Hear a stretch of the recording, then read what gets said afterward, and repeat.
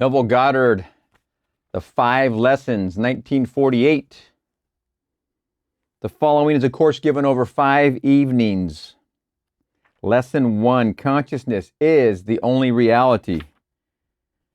This is going to be a very practical course. Therefore, I hope that everyone in this class has a very clear picture of what he desires. For I am convinced that you can realize your desires by the technique you will receive here this week in these 5 lessons. Remember, this is 5 years after he got out of the Army, so he's probably well versed at this point, especially with his lessons with Abdullah early in the previous decade. So he's already really teaching the law already very well by this point. So he's confident in what people can get out of it if they just know their desire.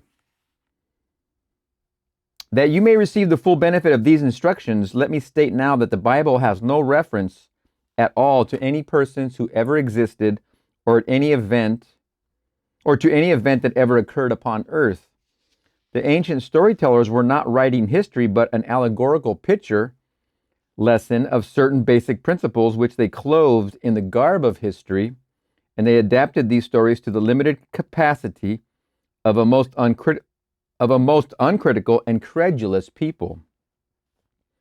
Throughout the centuries, we have mistakenly taken personifications for persons, allegory for history, the vehicle that conveyed the instruction for the instruction, and the gross first sense for the ultimate sense intended. The difference between the form of the Bible and its substance is as great as the difference between a grain of corn and the life germ within that grain. As our assimilative organs discriminate between food that can be built into our system and food that must be discarded, so do our awakened intuitive faculties discover beneath allegory and parable the psychological life germ of the Bible.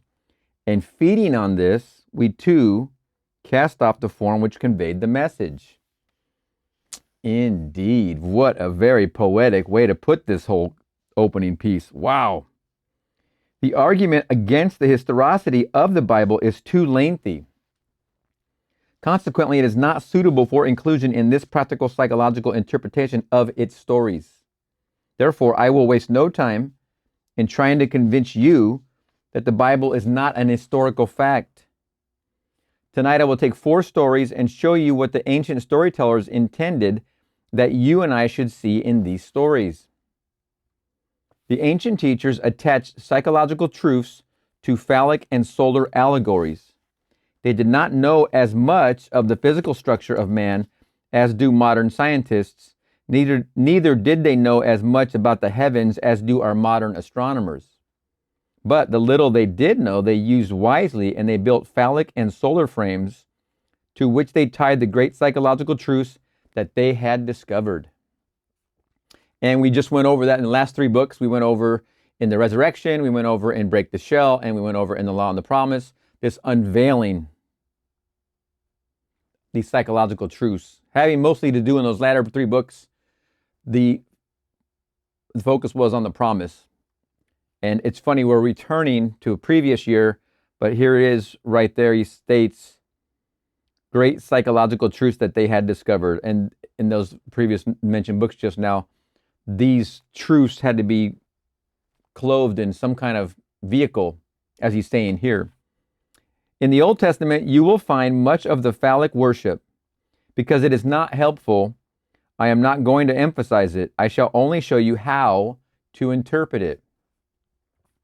Before we come to the first of the psychological dramas that you and I may use in a practical sense, let me state the 2 outstanding names of the Bible.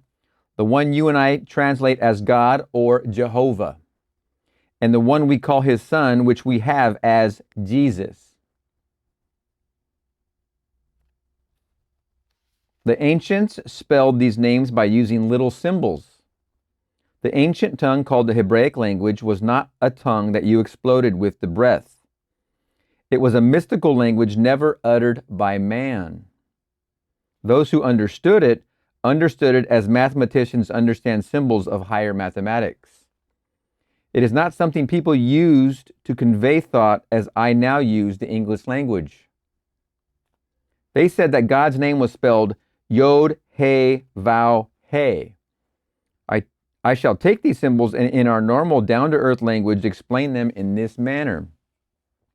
The first letter, Yod, in the name God is a hand or a seed, not just a hand, but the hand of the director. If there is one organ of man that discriminates and sets him apart from the entire world of creation, it is his hand. What we call a hand in the anthropoid ape is not a hand. It is used only for the purpose of conveying food to the mouth or to swing from branch to branch. Man's hand fashions, it molds. You cannot really express yourself without the hand. This is the builder's hand, the hand of the director. It directs and molds and builds within your world. The ancient storytellers called the first letter Yod, the hand, or the absolute seed out of which the whole of creation will come. To the second letter, He, they gave the symbol of a window. A window is an eye. The window is to the house what the eye is to the body. The third letter, Vav, they called a nail. A nail is used for the purpose of binding things together. The conjunction and in the Hebraic tongue is simply the third letter, or Vav. If I want to say man and woman, I put the Vav in the middle, V-A-U. It binds them together. The fourth and last letter, again, He, H-E, is another window or eye. In this modern down-to-earth language of ours, you can forget eyes and windows and hands and look at it in this manner. You are seated here now. This first letter, Yod, is your I amness, your awareness. You are aware of being aware. That is the first letter. Out of this awareness, all states of awareness come. The second letter, He, H-E, called an I, is your imagination, your ability to perceive. You imagine or perceive something which seems to be other than self, as though you were lost in reverie and contemplated mental states in a detached manner, making the thinker and his thoughts separate entities. The third letter, V-A-U, Vav, is your ability to feel you are not that which you desire to be. As you feel you are it, you become aware of being it. To walk as though you were what you want to be is to take your desire out of the imaginary world and put the Vav upon it. You have completed the drama of creation. I am aware of something. Then I become aware of actually being that which I was aware. The fourth and last letter in the name of God is another He, H-E, another I, meaning the visible objective world which constantly bears witness of that which I am conscious of being. You do nothing about the objective world. It always molds itself in harmony with that which you are conscious of being. You are told this is the name by which all things are made. And without it, there's nothing made that is made. The name is simply what you have now as you are seated here. You are conscious of being, aren't you? Certainly you are. You are also conscious of something that is other than yourself, the room, the furniture, the people. You may become selective now. Maybe you do not want to be other than what you are, or to own what you see, but you have the capacity to feel what it would be like were you now other than what you are. As you assume that you are that which you want to be, you have completed the name of God, or the Yod He Vav He. The final result, the objectification of your assumption, is not your concern. It will come into view automatically as you assume the consciousness of being it. The final result, remember, All that is, I am God, represented right here by this little dot. All that is, I am God. This is also your awareness of being. Your awareness of being. From this, all that is, I am God, comes out self-concepts, you, me, someone else, your mother, your brother, your father, your sister. All of us are offshoots from all that is, God, I am, right there. When we use our conscious and subconscious together and we make an impression of what we want to be other than what we are, what is it? What state of being would I like to be if I'm not happy or I'm not satisfied with the being I am, and I want to be this being? So here's my current self-concept, and this is a self-concept I want to ingrain. I want to make an impression into my subconscious so that way I can behold it in my experience. It will objectify into my world. You go to sleep with the desire of your new being on your mind, that you are it, it's complete, it's done in your mind, in your feelings. You fall asleep, you make the impression into your subconscious. This is your conscious side and this is your subconscious side. So you make that impression. This is a plus symbol and a negative symbol. Plus representing conscious and the negative representing subconscious. You wed these together by falling asleep, making this impression into your subconscious. This gives birth to what's called a sun. That sun is your objectified new reality, because it is where you made the self-impression to then now you become the expression of what you want to be. Okay? The final result, the objectification of your assumption. Okay? It is not your concern. The only real work at all, if you want to call it work, is falling asleep with the idea of something you want to be in your feelings, on your mind. The only real work is done. There's 2 steps. Find out what your desire is. Close your eyes. Go into your closet. Shut the door. I am meditation. Some deep breaths. Calm it all down. Chill it out. What is it I desire? What is it that would make me happy? You find your desire from within. Desire's never going to end. It's always there. You just got to go digging a tiny bit for it. That's the first step. Once you know that desire that's within you, it's only you. That desire can't be in anybody else. It's only in you, and it's uniquely you, your desire. Then you make the impression that you already are it. You see inside of yourself that it already exists. Once you have the desire, the objectification of that desire also exists in the same exact moment you realize your desire and discover it. It already exists. Now all you have to do is convince your current 3D self of that reality as you fall asleep, as you wake up, as you go into a nap, as you're in meditation.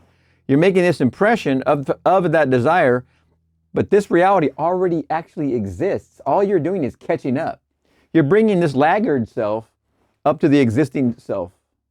This is the one that's lagging. So you're making this impression, and you're in your new reality. It will come into view automatically as you assume the consciousness of being it. No work is required for this step. No work whatsoever, and don't even be concerned. Now let us turn to the Son's name, for he gives the Son dominion over the world. You are the Son. You are the great Joshua, or Jesus of the Bible. You. You know the name Joshua, or Jehoshua, we have anglicized as Jesus. The Son's name is almost like the Father's name.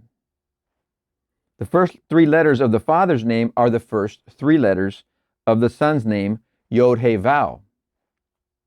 Then you add a shin and an ayin, that's S-H-I-N, and ayin, A-Y-I-N, making the Son's name read Yod He Vav Shin Ayin. You have heard what the first 3 are, Yod He Vav.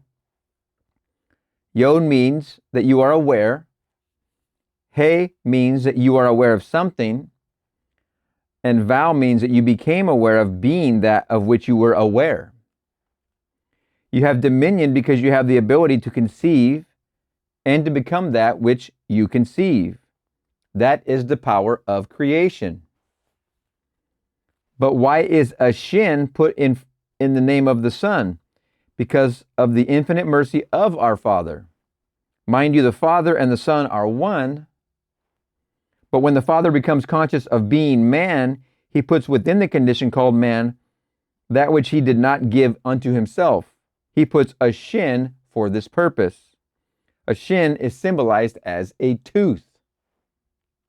A tooth is that which consumes, that which devours. I must have within me the power to consume that which I now dislike. I, in my ignorance, brought to birth certain things I now dislike and would like to leave behind me. Were there not within me the flames that would consume it, I would be condemned forever to live in a world of all my mistakes. But there is a shin, or flame, within the name of the Son, which allows that Son to become detached from states he formerly expressed within the world. Oh, wonder, wonder. We would love this. Man is incapable of seeing other than the contents of his own consciousness. If I now become detached in consciousness from this room by turning my attention away from it, then I am no longer conscious of it. And that is as simple as just closing these up. Stop looking at the room you're in and start thinking of the room you are going to be in or you want to be in. And feel your consciousness in the new room. You can practice this when you're in your bedroom. Now you can imagine being in your living room. Or if you're in your living room, imagine seated in your living room. Imagine sitting in your dining room. You can change your consciousness all over your house. You can start to practice moving your consciousness around. Then you can change the house. Your objectified 3D reality follows where your consciousness goes. You are the director of your consciousness. If I now become detached in consciousness from this room by turning my attention away from it, then I am no longer conscious of it. There is something in me that devours it within me. It can only live within my objective world if I keep it alive within my consciousness. It is the shin, or a tooth, in the Son's name that gives him absolute dominion. Why could it not have been in the Father's name? For this simple reason. Nothing can cease to be in the Father. Even the unlovely things cannot cease to be. Oh, it's very, very good stuff, okay? I and my Father are one. My Father is greater than I. The Father is not concerned with objectifying a new reality for himself. He is all. There is no respecter of persons. It is not a judgmental position here as the Father. The Father is all. There's no discriminating happening here. There's no judgments. There's no discrimination. Everything is of him. For us, you and me, as a self-conceptual being, we are in the image of him. We come into life, and it's up to us to objectify a new reality if we're not satisfied with this reality. We can change it. And we can also leave behind the old man. Hence the phrase, kill the old man. You're leaving behind the old baggage when you go and occupy and change your consciousness to a new focus. You can do this for wealth. If you're not happy with your money situation here, you're a thousandaire and you want to be a millionaire, you can imagine it so and become it. You're single, not married, and you want to be married, happy with children and family and a responsible spouse and all the whole that goes with it. You can make that impression and become it. You want health? Same thing.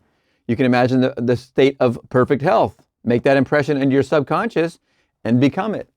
All of these are flexibilities that we have as his created. He's not concerned about those changes. We are the ones that are playing in that dominion. We have dominion over that change. He is not concerned about that change. Why could it not have been in the Father's name, Shin? For this simple reason, nothing can cease to be in the Father. Even the unlovely things cannot cease to be. If I once give it expression, forever and ever it remains locked within the dimensionally greater self, which is the Father. But I would not like to keep alive within my world all of my mistakes. Indeed. So I, in my infinite mercy, gave to myself, when I became man, the power to become detached from these things that I, in my ignorance, brought to birth in my world. These are the two names which give you dominion. You have dominion if, as you walk the earth, you know that your consciousness is God, the one and only reality. You become aware of something you would like to express or possess. You have the ability to feel that you are and possess that which but a moment before was imaginary. The final result, the embodying of your assumption, is completely outside of the offices of a three-dimensional mind. It comes to birth in a way that no man knows. If these two names are clear in your mind's eye, you will see that they are your eternal names. As you sit here, you are this Yod-He-Vav-He. You are the Yod-He-Vav-Shin-Ayin. The stories of the Bible concern themselves exclusively with the power of imagination.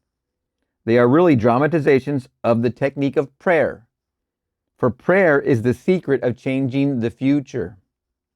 The Bible reveals the key by which man enters a dimensionally larger world for the purpose of changing the conditions of the lesser world in which he lives. A prayer granted implies that something is done in consequence of the prayer, which otherwise would not have been done. Therefore, man is the spring of action, the directing mind, and the one who grants the prayer. Both the prayer and the grantor of prayer. The stories of the Bible contain a powerful challenge to the thinking capacity of man. The underlying truth that they are psychological dramas and not historical facts. Demands reiteration. Inasmuch as it is the only justification for the stories, with a little imagination, we may easily trace the psychological sense in all the stories of the Bible. And God said, "Let us make man in our image, and after our likeness, and let them have dominion over the fish of the sea, and over the fowl of the air, and over the cattle, and over all the earth, and over every creeping thing that creepeth upon the earth." So God created man in his own image. In the image of God created he him. Genesis 1:26-27. Here in the first chapter of the Bible, the ancient teachers laid the foundation that God and man are one, and that man has dominion over all the earth. If God and man are one, then God could never be so far off as even to be near, for nearness implies separation. The question arises, what is God? God is man's consciousness, his awareness, his I amness. The drama of life is a psychological one in which we bring circumstances to pass by our attitudes rather than by our acts. The cornerstone on which all things are based is man's concept of himself. Each of these are self-concepts. This is what these lines represent. If you are a self-concept here and you think it's full of limitation and you're not happy with it, you can change to any other self-concept by making the impression upon your subconscious. You bring your conscious and your subconscious together, you wed those two together, and give birth by the impression to the new expression, also known as the sun. The birth of your idea to express this desire you have. The cornerstone on which all things are based is man's concept of himself. He acts as he does and has the experiences that he does because his concept of himself is what it is, and for no other reason. Had he a different concept of himself, he would act differently and have different experiences. Man, by assuming the feeling of his wish fulfilled, alters his future in harmony with his assumption, for assumptions, though false, if sustained, will harden into fact. The undisciplined mind finds it difficult to assume a state which is denied by the senses. If you're in this state or this self-concept and you're trying to make an impression of what you want to be here, and your senses here are denying that you are married, you're in a relationship, you're walking down the aisle, if you're not seeing that and you don't even have a partner in this state here, then how is it you're supposed to imagine being already married? This is the difficulty. The undisciplined mind finds it difficult to assume a state which is denied by the senses. Then what is a disciplined mind then? We've heard in these previous books, people take 3 weeks, they take 3 months, they take 6 months, they do this every single night. Some take a while just to be able to imagine being a child again. However long that took, how many nights did that take just to do that? Then get that child to land safely off a swing and not have the pain in her back the rest of her life. You must persist. It takes a little bit of effort if it does. If it doesn't, go with it. But the ancient teachers discovered that sleep, or a state akin to sleep, aided man in making his assumption. Therefore, they dramatized the first creative act of man as one in which man was in a profound sleep. This not only sets the pattern for all future creative acts, but shows us that man has but one substance that is truly his to use in creating his world, and that is himself. And the Lord God, man in parentheses, and the Lord God caused a deep sleep to fall upon Adam, and he slept. And he took one of his ribs and closed up the flesh instead thereof, and the rib which the Lord God had taken from man made he a woman. Genesis 2:21-22. Before God fashions this woman for man, he brings into Adam the beasts of the field and the fowls of the air, and has Adam name them. Whatsoever Adam called every living creature, that was the name thereof. If you will take a concordance or a Bible dictionary and look up the word thigh as used in this story, you will see that it has nothing to do with the thigh. It is defined as the soft parts that are creative in a man, that hang upon the thigh of a man. The ancient storytellers used this phallic frame to reveal a great psychological truth. An angel is a messenger of God. You are God, as you have just discovered, for your consciousness is God. And you have an idea, a message. You are wrestling with an idea, for you do not know that you are already that which you contemplate. Neither do you believe you could become it. You are already that which you contemplate. That which you contemplate. I am that I am. You are already that which you contemplate. Neither do you believe you could become it. You would like to, but you do not believe you could. I tell you. It's like preschool. Who wrestles with the angel? Jacob. And the word Jacob, by definition, means the supplanter. You would like to transform yourself and become that which reason and your senses deny. As you wrestle with your ideal, trying to feel that you are it, this is what happens. When you actually feel that you are it, something goes out of you. You may use the words, "Who has touched me? For I perceive virtue has gone out of me."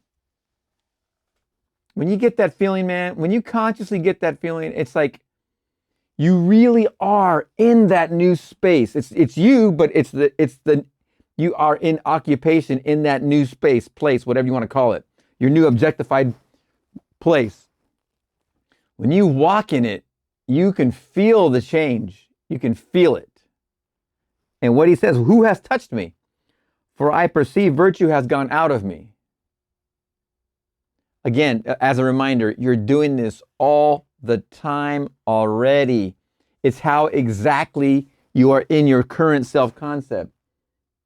With all intent, emotion, and resentment, and whatever else you want to put together, you are here somehow. You're using the law already. But when you go after these lessons and use it forcefully, consciously, with new intent, and feel the shift as it happens in real time, it's just going to knock your socks off. And these are small micro feelings. These aren't It isn't like a total epiphany takes over for a long time. It's very subtle and very quick, but with perception, you can definitely sense it. Who has touched me? For I perceive virtue has gone out of me. You become, for a moment, after a successful meditation, incapable of continuing in the act as though it were a physical creative act. You are just as impotent after you have prayed successfully as you are after the physical creative act.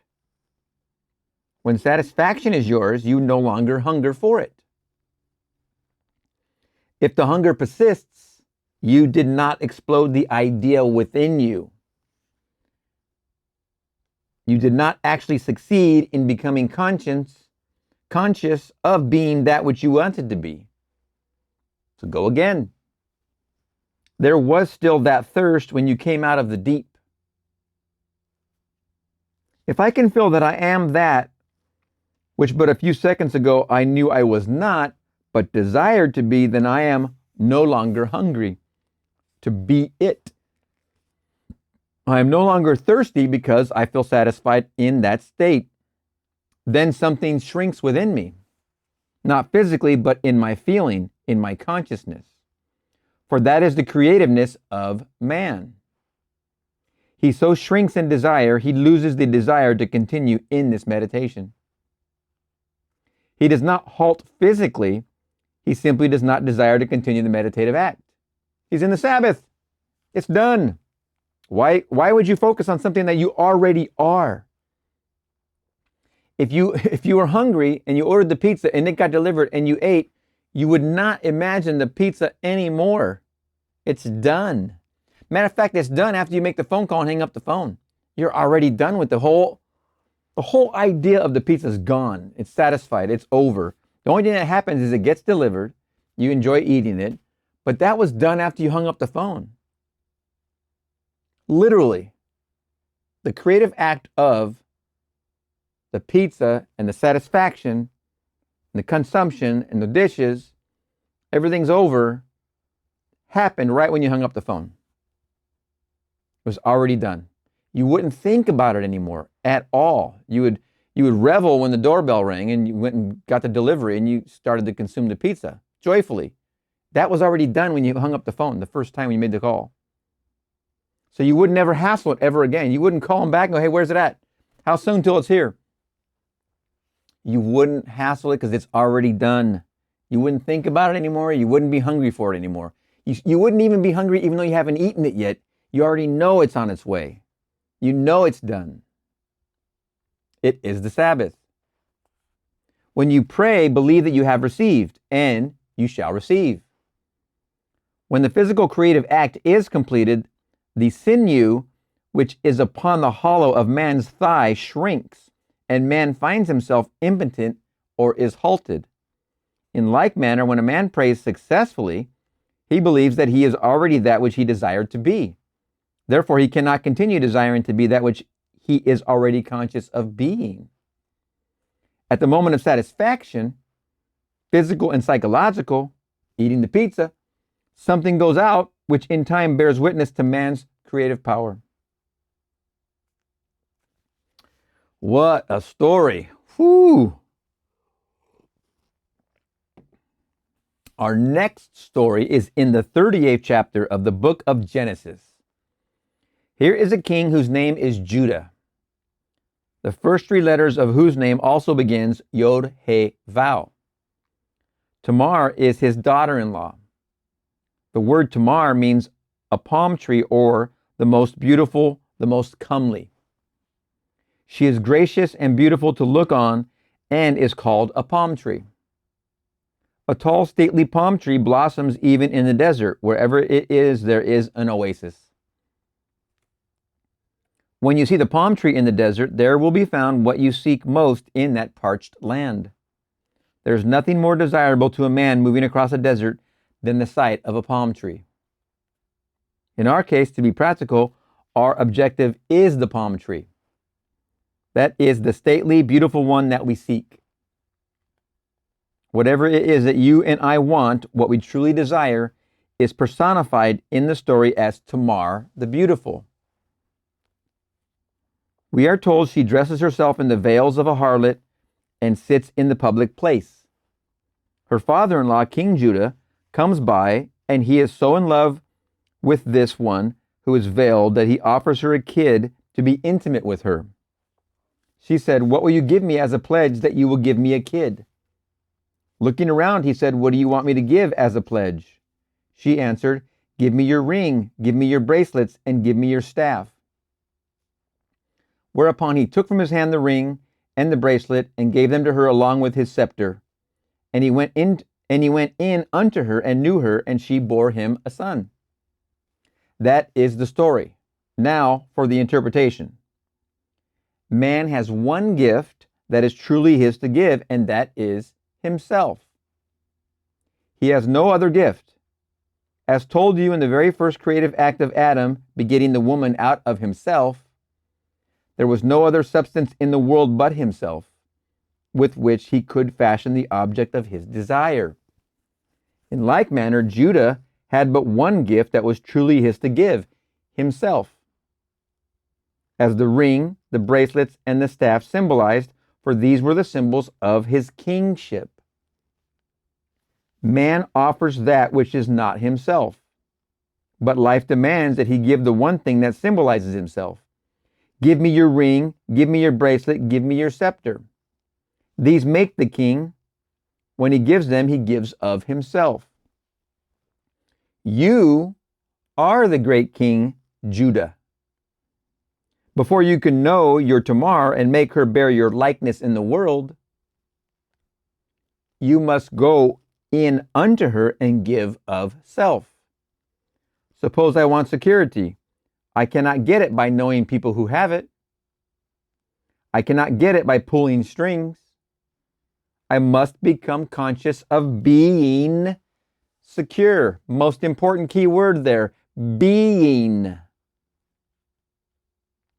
Let us say I want to be healthy. Pills will not do it. Diet or climate will not do it. I must become conscious of being healthy by assuming the feeling of being healthy. It's a very important word in here. I don't know if you are perceiving it. Perhaps I want to be lifted up in the world. Merely looking at kings and presidents and noble people and living in their reflection will not make me dignified. I must become conscious of being noble and dignified and walk as though I were that which I now want to be. When I walk in that light, I give of myself to the image that haunted my mind. And in time, she bears me a child, which means I objectify a world in harmony with that which I am conscious of being. You are King Judah, and you are also Tamar. You are King Judah, and you are also Tamar. When you become conscious of being that which you want to be, you are Tamar.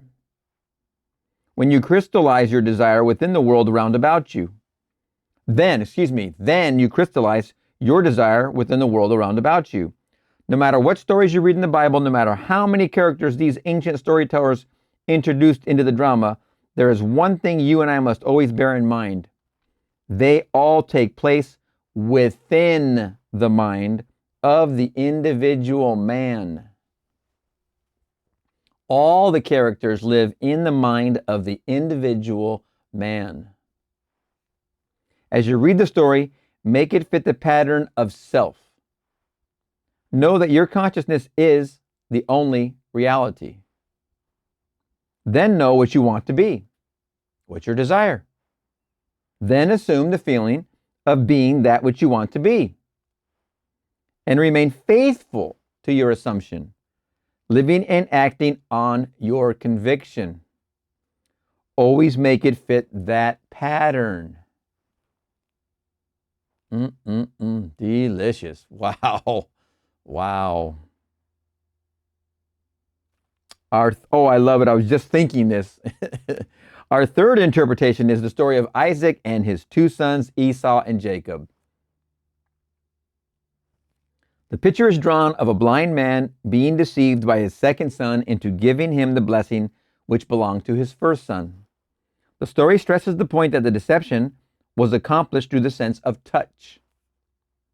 And Isaac said unto Jacob, Come near, I pray thee, that I may feel thee, my son, whether thou be my very son Esau or not. And Jacob went near unto Isaac his father, and he felt him. And it came to pass, as soon as Isaac had made an end of blessing Jacob, and Jacob was yet scarce gone out from the presence of Isaac his father, that Esau his brother came in from his hunting. Genesis 27, 21, 30. This story can be very helpful if you will reenact it now. Again, bear in mind that all the characters of the Bible are personifications of abstract ideas and must be fulfilled in the individual man. You are the blind father and both sons. Isaac is old and blind, and sensing the approach of death, calls his first son Esau a rough, hairy boy, and sends him unto the woods that he may bring in some venison. The second son, Jacob, a smooth-skinned boy, overheard the request of his father. Desiring the birthright of his brother, Jacob, the smooth-skinned son, slaughtered one of his father's flock and skinned it. Then, dressed in the hairy skins of the kid he had slaughtered, he came through subtly and betrayed his father into believing that he was Esau. The father said, Come close, my son, that I may feel you. I cannot see, but come that I may feel. Note the stress that is placed upon feeling in this story. He came close to the father and said to him, The voice is Jacob's voice, but the hands are the hands of Esau. And feeling this roughness, the reality of the son Esau, he pronounced the blessing and gave it to Jacob. You are told in the story that as Isaac pronounced the blessing and Jacob had scarcely gone out from his presence, that his brother Esau came in from his hunting. This is an important verse. Do not become distressed in our practical approach to it, for if you sit here, you too are Isaac. This room in which you are seated is your present Esau. This is the rough or sensibly known world, known by reason of your bodily organs. All of your senses bear witness to the fact that you are here in this room. Everything tells you that you are here, but perhaps you do not want to be here. You can apply this toward any objective. The room in which you are seated at any time, the environment in which you are placed, this is your rough or sensibly known world or son, which is personified in the story as Esau. What you would like in place of what you have or are is your smooth-skinned state, or Jacob the supplanter. You do not send your visible world hunting, as so many people do, by denial. By saying it does not exist, you make it all the more real. Instead, you simply remove your attention from the region of sensation, which at this moment is the room round about you. And you concentrate your attention on that which you want to put in its place, that which you want to make real. In concentrating on your objective, the secret is to bring it here. You must make elsewhere here.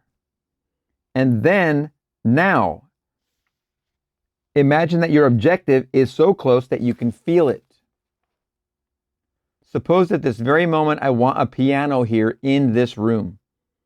To see a piano in my mind's eye existing elsewhere does not do it. But to visualize it in this room as though it were here, and to put my mental hand upon the piano and to feel it solidly real, is to take that subjective state personified as my son Jacob and bring it so close that I can feel it. Isaac is called a blind man. You are blind because you do not see your objective with your bodily organs. You cannot see it with your objective senses. You only perceive it with your mind. but you bring it so close that you can feel it as though it were solidly real now. When this is done and you lose yourself in its reality and feel it to be real, open your eyes. When you open your eyes, what happens? The room that you had shut out but a moment ago returns from the hunt. You no sooner gave the blessing, felt the imaginary state to be real, then the objective world, which seemingly was unreal, returns. Remember, it was seemingly unreal while you were in the imagined state. The objective world that you're opening your eyes to is seemingly unreal at that moment when they were closed and you were in the new situation. It does not speak to you with words as recorded of Esau, but the very room round about you tells you by its presence that you have been self-deceived. It tells us that when you lost yourself in contemplation, feeling that you were now what you wanted to be, feeling that you now possess what you desire to possess, that you were simply deceiving self. Look at this room. It denies that you are elsewhere. Wow. What you're looking at now in your own room is denying that you are elsewhere. But when you close these and you bring near and feel the place you want to be or the things you want to be in your place, you feel them real with these closed. They are real. The place is real. Your consciousness there is active. When you stop and you open, this place is denying that place. But remember, if persisted upon, it will become fact. Look at this room. It denies that you are elsewhere. If you know the law, you now say, even though your brother came through subtly and betrayed me and took your birthright, I gave him your blessing and I cannot retract. In other words, you remain faithful to this subjective reality and you do not take back from it the power of birth.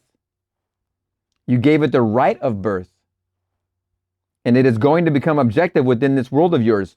Now, I might have insinuated something opposite. In other words, you remain faithful to this subjective reality that you do not take back from it the power of birth. That means your imagined state. When your eyes were closed, that's what I'm referring to here. In other words, you remain faithful to this subjective reality. Remember, subjective reality, subjective impression. Subjective reality, and you do not take back from it the power of birth. Once you do the impression, you can't take back the birth. It's going to happen. Everything you are persisting in will become. You gave it the right of birth, and it is going to become objective within this world of yours. There's no room in this limited space of yours for two things. There is no room in this place, there is no room in this limited space of yours for two things to occupy the same space at the same time. By making the subjective real, it resurrects itself within your world. By making the subjective real, it objectifies itself in your world. I mean, what did we just do? We just closed our eyes for a brief time, but did you feel the reality of the new place or the new space, the new partner? Did you feel healthy? What is it you're giving life to in the subjective? In these moments, remember, when you wake up until you go to sleep, these things are always open. They're always distracting you. Let's close them with intent. While you're falling asleep and while you're waking up are two times that it's the most effective states akin to sleep.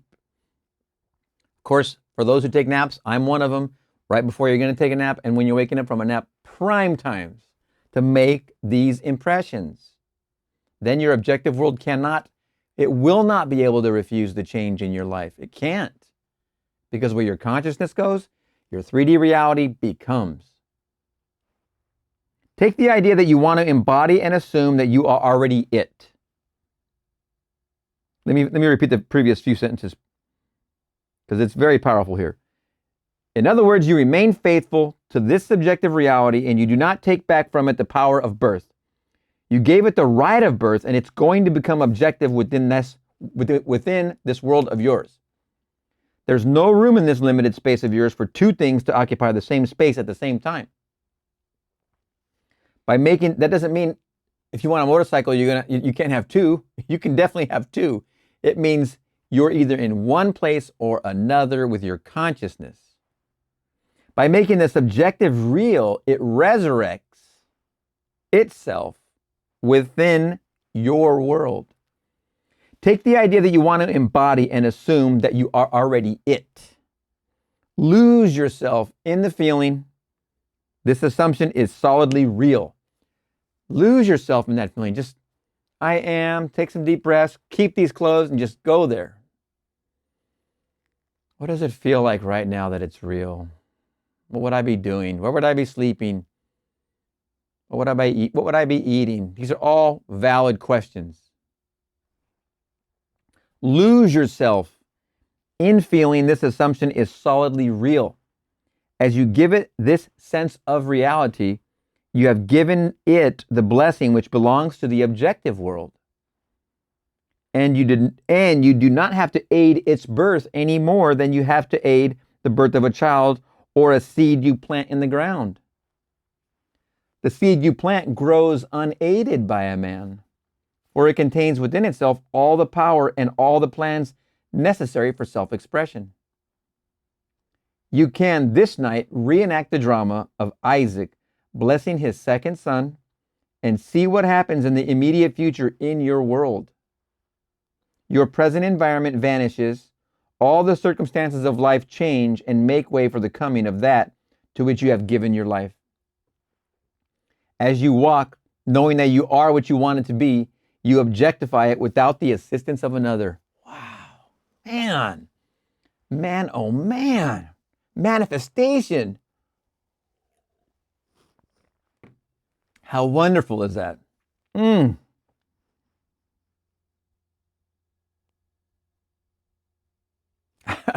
I really don't want a piano in my environment, but I could really feel the keys. I could sense the piano right here. My hand could touch the piano. I could literally be touching the piano right now, and I don't want a piano. Sometimes you must be careful what you ask for.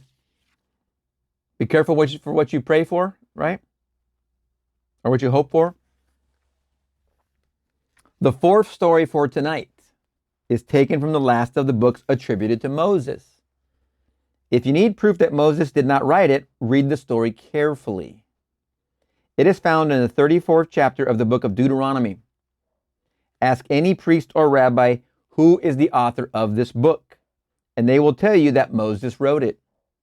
In the 34th chapter of Deuteronomy, you will read of a man writing his own obituary. That is, Moses wrote this chapter. A man may sit down and write what he would like to have placed upon his tombstone, but here is a man who writes his own obituary. And then he dies and so completely rubs himself out that he defies posterity to find where he has buried himself. So Moses, the servant of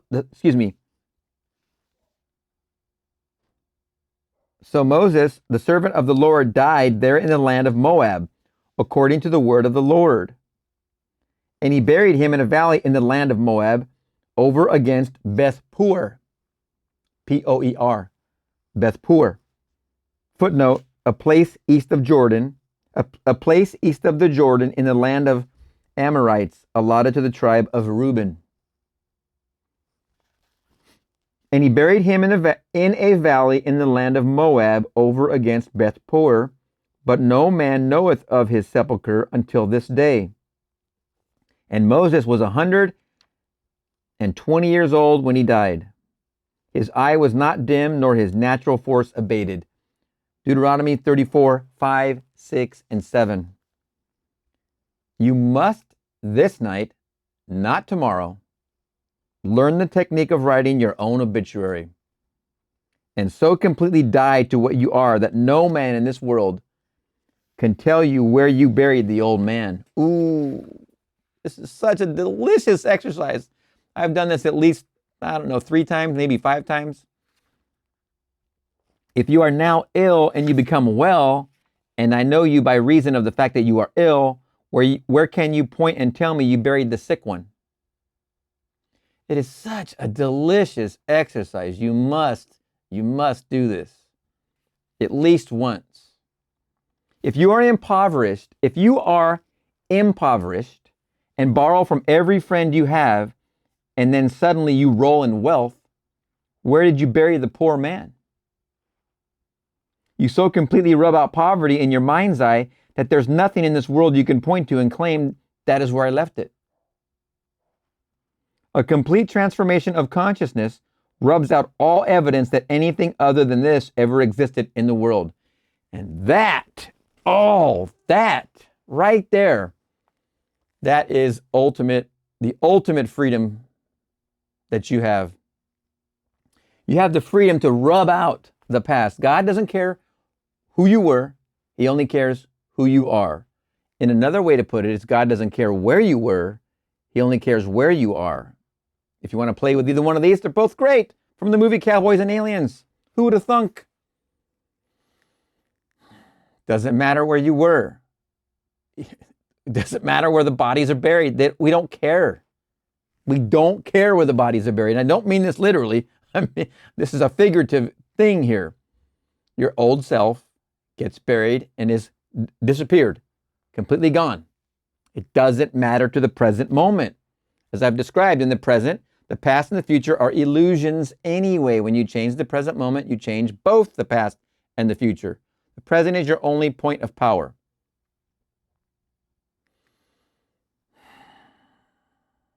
A complete transformation of consciousness rubs out all evidence that anything other than this ever existed in the world. The most beautiful technique for the realizing of man's objective is given in the first verse of the 34th chapter of Deuteronomy. And Moses went up from the plains of Moab unto the mountain of Nebo, to the top of Pisgah, that is over against Jericho. And the Lord showed him all the land of Gilead unto Dan. You read that verse and say, so what? But take a concordance and look up the words.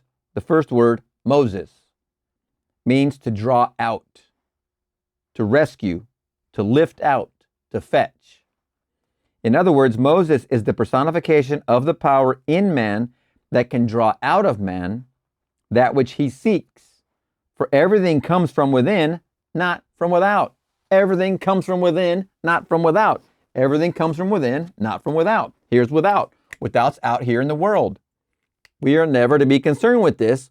Everything comes from within. You change your consciousness, you make the subconscious impression, the subjective impression, personification, expression, objectification, whatever you want to call it. Once you make this conscious impression, the expression becomes a fact in your reality. You wanted that motorcycle? You just got to, all you're doing is flexing your own consciousness. That motorcycle will be. Which one? If you're using consciousness to create a 1986 Yugo versus a 2025 Ferrari, the consciousness doesn't care which one. Consciousness is consciousness. Your consciousness is as powerful as my consciousness, is as powerful as Neville's consciousness, is as powerful of any character of the story of this book, the great books, the 66 books known as the Bible. All have the same consciousness. The consciousness is right there. We are all of it. Every one of these self-concepts are of the same consciousness. So we have the same power. You want a 1986 Yugo? Or a 1990 Geo Metro? Consciousness can create that for you. Or you want a 2025 Ferrari? It doesn't make a difference. Which motorcycle do you want? Do you want the Honda 80 from the 1980s? Or do you want, or whatever those little bikes are? My friend has one. I forget what it is. I think it's a Honda or a Kawasaki. I don't know what it is. Small little mini bike. Pretty fun little scootable bike. But do you want you to use your consciousness for that? Or do you want a brand new trail bike you can take across all of South America? I don't know the names of these bikes. I'm just spitballing here. But your consciousness is what creates any of these things in your environment. It doesn't cost anything different to you. Your consciousness is your consciousness.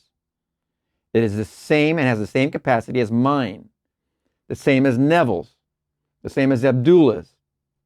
All consciousness has the same roots.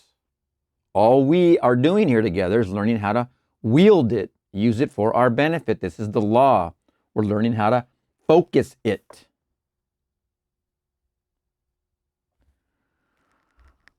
You draw from within yourself that which you now want to express as something objective to yourself. It comes from within. It comes from consciousness. You are Moses coming out of the plains of Moab. The word Moab is a contraction of two Hebraic words, mem and ab, meaning mother, father. Your consciousness is the mother, father. There is no other cause in the world.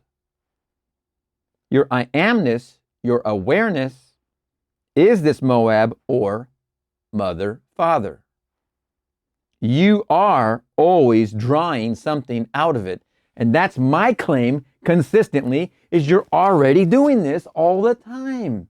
You're consistently doing it over and over and over and don't even realize it in the first place. If you're here watching and you've watched everything on this co-creation bookshelf so far, then you have gotten a good hint that you have put yourself where you are. And that you should be congratulated for, because you've done a great job already. I mean, you've done a really good job. You put yourself in the place you are. It is a plentiful place. It is made of consciousness. You've done wonderfully. It doesn't matter where you're watching this video from, anywhere, any language. And so if you are watching, then you are made up of consciousness. And that consciousness has put you in your current state. The current self-concept, which has no limitation, even though your self-concept believes it's limited. You can make, all of us watching, all of us listening, could make the same type of impression upon our own individual subconscious, our own subjective impression, and make a new expression to have, be, do anything. Literally anything. Wealth, health, marriage, love, family, wisdom. What do you want to be? Imagine nobly. Imagine big. What is it that you love? What is your desire? First thing Neville says right when he starts his first lesson of 5 nights in a row, I hope you know what your desire is, because I am very confident that by the time we finish these 5 nights, you will have attained it.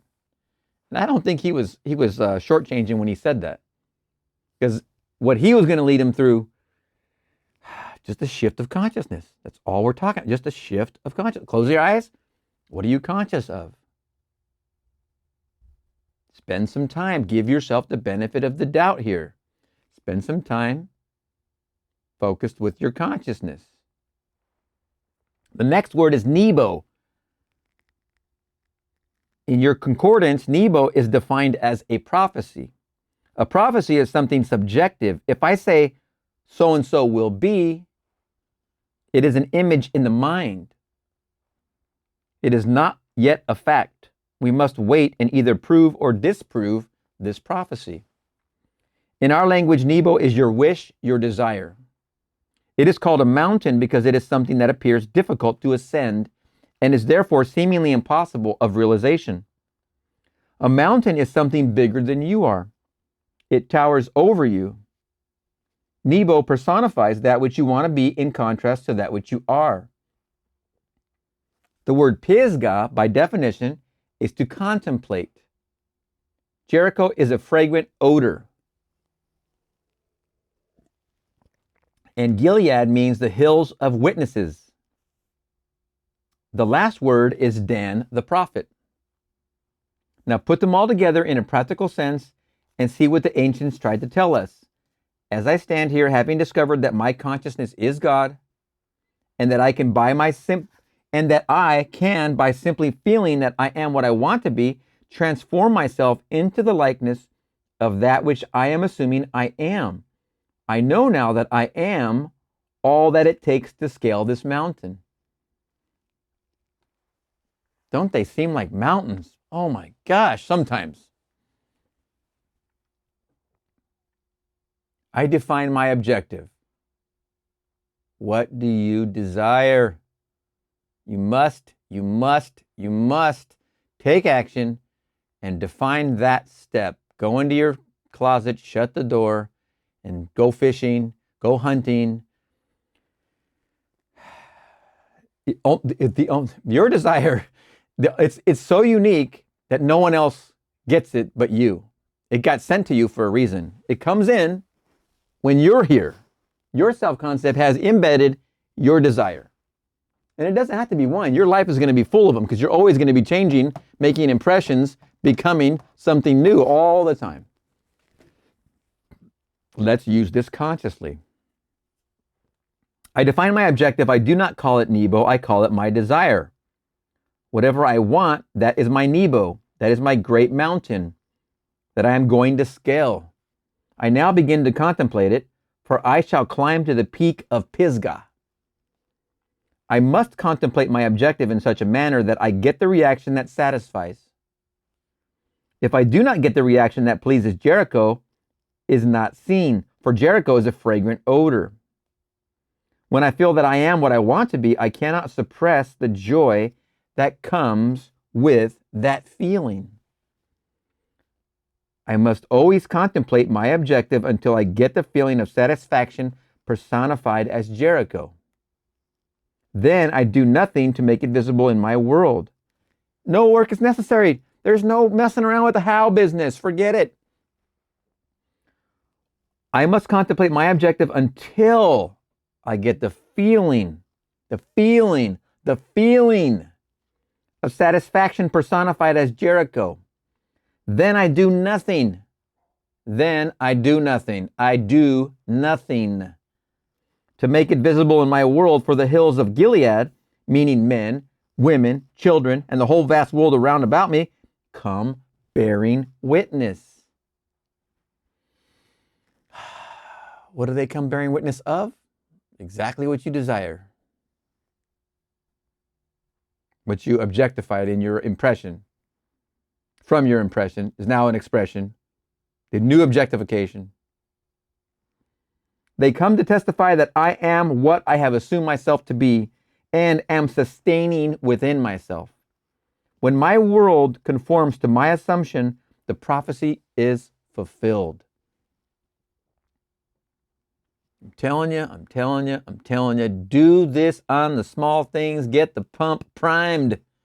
Get the parking space. Get the free cup of coffee. Get the kiss on the cheek. Get whatever. Get a certain colored bird. Anything. Get the pump primed. Watch your successes go from little things to big things. Watch everything in your own world upgrade. If I now know what I'm meant to be, if I now know what I want to be and assume that I am it and walk as though I were, I become it. And becoming it, I so completely die to my former concept of self that I cannot point to any place in this world and say, that is where my former self is buried. And you gotta love that, man. You gotta appreciate that right there. Who cares about the past? It doesn't have any meaning. I mean it in this context of you having a desire to be something new, someone new, possess, be, have, do, whatever. I so completely died that I defy posterity to ever find where I buried my old self. There must be someone in this room who will so completely transform, speaking to the room of his lecture, there must be someone in this room who will so completely transform himself in this world that his close, immediate circle of friends will not recognize him. Now, you know someone in your life that this has happened with. Everybody does. Everybody does. And that person isn't looking back, and you know they're not looking back. You might have a group of people that are looking back all the time, and this guy over here, he sailed on. His ship left the harbor, and he sailed on. And there is no finding where he was, because he's not there anymore. Consciously, not there. Excuse me. For 10 years, I was a dancer, dancing in Broadway shows, in vaudeville, nightclubs, and in Europe. There was a time in my life when I thought I could not live without certain friends in my world. Who I agree, Neville. I understand this one totally. I would spread a table every night after the theater and we would all dine well. I thought I could never live without them. Now I confess I could not live with them. We have nothing in common today. When we meet, we do not purposely walk on the opposite side of the street, but it is almost a cold meeting because we have nothing to discuss. I so died to that life that as I meet these people, they cannot even talk of the old times. Now, be very perceptive of what he just said right there. Again, past, present, future. You're in the present, which is your now. This is your now. This is that supposed future. It's an illusion. And this is the supposed past. That's an illusion. Talking about the rebirth of self and moving your consciousness into the you want to be and becoming that new you. That your old self is dead, it's buried, it's gone, it's nothing to do with you anymore. When you make that change in your now, and you're meeting someone of the supposed past, which is an illusion, and you meet them on the street like he's discussing right here, they can't even discuss the past because you're not there anymore. The consciousness you were doesn't even exist. You're not there. They can't bring up a past event, even though you might have an inkling of a past, let's say, recital or dance he was involved with them maybe. They can't even bring it up because he's not consciously there. When you change your present, you change both the past and the future or anything to do with them. He became his new man, killed the old man. That old man is not in existence anymore. These people can't even bring up any ideas or conversation with him because the present is your point of power. That's where all change happens. He changed his consciousness now. That now changed both these, and nothing outside of you is going to try and bring you back. He runs into old people he knew or people from old days. There's nothing to discuss. There's no consciousness there. But there are people living today who are still living in that state, getting poorer and poorer. They always like to talk about the old times. They never buried that man at all. And he is very much alive within your world. Let me repeat this. I'm going to clean it up. I so died to that life that as I meet these people, they cannot even talk of the old times.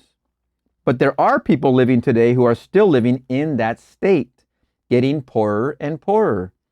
They always like to talk about the old times. They never buried that man at all. He is very much alive within their world. Interesting. They never buried that man at all. He is very much alive within their world. Moses was 120 years of full, wonderful age, as 120 indicates.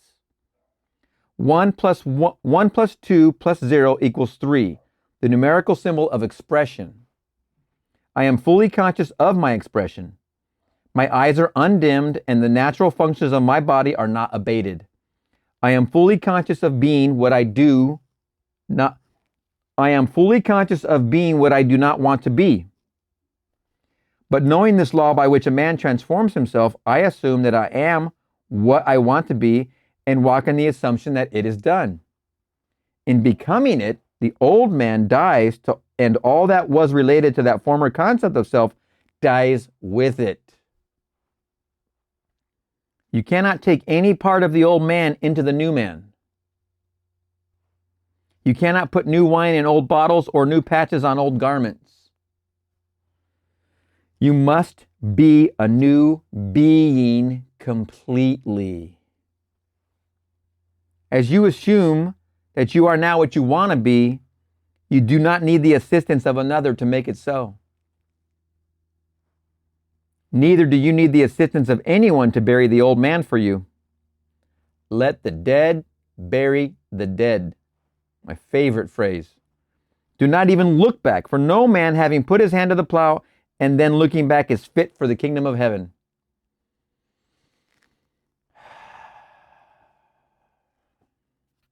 Do not ask yourself how this thing is going to be. It does not matter if your reason denies it. It does not matter if all the world round about you denies it. You do not have to bury the old.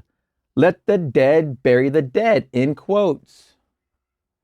You will so bury the past by remaining faithful to your new concept of self that you will defy the whole vast future to find where you buried it. Let me repeat the sentence. It's wonderful. You will so bury the past by remaining faithful to your new concept of self that you will defy the whole vast future to find where you buried it. Remember, once you change here, that whole future will have it just won't exist. It's not even there. To this day, no man in all of Israel has discovered the sepulcher of Moses. Man, wonder. These are the 4 stories I promised you tonight. You must apply them every day of your life. Even though the chair on which you are now seated seems hard and does not lend itself to meditation, you can, by imagination, make it the most comfortable chair in the world.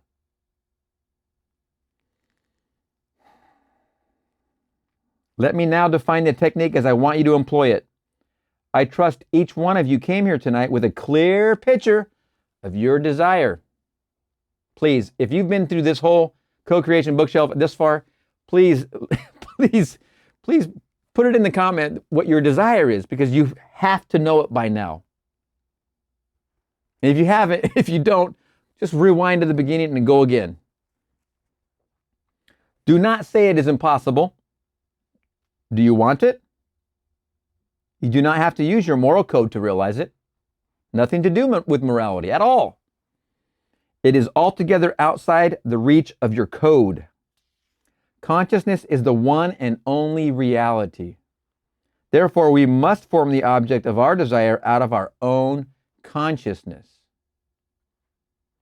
People have a habit of slighting the importance of simple things, and the suggestion to create a state akin to sleep in order to aid you in assuming that which reason and your senses deny is one of the simple things you might slight. Sounds too simple. What do you mean? However, this simple formula for changing the future, which was discovered by the ancient teachers and given to us in the Bible, can be proved by all. The first step in changing the future is desire. That is, define your objective. Know definitely what you want. Remember, it can't be anybody else's. It's not a rule that you can't choose what someone else is choosing, but it's not unique to them, that which is yours. Yours is yours. And yours can only be done by you, or it wouldn't be in you. And it can only be done by you in the way that only you can do it. So it's okay if you think someone else has the same desire or looks similar to yours.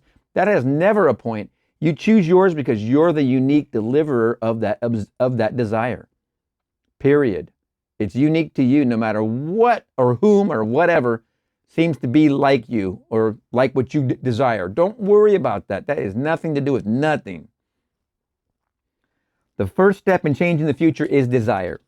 That is, define your objective. Know definitely what you want. Second, construct an event which you believe you would encounter following, capital letters, following the fulfillment of your desire. An event which implies fulfillment of your desire. Something, excuse me, something which will have the action of self-predominant.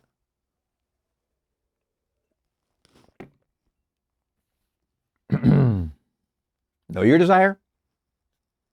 Construct an event which you believe you would encounter following the fulfillment of that desire. Third, immobilize the physical body and induce a state akin to sleep. Lay down. Then mentally fill yourself right into the proposed action.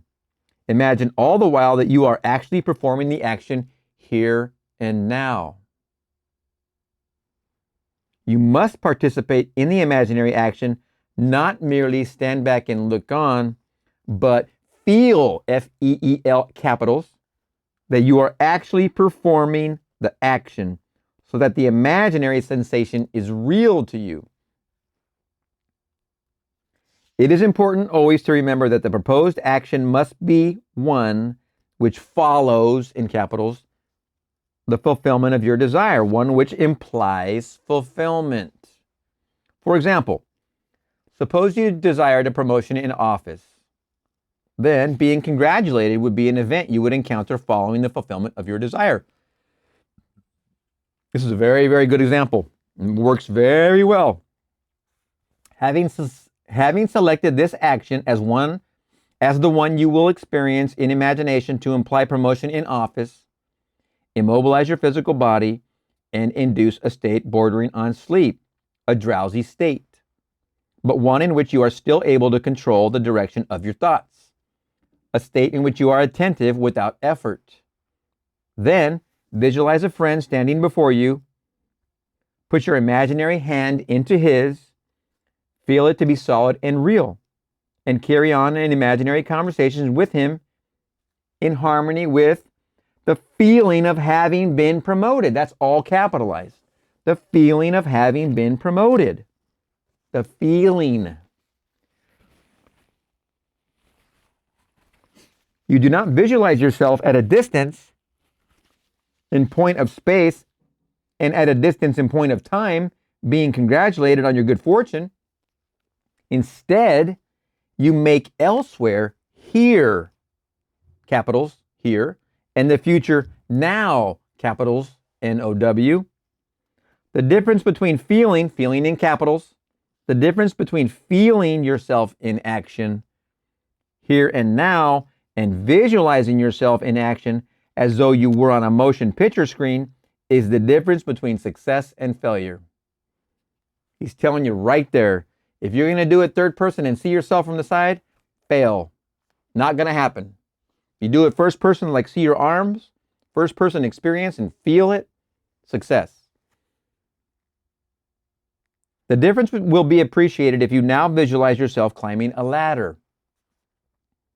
Then, with the eyelids closed, imagine that a ladder is right in front of you and feel yourself actually climbing it.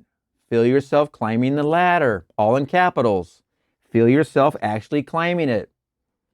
Experience has taught me to restrict the imaginary action, which implies fulfillment of the desire, to condense the idea into a single act and to reenact it over and over again until it has the feeling of reality. Climb that ladder over and over until it feels natural, until it feels like you just climbed it. Like it's no different from your actual memory of having just climbed a ladder or having just sat down at the dinner table, which you did let's say you sat down at the dinner table and you have the memory of sitting down at the dinner table. It feels natural that you just sat down recently at the dinner table. It's a natural, comfortable feeling. You climb the ladder over and over, the one single act, until it feels natural as you just completed it. The feeling of reality. Otherwise, your attention will wander off along an associational track, and hosts of associated images will be presented to your attention. It's what happens when we're falling off into sleep? It just all these just different offshoots will start invading. Let me repeat the sentence because there's much more to it.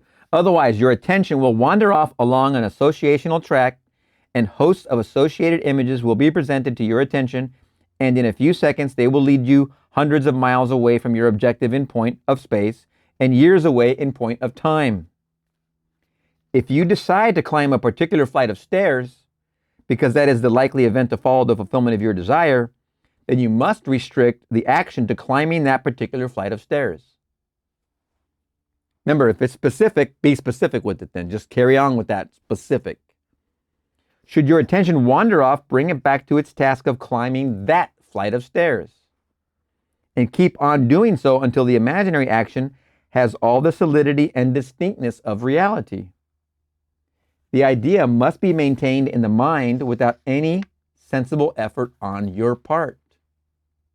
You must, with the minimum of effort, permeate the mind with the feeling of the wish fulfilled. Remember, he's saying must. Always just dig in when he says must. What is he talking about? The idea must be maintained in the mind without any sensible effort on your part. You must, with the minimum of effort, permeate the mind with the feeling of the wish fulfilled. If you're climbing a ladder, for instance, you can feel the rungs. You can feel your hand on those rungs and your feet moving. Get to the top, go back down, go down, climb back up. Drowsiness facilitates change because it favors attention without effort. But it must not be pushed to the state of sleep in which you no longer are able to control the movements of your attention. But a moderate degree of drowsiness in which you are still able to direct your thoughts. A most effective way to embody a desire is to assume the feeling of the wish fulfilled and then, in a relaxed and drowsy state, repeat over and over again like a lullaby any short phrase which implies fulfillment of your desire, such as, thank you, thank you, thank you, as though you address the higher power for having given that which you desired. I know that when this course comes to an end on Friday, many of you here will be able to tell me that you have realized your objectives. Man, wow. 2 weeks ago, I left the platform and went to the door to shake hands with the audience. I am safe in saying that at least 35 out of a class of 135 told me that which they desired when they joined this class that they had already realized.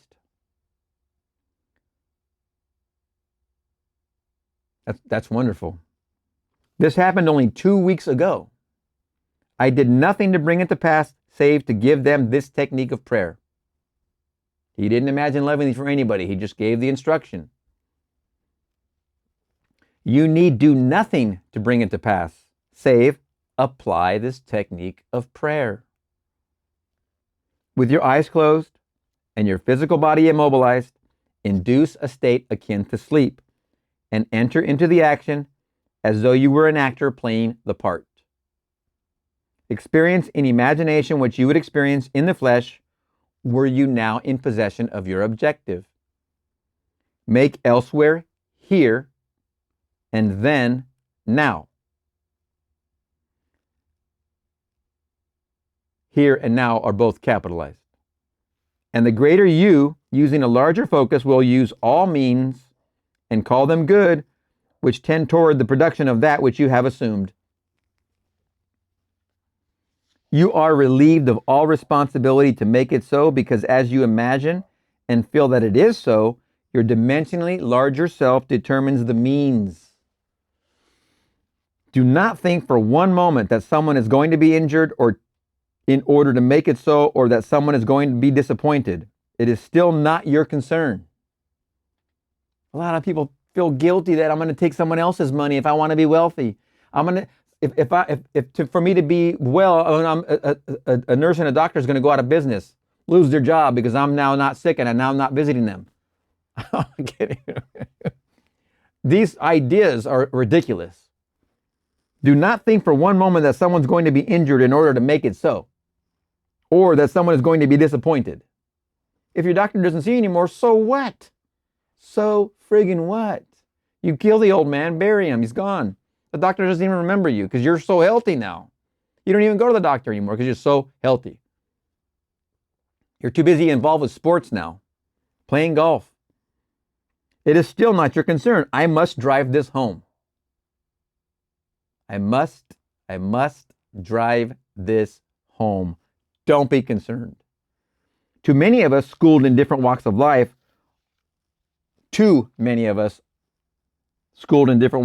are so concerned about the other. You ask, if I get what I want, will it not imply injury to another? I mean, I had the same reaction. There are ways you know not of, so do not be concerned. His works are past finding out. His ways are past finding out. Close your eyes now because we are going to be in a long silence. Go ahead. Soon you will become so lost in contemplation, feeling that you are what you want to be, that you will be totally unconscious of the fact that you are in this room with others. You will receive a shock when you open your eyes and discover we are here. It should be a shock when you open your eyes and discover that you are not actually that which a moment before you felt you were or felt you possessed. Now, we will go into the deep silence period. Now, I know they typically took 2 minutes. We're not going to do that. You can pause right now, take that 2 minutes, close your eyes. What is it you want to be, have, or do? Anything? Any objective you want to express? What new reality do you want to experience? You're there now. You're in the experience. You feel first person in that experience, whatever that experience is.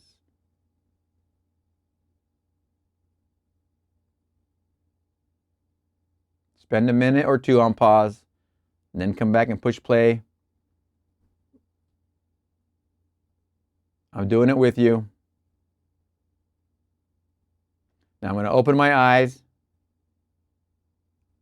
I'm surprised. Whoa. Wait. Okay. My senses here are denying what I imagined. That's okay, because I just created the reality and I'm starting the process, the pump. I'm starting that impression which is going to give birth.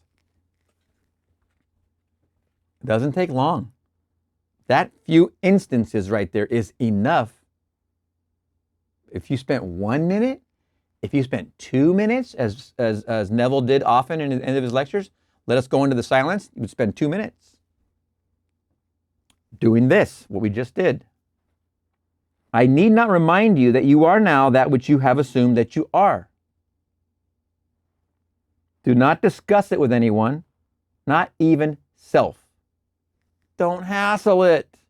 You wouldn't go looking at a seed in the ground trying to see if it's growing yet and messing with the dirt.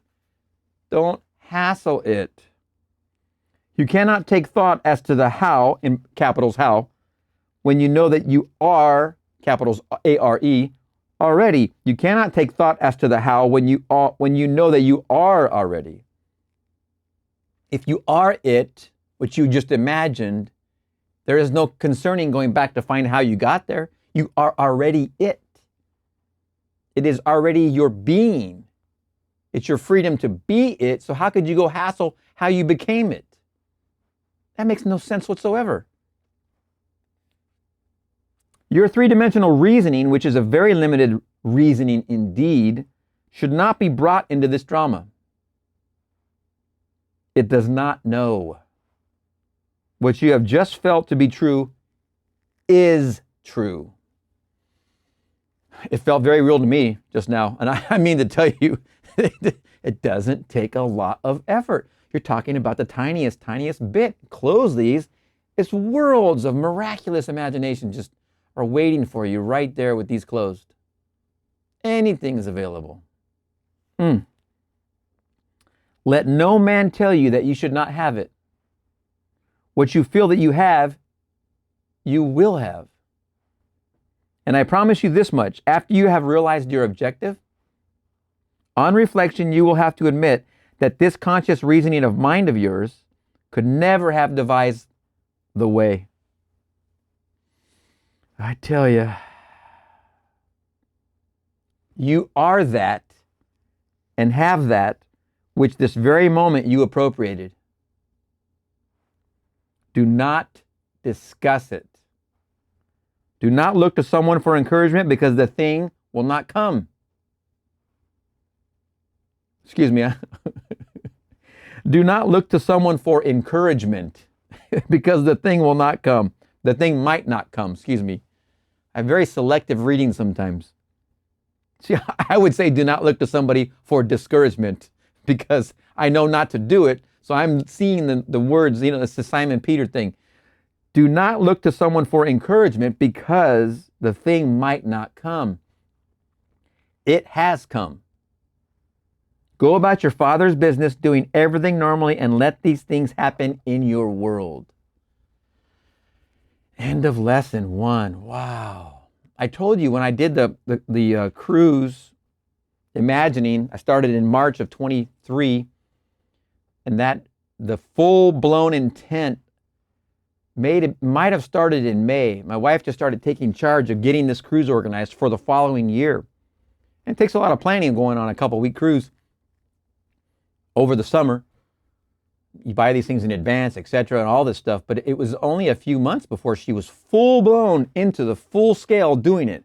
I did not mention to her or my sister or my brother-in-law until we were on top of that Fairmont hotel and they delivered this exact glass. Remember, I did not own this glass at the time. I only imagined it to be this glass filled with ice and soda water and lime. I did not own this. But when he handed it to me, it was pretty much the same exact size glass, same exact cut and everything. Must have bought it off the same Amazon supplier. I don't know. I forget where I got this. But when we got back from the cruise, I went and I immediately purchased this. But I did share the story of imagining that cruise the previous year with my wife and my sister and my brother-in-law while we were eating there. And the conversation, it might as well have went right. What I said went like that.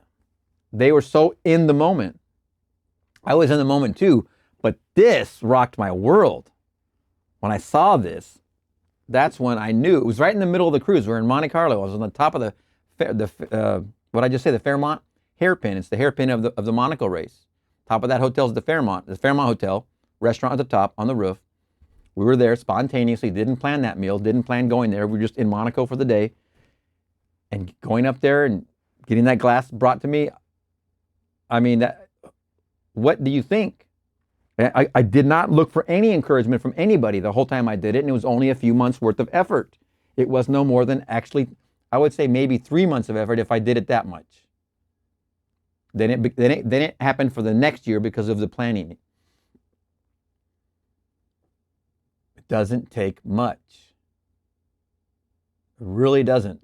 So you just want to follow this lesson like he just described and do it and pause and put it on pause and take that imagining and take it for granted that it is happening and be surprised when you open your eyes. Oh, my senses are denying my reality. That's okay because I know I did it and I know it's coming. So I have nothing to worry about. Oh, what a wonderful, wonderful lesson. Lesson 1. We'll see you in the next lesson. Neville Goddard, 5 Lessons. Lesson 2, assumptions harden into fact. The Bible of ours has nothing to do with history. Some of you may yet be inclined tonight to believe that, although we can give it a psychological interpretation, it still could be left in its present form and be interpreted literally. You cannot do it. The Bible has no reference at all to people or to events as you have been taught to believe. The sooner you begin to rub out that picture, the better. We're going to take a few stories tonight. And again, I am going to remind you that you must reenact all of these stories within your own mind. Bear in mind that although they seem to be stories of people fully awake, the drama is really between you, the sleeping one, the deeper you, and the conscious waking you. They are personified as people, but when you come to the point of application, you must remember the importance of the drowsy state. All creation, as we told you last night, takes place in the state of sleep, or that state which is akin to sleep, the sleepy, drowsy state. We told you last night the first man is not yet awakened. You are Adam, the first man, still in the profound sleep. The creative you is the fourth dimensional you, whose home is simply the state you enter when men call you asleep. Our first story for tonight is found in the Gospel of John. As you hear it unfold before you, I want you to compare it in your mind's eye to the story you heard last night from the book of Genesis. The first book of the Bible, the book of Genesis, historians claim is the record of events which occurred on earth some 3,000 years before the events recorded in the book of John. I ask you to be rational about it and see if you do not think the same writer could have written both stories. You be the judge as to whether the same inspired man could not have told the same story and told it differently. This is a very familiar story, the story of the trial of Jesus.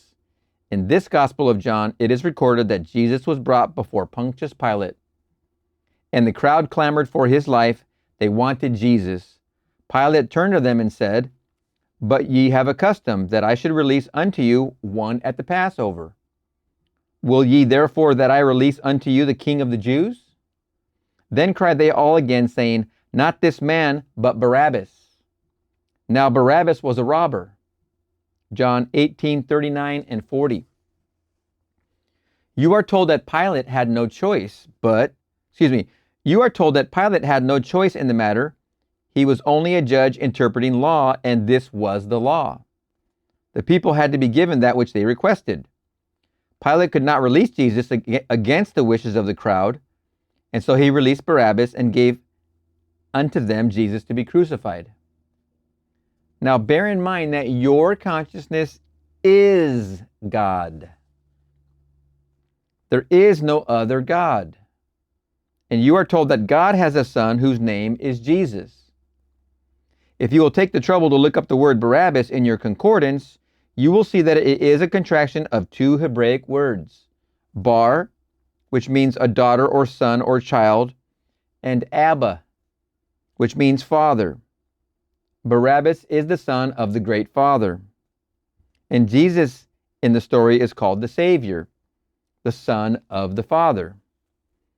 We have two sons in this story. And we have two sons in the story of Esau and Jacob.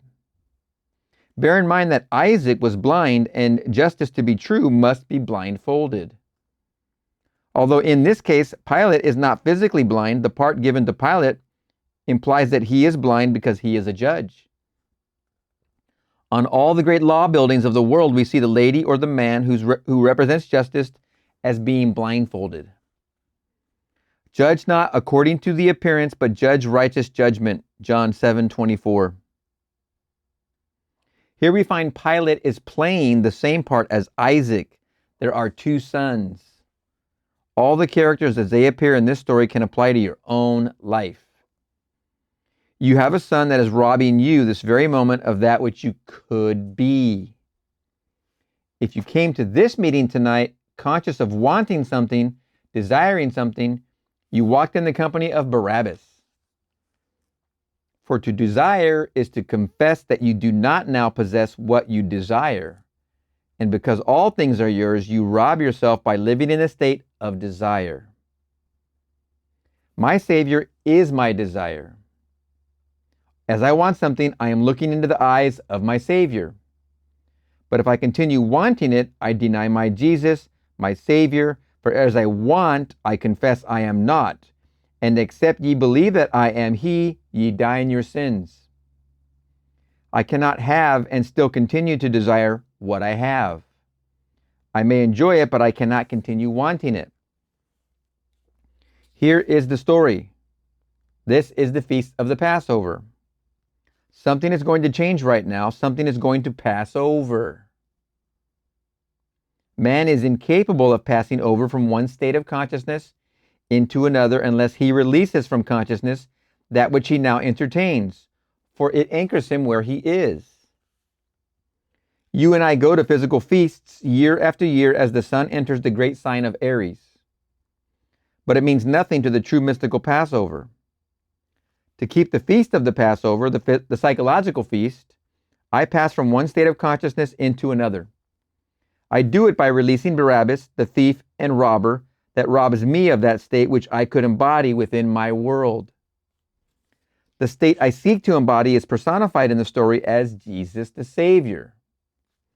The state I seek to embody is personified as Jesus the Savior. Barabbas is your old consciousness. Jesus is your new consciousness. The symbols in this story are within you. The state I seek to embody is personified in the story as Jesus the Savior. If I become what I want to be, then I am saved from what I was. What I was Barabbas. If I do not become it, I continue to keep locked within me a thief who robs me of being that which I could be. These stories have no reference to any persons who lived, nor to any event that ever occurred upon earth. These characters are everlasting characters in the mind of every man in the world. You and I perpetually keep alive either Barabbas or Jesus. You know at every moment of time who you are entertaining. Do not condemn a crowd for clamoring that they should release Barabbas and crucify Jesus. It is not a crowd of people called Jews. They had nothing to do with it. If we are wise, we too should clamor for the release of that state of mind that limits us from being what we want to be, that restricts us, that does not permit us to become the ideal that we seek and strive to attain in this world. I am not saying that you are not tonight embodying Jesus.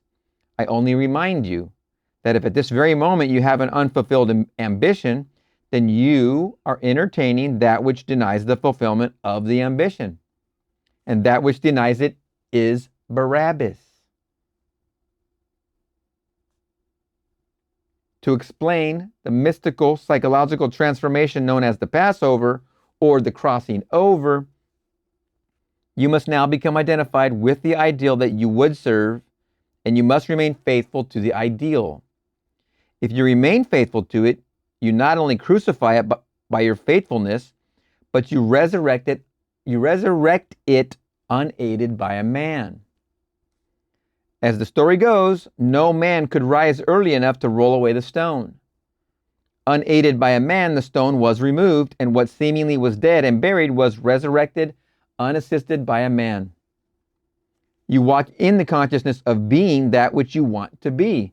No one sees it as yet, but you do not need a man to roll away the problems and the obstacles of life in order to express that which you are conscious of being. That state has its own unique way of becoming embodied in this world, of becoming flesh that the whole world may touch it. It's a very, very amazing story. Now you can see the relationship between the story of Jesus and the story of Isaac and his two sons, where one transplanted the other, where one was called the supplanter of the other. Why do you think those who compiled the 60-odd books of our Bible made Jacob the forefather of Jesus? They took Jacob, who was called the supplanter, and made him father of 12. Then they took Judah, or praise, the fifth son, and made him the forefather of Joseph, who was supposed to have fathered in some strange way this one called Jesus. Jesus must supplant Barabbas, or as Jacob must supplant and take the place of Esau. The supplanter must take the place. Jacob is the desire becoming. It's making the impression in your subconscious. This is Jacob. The becoming of that image is the Esau. That's the objectified. But Jacob is supplanting Esau. Your current objectified self, let's say it's a self-concept you don't want to exist in anymore, then it's Jacob who supplants that. It's making the impression into your subconscious. That's Jacob that does that. In this case, it's Jesus that does it in place of Barabbas. Tonight, you can sit here, right here, and conduct the trial of your two sons, one of whom you want released. You can become the crowd who clamors for the release of the thief, and the judge who willingly releases Barabbas and sentences Jesus to fill his place. He was crucified on Golgotha, the place of the skull, the seat of the imagination, between the two thieves, don't forget. To experience the Passover, or passage from the old to the new concept of self, you must release Barabbas, your present concept of self, which robs you of being that which you could be, and you must assume the new concept which you desire to express. You must release Barabbas and become the new concept of self. The best way to do this is to concentrate your attention upon the idea of identifying yourself with your ideal. Identify yourself with your ideal. Assume you are already that which you seek, and your assumption, though false, if sustained, will harden into fact. You will know when you have succeeded in releasing Barabbas, your old concept of self, and when you have successfully crucified Jesus. Or fix the new concept of self by simply looking mentally, capitals, mentally, eyes closed, at the people you know. If you see them as you formerly saw them here, you have not changed your concept of self. For all changes of concepts of self result in a changed relationship to your world.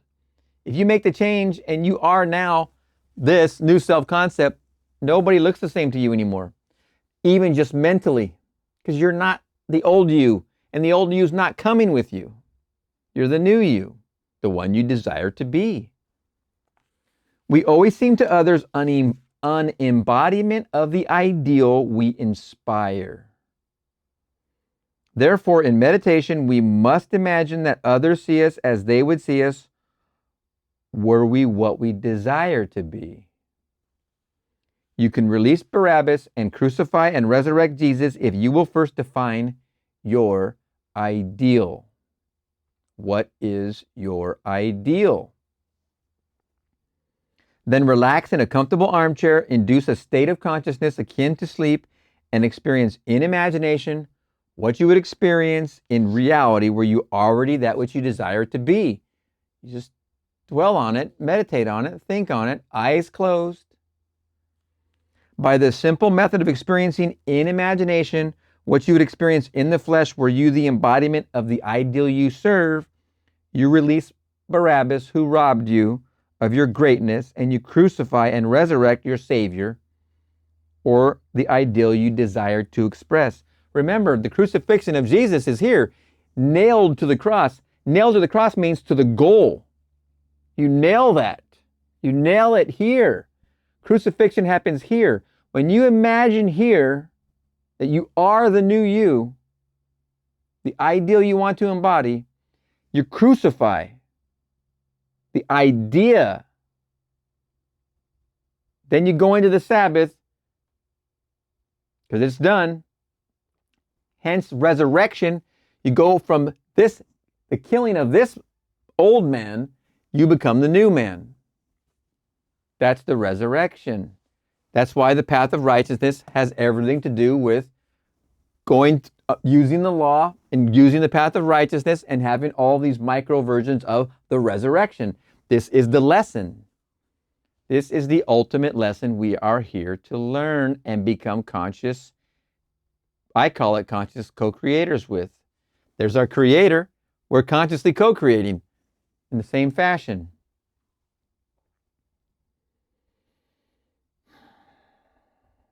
You must get this lesson down. I would call it the highest priority. If you've gone through all these videos up to here, I will call this the highest priority, that you get this down. Because then you're consciously co-creating anything you want to experience, period. In your reality. You upgrade all your furniture, you upgrade your house, you upgrade everything, clothes, all of it. All of it. Now let us turn to the story of Jesus in the Garden of Gethsemane. Bear in mind that a garden is a properly prepared plot of ground. It is not a wasteland. You are preparing this ground called Gethsemane by coming here and studying and doing something about your mind.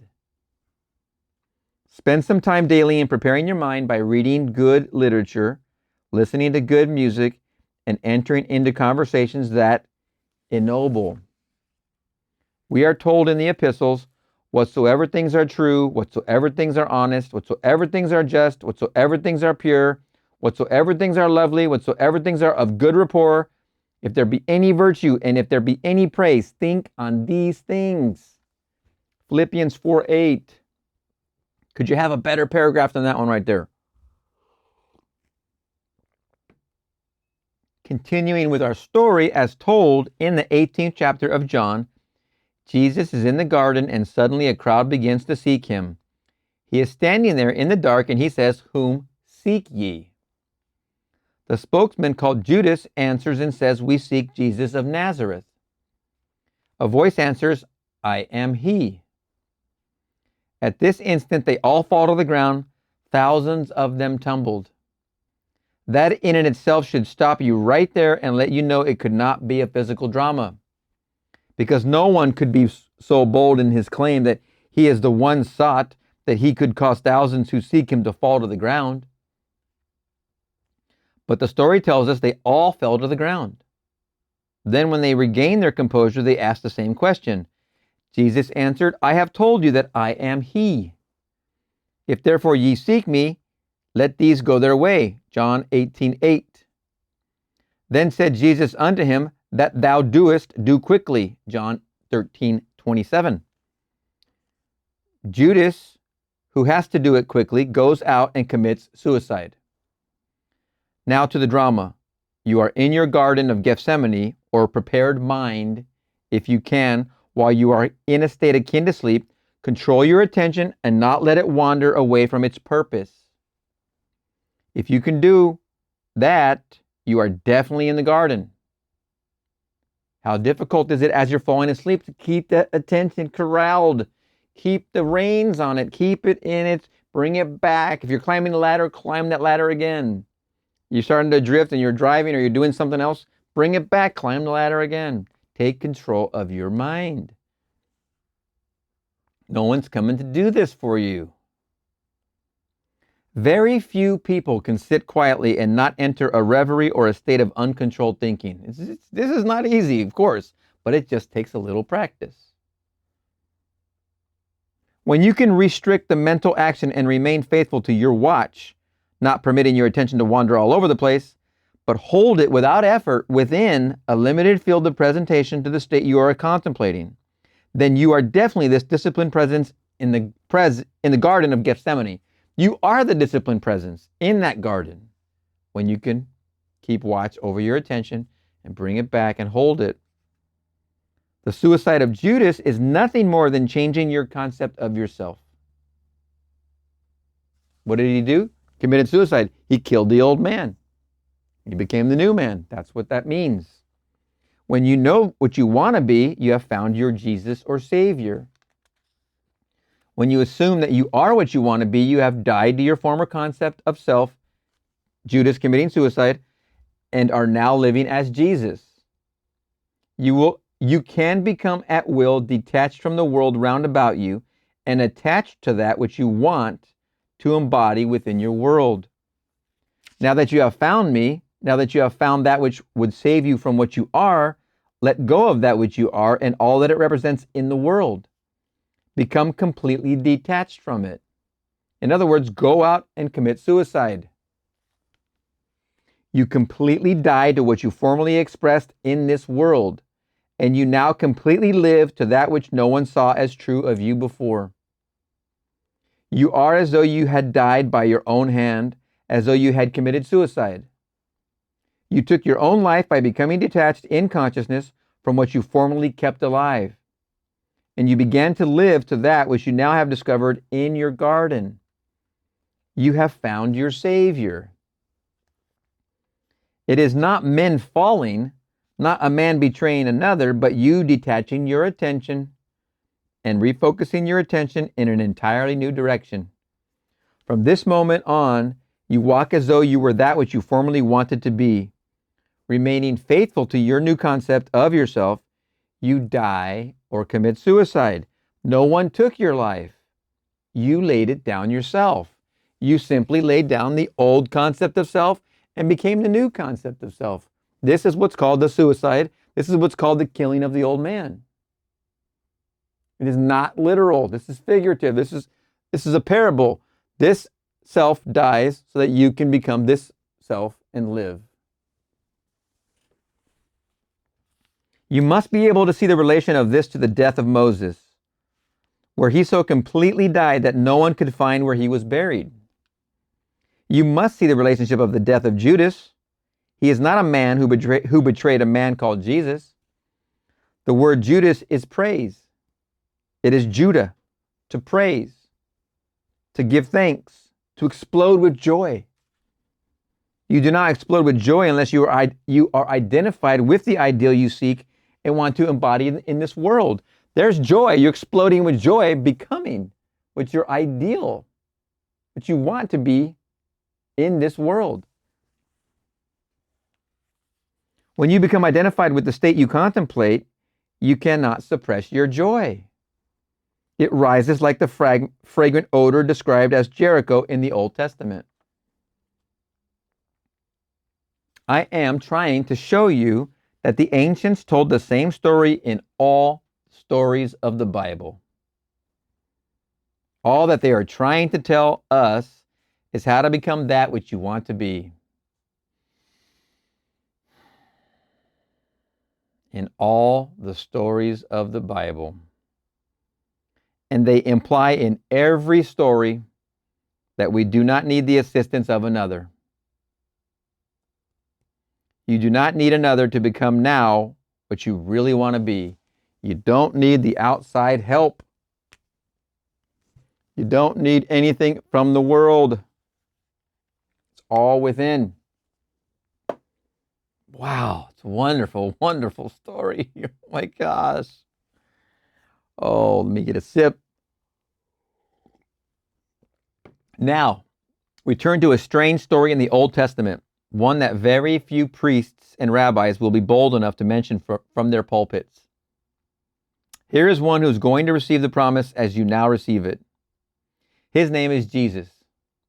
Only the ancients called him Joshua. Jehoshua ben Nun, or Savior, son of the fish, the Savior of the great deep. Nun means fish, and fish is the element of the deep, the profound ocean. Jehoshua means Jehovah saves, and Ben means the offspring or son of. So he was called the son who brought the fish age. This story is in the 6th book of the Bible, the book of Joshua. A promise is made to Joshua as it is made to Jesus in the anglicized form in the Gospels of Matthew, Mark, Luke, and John. In the Gospel of John, Jesus says, "All things whatsoever thou hast given me are of thee." John 17:7.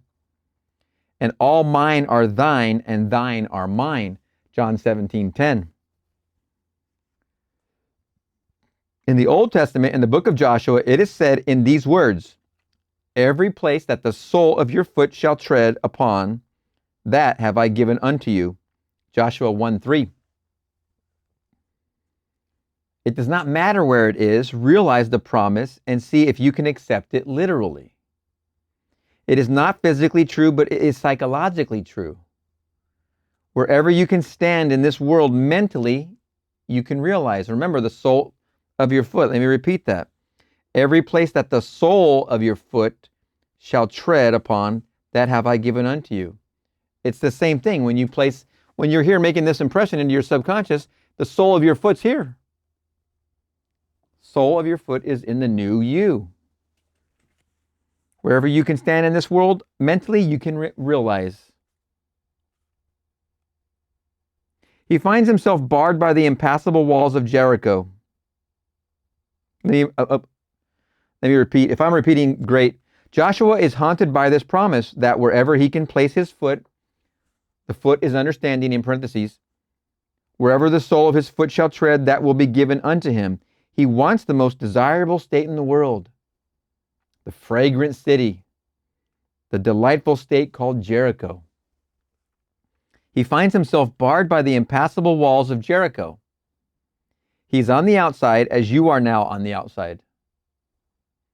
You are functioning three-dimensionally and you cannot seem to reach the fourth-dimensional world where your present desire is already a concrete objective reality. You cannot seem to reach it because your senses bar you from it. Reason tells you it is impossible. All things round about you tell you it is not true. Now you employ the services of a harlot and a spy, and her name is Rahab.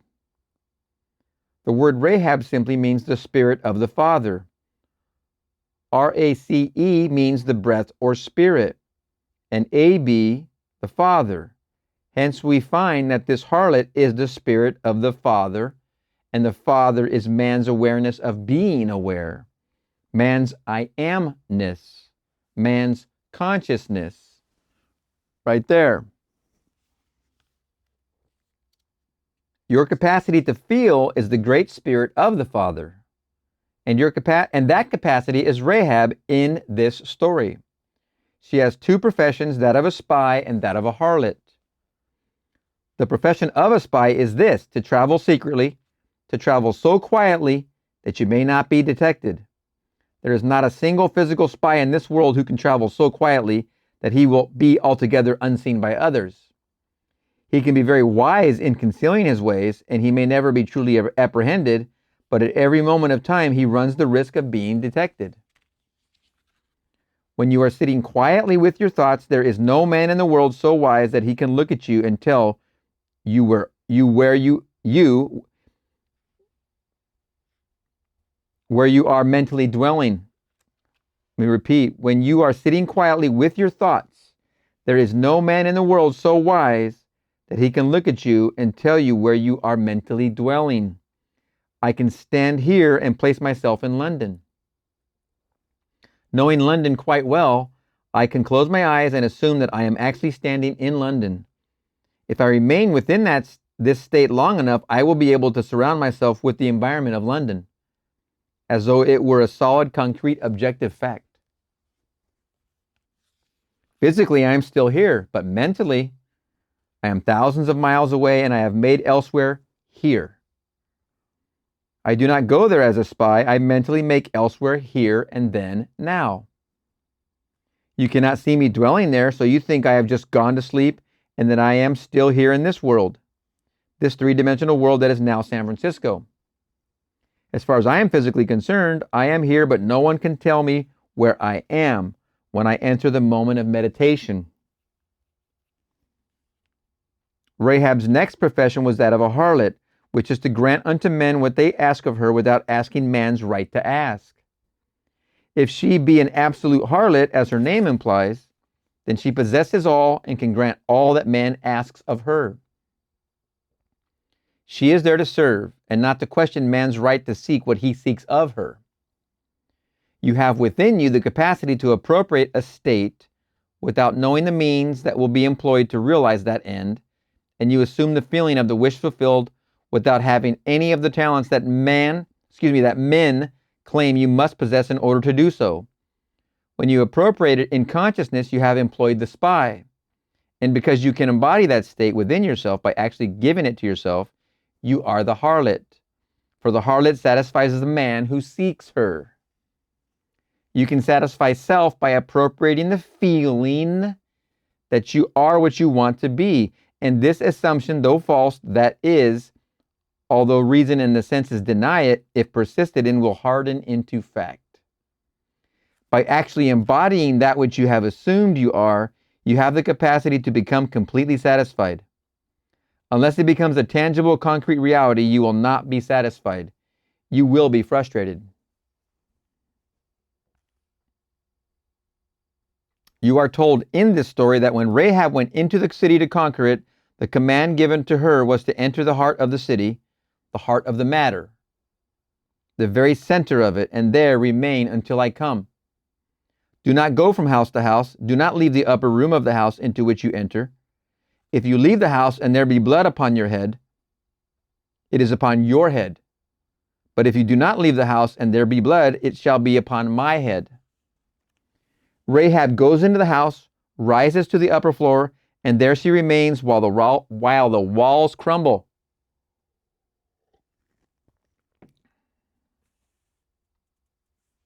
That is, we must keep a high mood if we would walk with the highest. In a very veiled manner, the story tells you that when the walls crumbled and Joshua entered, the only one who was saved in the city was the spy and the harlot whose name was Rahab. This story tells what you can do in this world. You will never lose the capacity to place yourself elsewhere and make it here. You will never you will never lose the ability to give unto yourself what you are bold enough to appropriate as true of self. It has nothing to do with the woman who played that part. The explanation of the crumbling of the walls is simple. You are told that he blew upon the trumpet 7 times, and at the 7th blast, the walls crumbled, and he entered victoriously into the state that he sought. 7 is a stillness, a rest, the Sabbath. It is the state when man is completely unmoved in his conviction that the thing is. When I can assume the feeling of my wish fulfilled and go to sleep, unconcerned, undisturbed, I am at rest mentally and am keeping the Sabbath, or am blowing the trumpet 7 times. And when I reach that point, the walls crumble. Circumstances alter, then remold themselves in harmony with my assumption. As they crumble, I resurrect that which I have appropriated within. The walls, the obstacles, the problems crumble of their own weight if I can reach the point of stillness within me. Remember, going upstairs was going up here. This is where he is. Going in meditation and going upstairs was going here. The walls crumbling is because you're going to the end. That's what the story was also saying. I don't know if Neville's about to say it, but that's also what I got. Anytime you're rising up anywhere in the Bible, it's always going up here. The man who can fix within his mind's eye an idea, even though the world would deny it, if he remains faithful to that idea, it will be manifested. He will see it manifested. There is all the difference in the world between holding the idea and being held by the idea. Become so dominated by an idea and being held by the idea. Become so dominated by an idea that it haunts the mind as though you were it. Become so dominated by an idea that it haunts the mind as though you were it. Then, regardless of what others may say, very important part, you can't care about anybody anymore and their opinion about this.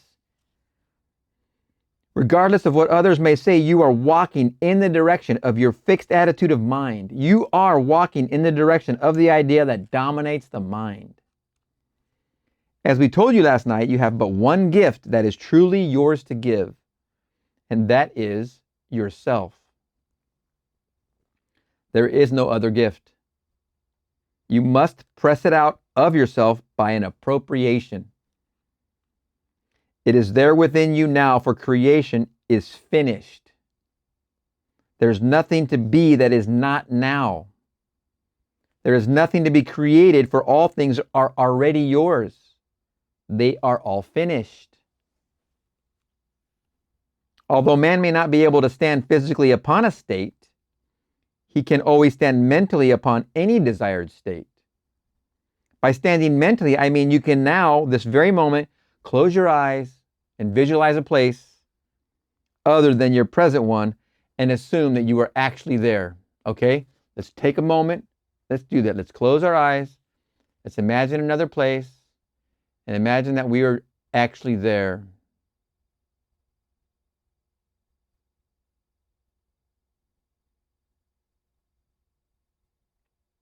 Okay.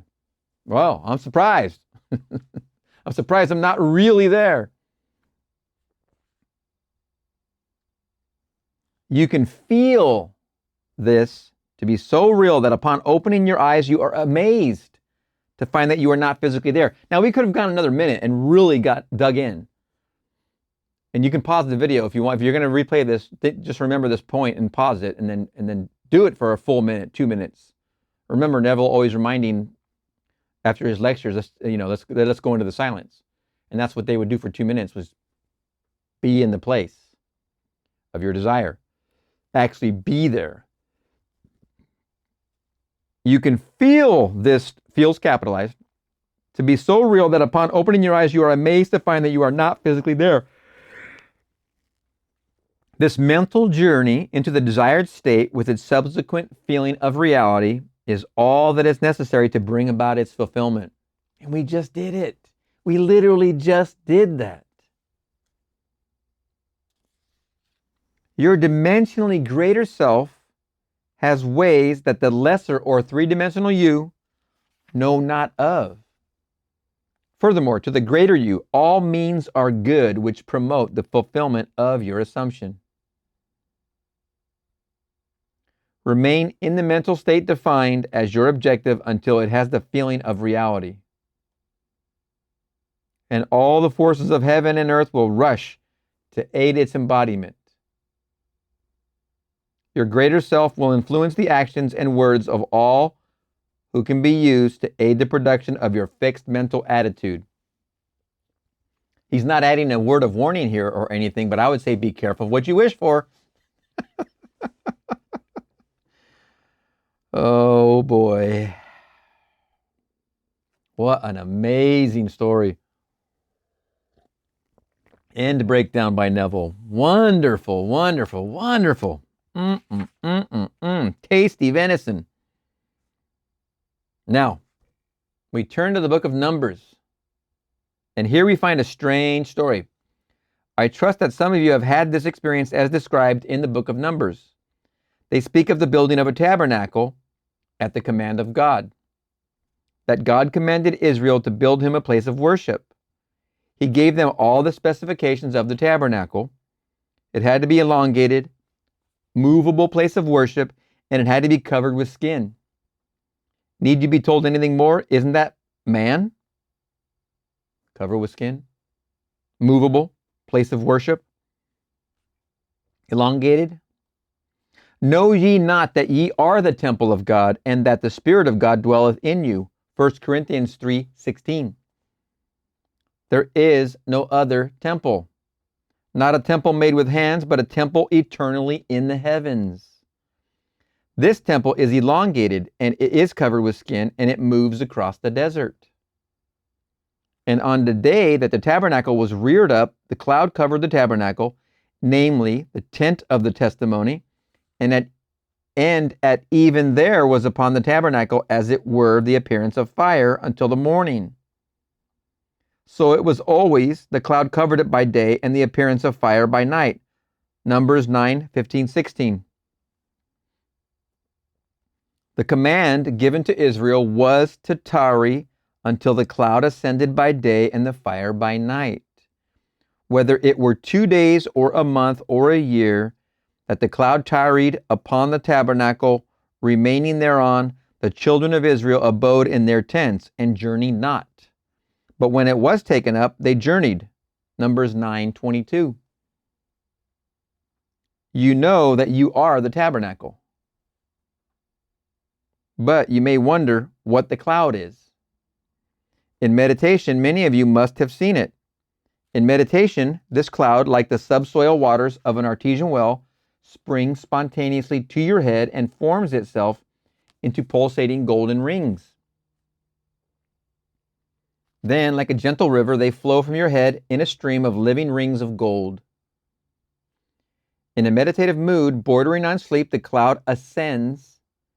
It is in this drowsy state that you should assume that you are that which you desire to be, and that you have that which you seek, for the cloud will assume the form of your assumption and fashion a world in harmony with itself.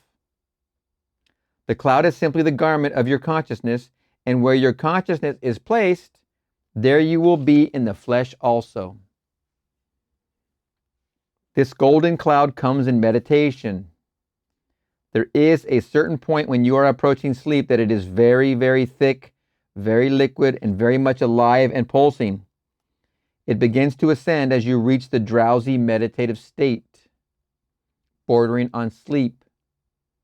You do not strike the tabernacle, neither do you move it until the cloud begins to ascend. The cloud always ascends when man approaches the drowsiness of sleep. For when a man goes to sleep, whether he knows it or not, he slips from a three-dimensional world into a fourth-dimensional world. And that which is ascending is the consciousness of man, that in a greater focus, it is a fourth-dimensional focus. What you now see ascending is your greater self. When that begins to ascend, you enter into the actual state of feeling you are what you want to be. That is the time you lull yourself into the mood of being what you want to be. by either experiencing in imagination what you would experience in reality, were you already that which you want to be, or by repeating over and over again the phrase that implies you have already done what you want to do. A phrase such as, "Isn't it wonderful? Isn't it wonderful?" As though some wonderful thing had happened to you. In a dream and a vision of the night, when deep sleep falleth upon men, in slumberings upon the bed, then he openeth the ears of men, and sealeth their instruction. Job 33:15 and 16. Use wisely the interval preceding sleep. Assume the feeling of the wish fulfilled and go to sleep in this mood. At night, in a dimensionally larger world, when deep sleep falleth upon men, they see and play the parts that they will later play on earth. And the drama is always in harmony with that which their dimensionally greater selves read and play through them. Our illusion of free will is but ignorance of the causes which make us act. The sensation which dominates the mind of man as he falls asleep, though false, will harden into fact.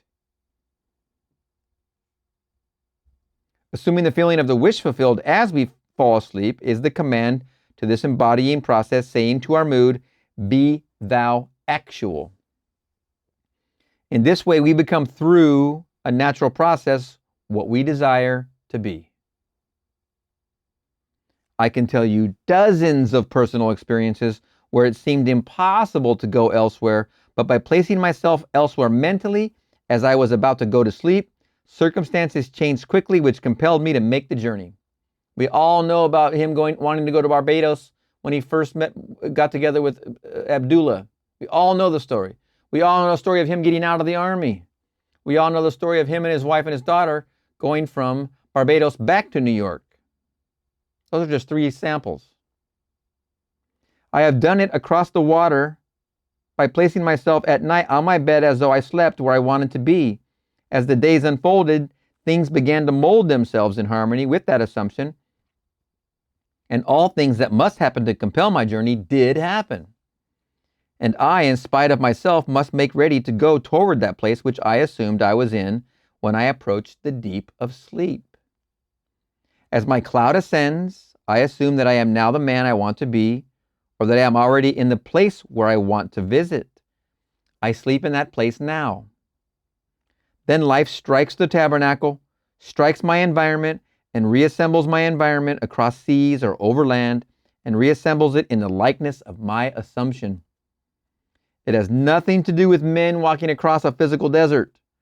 The whole vast world around you is a desert. From the cradle to the grave, you and I walk as though we walk the desert. But we have a living tabernacle wherein God dwells, and it is covered with a cloud, which can and does ascend when we go to sleep or are in a state akin to sleep. Not necessarily in 2 days, it can ascend in 2 minutes. Why did they give you 2 days? If I now become the man I want to be, I may become dissatisfied tomorrow. I should at least give it a day before I decide to move on. The Bible says in 2 days, a month, or a year, whenever you decide to move on with this tabernacle, let the cloud ascend. As it ascends, you start moving where the cloud is. The cloud is simply the garment of your consciousness, your assumption. Where the consciousness is placed, you do not have to take the physical body.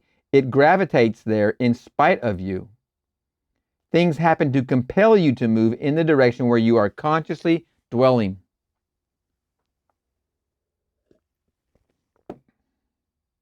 In my Father's house are many mansions. If it were not so, I would have told you. I go to prepare a place for you. And if I go and prepare a place for you, I will come again and receive you unto myself, that where I am, there ye may be also. John 14, 2 and 3. Gotta be one of my favorite of all quotes. The many mansions are the unnumbered states within your mind. These unnumbered. For you are the house of God. You are the house of God. In my Father's house are unnumbered concepts of self. In my Father's house are unnumbered concepts of self. Unnumbered, infinite. You could not in eternity exhaust what you are capable of being. You could not in eternity exhaust what you are capable of being.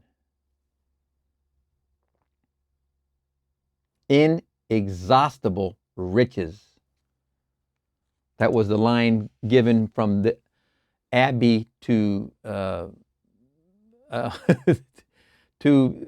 Count of Monte Cristo when he told him about the treasure. A source of inexhaustible riches, which is what applying this is.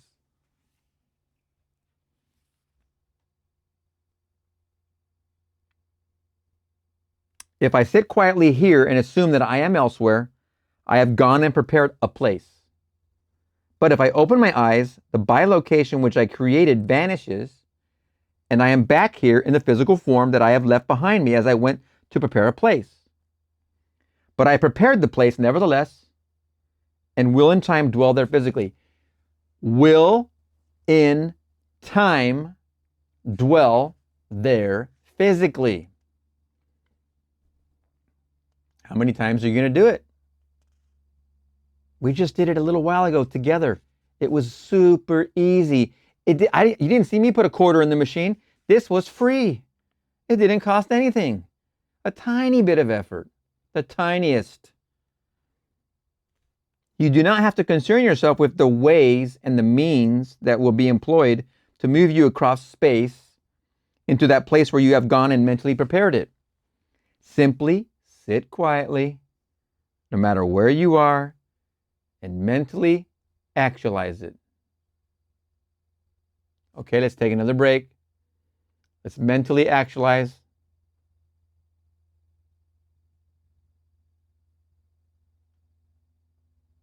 Okay.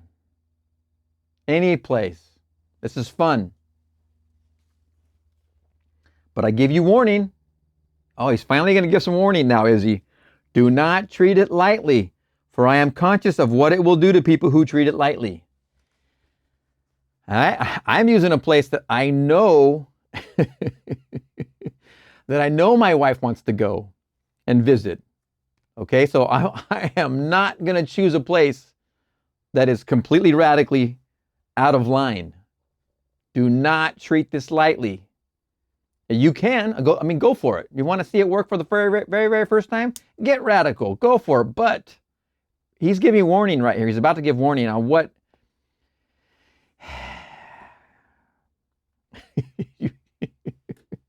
see it work in little steps. Then watch your success. Then go big because it will work. It does work. There's no doubt about it. So just here it is. But I give you warning, do not treat it lightly, for I am conscious of what it will do to people who treat it lightly. I treated it lightly once because I just wanted to get away, based upon the temperature of the day. It was in the deep of winter in New York, and I was so desired to be in the warm climate of the Indies that I slept that night as though I slept under palm trees. Next morning when I awoke, it was still very much winter. I had no intentions of going to the Indies that year, but distressing news came which compelled me to make the journey. It was in the midst of war when ships were being sunk right and left, but I sailed out of New York on a ship 48 hours after I received this news. It was the only way I could get to Barbados, and I arrived just in time to see my mother and say a three-dimensional goodbye to her. You cannot treat this lightly. You are creating your reality right now with your imagination. We just did the exercise a couple times. Now, I carefully used a place my wife definitely wants to go visit. I'm not going to mess around with this lightly because I have seen it work. Neville just gave a great example. So take that warning from Neville. In spite of the fact that I had no intentions of going, the deeper self watched where the great cloud descended. I placed it in Barbados, and this tabernacle, my body, had to go and make the journey to fulfill the command. Wherever the sole of your foot shall tread, that have I given unto you. Wherever the cloud descends in the desert, there you reassemble that tabernacle. Not a joke. I sailed from New York at midnight on a ship without taking thought of submarines or anything else. I had to go. Things happened in a way that I could not have devised. I warn you, do not treat it lightly. That's Neville. I'm warning you, do not treat it lightly. Do not say, I will experiment and put myself in Labrador just to see if it will work. You will go to your Labrador and then you will wonder why you ever came to this class. It will work if you dare assume the feeling of your wish fulfilled as you go to sleep. I, for one, do not know where Labrador is, but it does not sound familiar to me. I'm not going there. Control your moods as you go to sleep. I cannot find any better way to describe this technique than to call it a controlled waking dream. That's what I call it. I've called it that for a long time because that's what I learned from Seth. In a dream, you lose control, but try preceding your sleep with a complete controlled waking dream. Entering into it as you do in a dream, for in a dream you are always very dominant. You always play the part. You are always an actor in a dream and never the audience. Very true. When you have a controlled waking dream, you are an actor and you enter into the act of the controlled dream. But do not do it lightly. Again, another warning. For you must then reenact it physically in a three-dimensional world. Again, giving the very stern warning. Excuse me, don't take this lightly. It is for real. You're doing it for real. You're doing this for your next experience. If you want to be in Labrador, I'm not. If you want to be, that's great. You're going to go there. Something will compel your physical self, the tabernacle, to show up there and reassemble.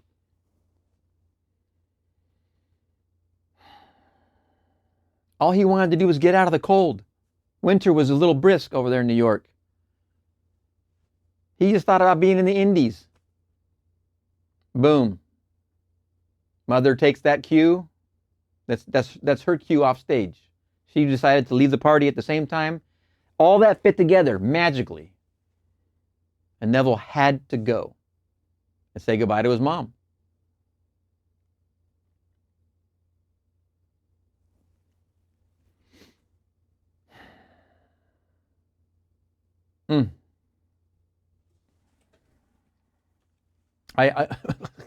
I had the same story. I mean, I have to share it. It won't leave my head right now. So I was in the Navy, and we were coming back from some kind of trial on the ocean. I forget what it was. The workup or whatever we were doing. We were in Seattle. Same situation. I would rather be at home. Literally, I'm only breaking this down now because I just realized it now. I'd rather be at home than on the boat, going and doing these whatever we were doing up by the Aleutian Islands or whatever we were doing. And it was an aircraft carrier, the USS Enterprise. And we were stopped in Seattle, and I had called home, and my mother had cancer, and I had found out that the last rites were being read. So I immediately said, hey, call the Red Cross because they'll make an immediate phone call to my boat, and they'll tell them, give them emergency leave. So by the time I was out on Liberty, I was in Seattle, which I eventually ended up moving to. Talk about that later, but I was out there I was gonna go watch the Blue Angels actually do some flying. It was that week, I forget which week that's called again in Seattle, but Fleet Week or something like that. So I get on the phone, I'm out there, away from the boat, and I'm like, oh man, so this is an emergency. I had to rush back to the boat, get some plane tickets from my commanding officer of our department. Got some plane tickets, got this emergency funding or whatever, and got over to the airport, SeaTac, right away. Somebody drove me from the Navy. I forget who, what. Got there, got on the plane, got home, but not in time like Neville. No, my arrival was a couple hours late, but it was the same exact story. I do not know in hindsight what. I do know that I definitely desired to be home, not on that boat, doing that workup or whatever we were doing. So I can definitely understand because of my own experience, but not knowing it was coinciding with her leaving the party at that moment. But it still got me there.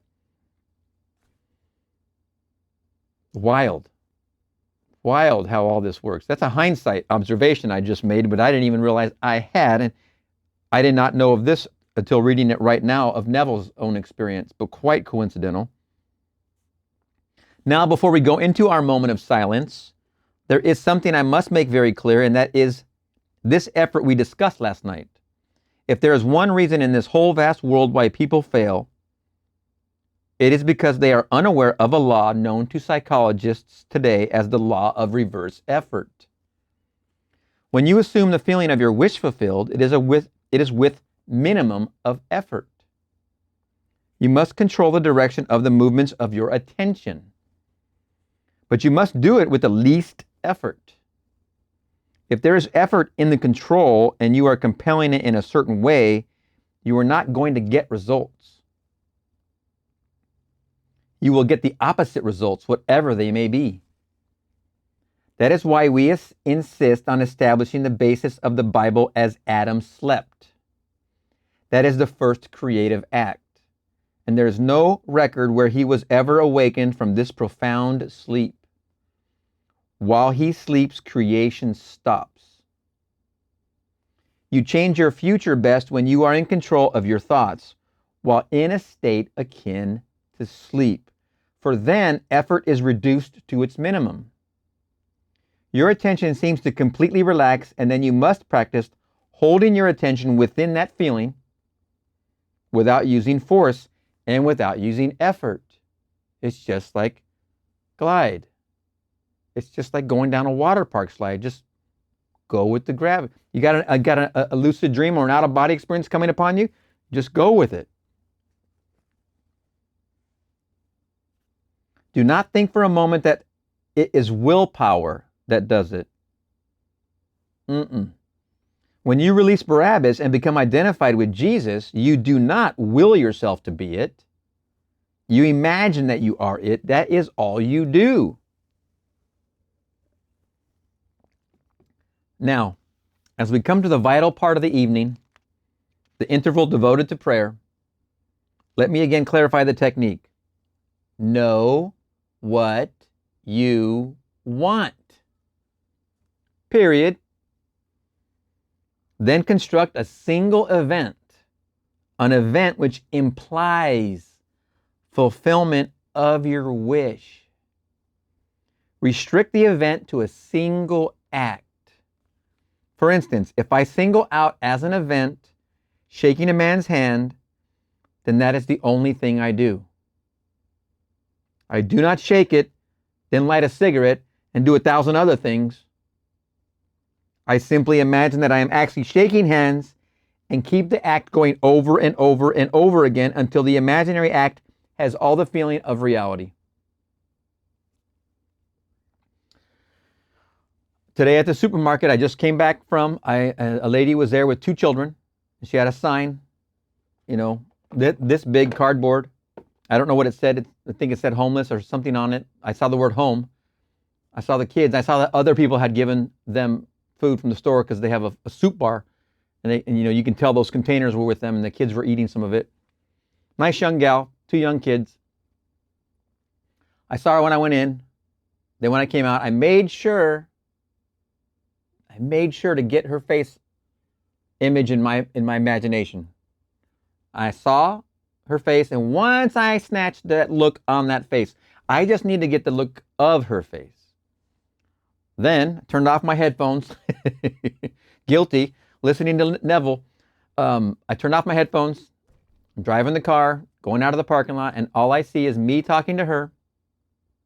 And she's telling me about the new opportunity that's come her way and how happy she is. And now she has this new place to stay. She's got a new, better car. She's doing something only she knows how to do. Her children are taken care of. Somebody even cooks her food. She couldn't be happier. I go to high five her and she goes, no, I'm a hugger. Do you mind hugging me? And I go, yeah, I'll hug you. I hug her, laughing. Congratulations from me to her. I'm so happy for you. I'm dwelling on that. And at a certain point, I'm done dwelling on it. I go into the Sabbath. I let it go. It's done. I did my part. I took my responsibility for my place in my garden.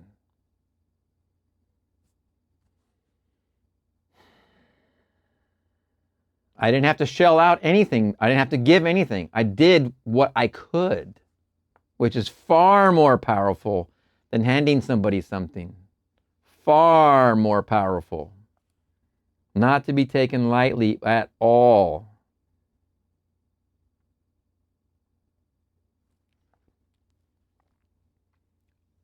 I simply imagine that I am actually shaking hands. For me, I was hugging her. And keep the act going over and over and over as I was driving away until the imaginary act has all the feeling of reality. I do this typically once. And then I'm completely satisfied because it's over. I just, and then 99% I don't see that person again. Because I'm just going to say that. The event must always imply fulfillment of the wish. Always construct an event which you believe you would naturally encounter following the fulfillment of your desire. You are the judge of what event you really want to realize. There is another technique I gave you last night.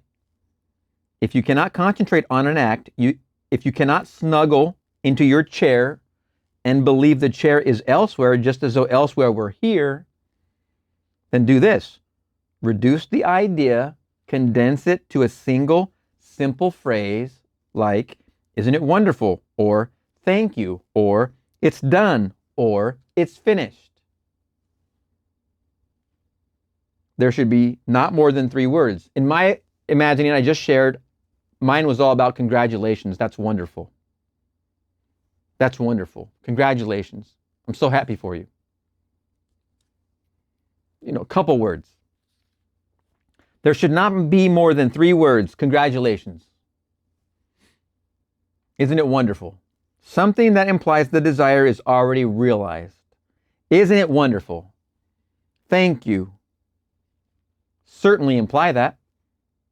These are not all the phrases you could use. Make up out of your own vocabulary, the phrase which best suits you. But make it very, very short and always use a phrase that implies fulfillment of the idea. When you have your phrase in mind, lift the cloud. Let the cloud ascend by simply inducing the state that borders on sleep. Simply begin to imagine and feel you are sleepy, and in this state, assume the feeling of the wish fulfilled. Then repeat the phrase over and over like a lullaby.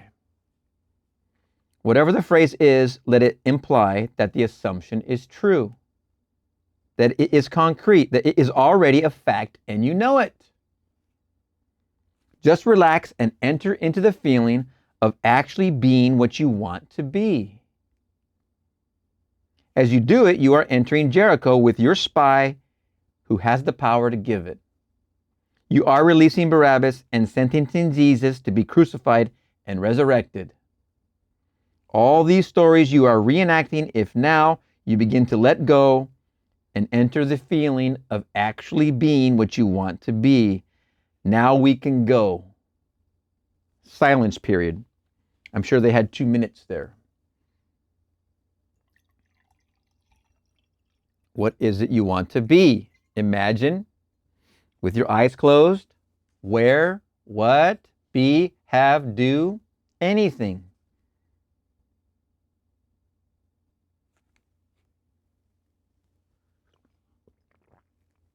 If your hands are dry and if your mouth is dry at the end of this meditation, that is positive proof that you did succeed in lifting the cloud.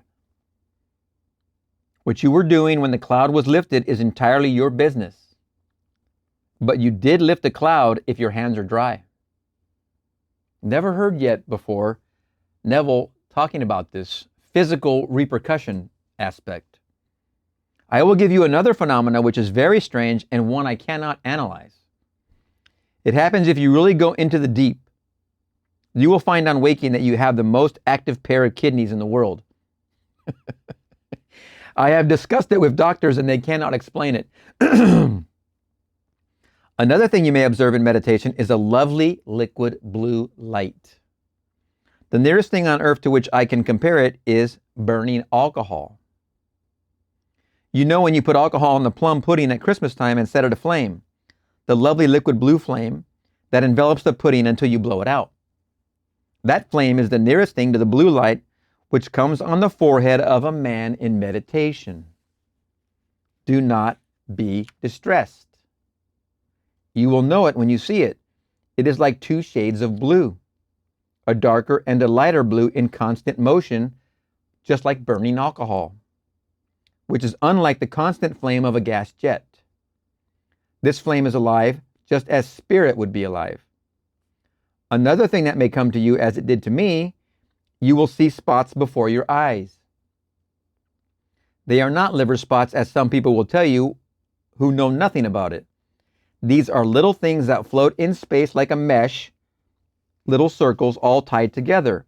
They start with a single cell and come in groups in different geometrical patterns like worms, like trailers, and they float all over your face. When you close your eyes, you still see them, proving that they are not from without, they are from within. When you begin to expand in consciousness, all these things come. They may be your bloodstream objectified by some strange trick of man that man does not quite understand. I am not denying that it is your bloodstream made visible, but do not be distressed by thinking it is liver spots or some other silly thing that people will tell you.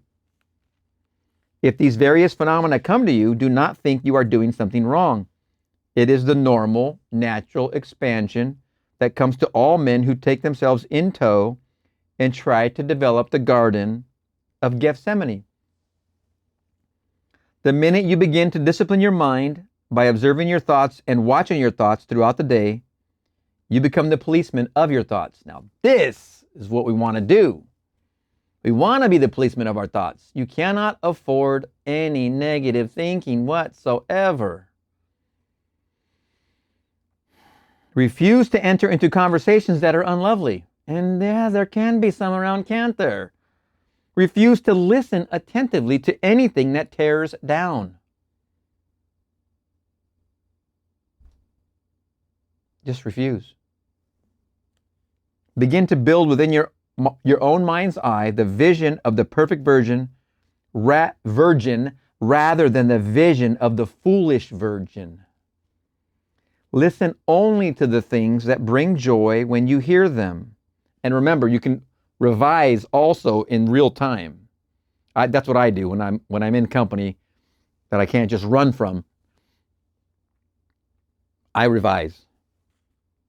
Listen only to the things that bring joy when you hear them. And how I revise, if someone says, oh, the weather sucks today. I'm going to use a very plain example. Oh, the weather sucks today. It's such a miserable day. I'm hearing them say, man, I've never seen the weather better. It's such a wonderful day. I take what they're saying and I just turn it literally 180 degrees. And I, in their voice, in the present moment, I'm just taking it in differently. It's a Simon Peter concept. Listen only to the things that bring joy when you hear them. Do not give a willing ear to that which is unlovely, which when you heard it, you wish you had not. That is listening and seeing things without oil in your lamp or joy in your mind.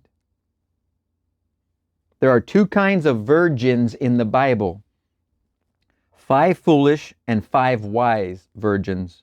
The minute you become the wise virgin or try to make an attempt to do it, you will find all these things happen. You will see these things and they interest you so that you have not time to develop the foolish sight, as many people do. I hope that no one here does, because no one should be identified with this great work who can still find great joy in a discussion of another that is unlovely.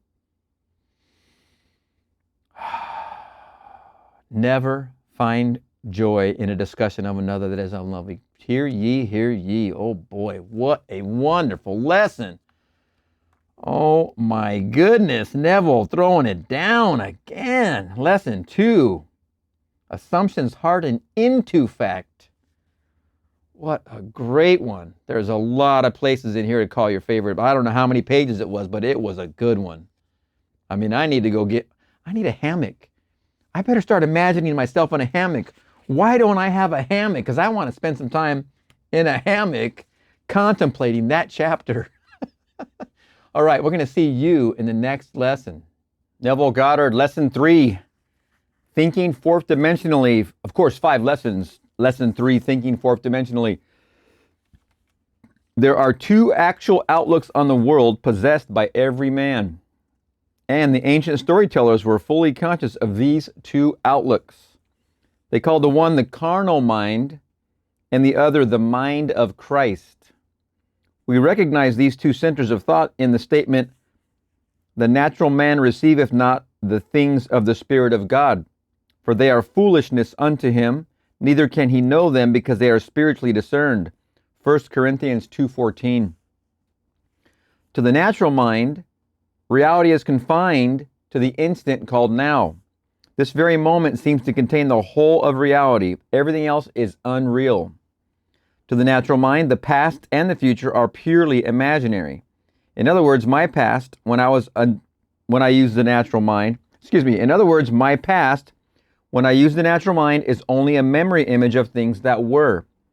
And to the limited focus of the carnal or natural mind, the future does not exist. The natural mind does not believe that it could revisit the past and see it as something that is present, something that is objective and concrete to itself.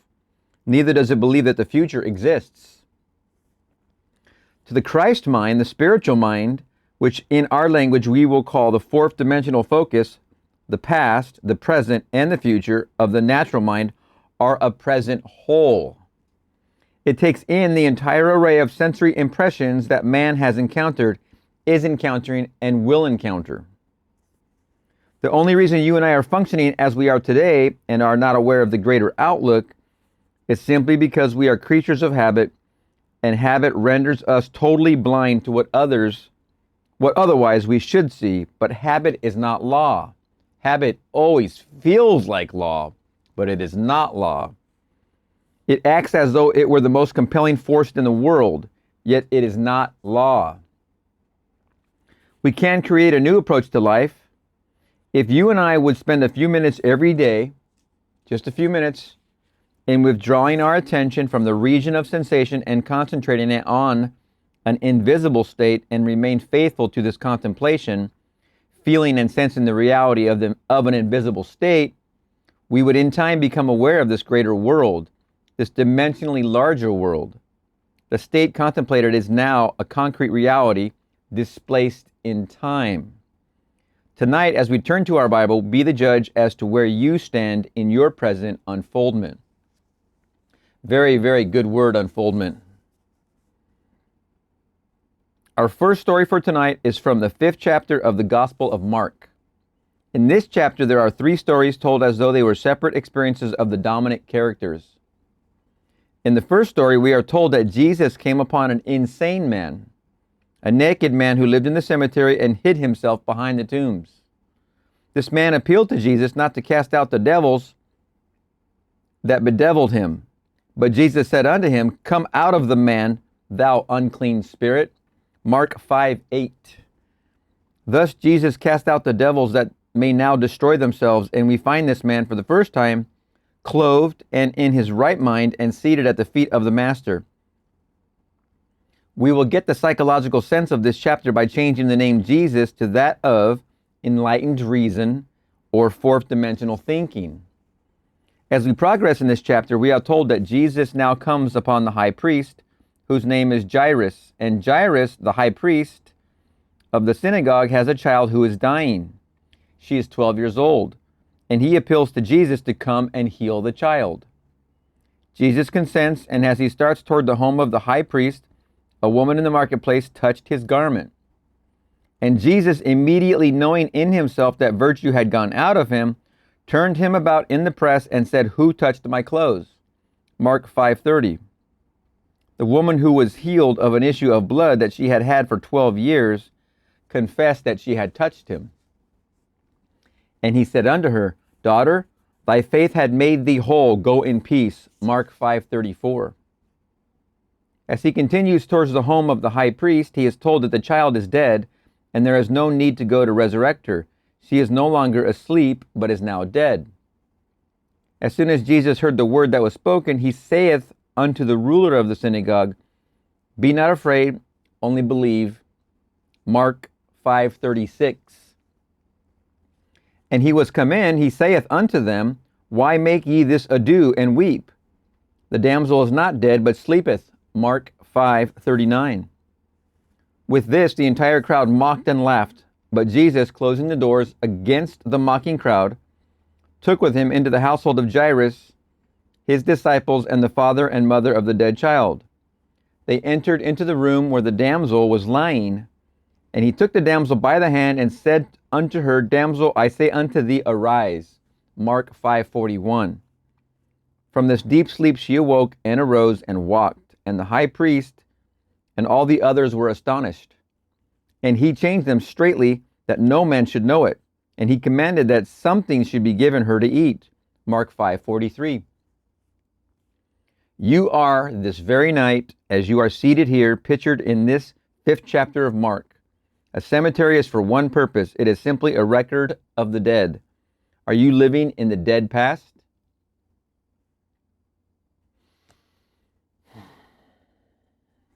If you are living among the dead, your prejudices, your superstitions, and your false beliefs that you keep alive are the tombstones behind which you hide. If you refuse to let them go, you are just as mad as the madman of the Bible who pleaded with enlightened reason not to cast them out. There is no difference. But enlightened reason is incapable of protecting prejudice and superstition against the inroads of reason. There is not a man in this world who has a prejudice, regardless of the nature of the prejudice, who can hold it up to the light of reason. Tell me you are against a certain nation, a certain race, a certain ism, a certain anything. I do not care what it is. You cannot expose that belief of yours to the light of reason and have it live. In order that it may be kept alive in your world, you must hide it from reason. You cannot analyze it in the light of reason and have it live. When this 4th dimensional focus comes and shows you a new approach to life and casts out of your own mind all these things that bedeviled you, you are then cleansed and clothed in your right mind. And you sit at the foot of understanding, called the feet of the Master. The foot of understanding. Now clothed and in your right mind, you can resurrect the dead. What died? The child in the story is not a child. The child is your ambition, your desire, the unfulfilled dreams of your heart, the unfulfilled desire you have within you, which is why you want to objectify this. I am that I am. The unfulfilled desire, which is what you're working on, trying to make this impression continuously to arrive. This is the child housed within the mind of man. For as I have stated before, the entire drama of the Bible is a psychological one. The Bible has no reference at all to any person who ever existed or any event that ever occurred upon earth. All the stories of the Bible unfold in the minds of the individual man. In this story, Jesus is the awakened intellect of man. When your mind functions outside of the range of your present senses, when your mind is healed of all the former limitations, then you are no longer the insane man. But you are this presence personified as Jesus, the power that can resurrect the longings of the heart of man. Excuse me.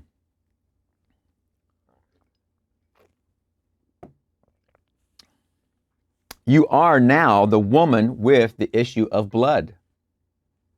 What is this issue of blood? A running womb is not a productive womb. Excuse me. A running womb is not a productive womb. She held it for 12 years. She was incapable of conceiving. She could not give form to her longing because of the running of the issue of blood. You are told her faith closed it. As the womb closes, it can give form to the seed or idea. As your mind is cleansed of your former concept of self, you assume you are what you want to be, and remaining faithful to this assumption, you give form to your assumption or resurrect your child.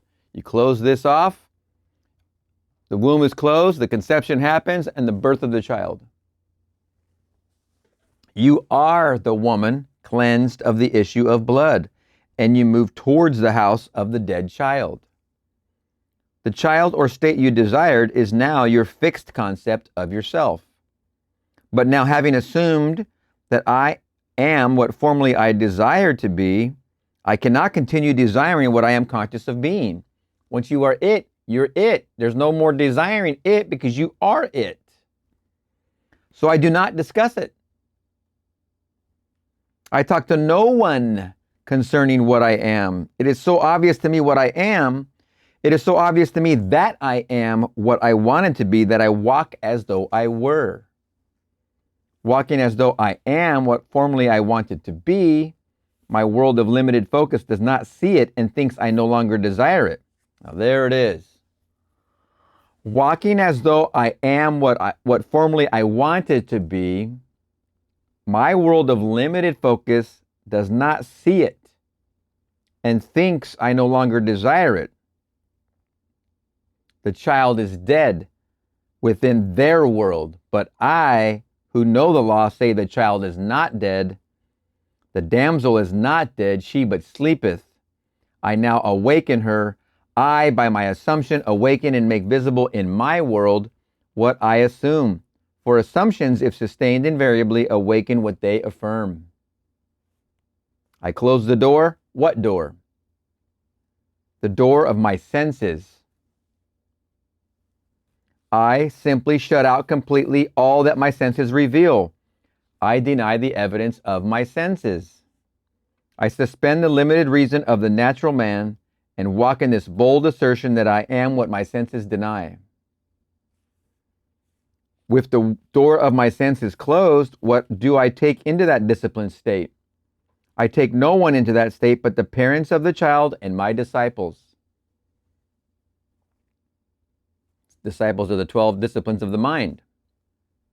I close the door against the mocking, laughing crowd. I no longer look for confirmation.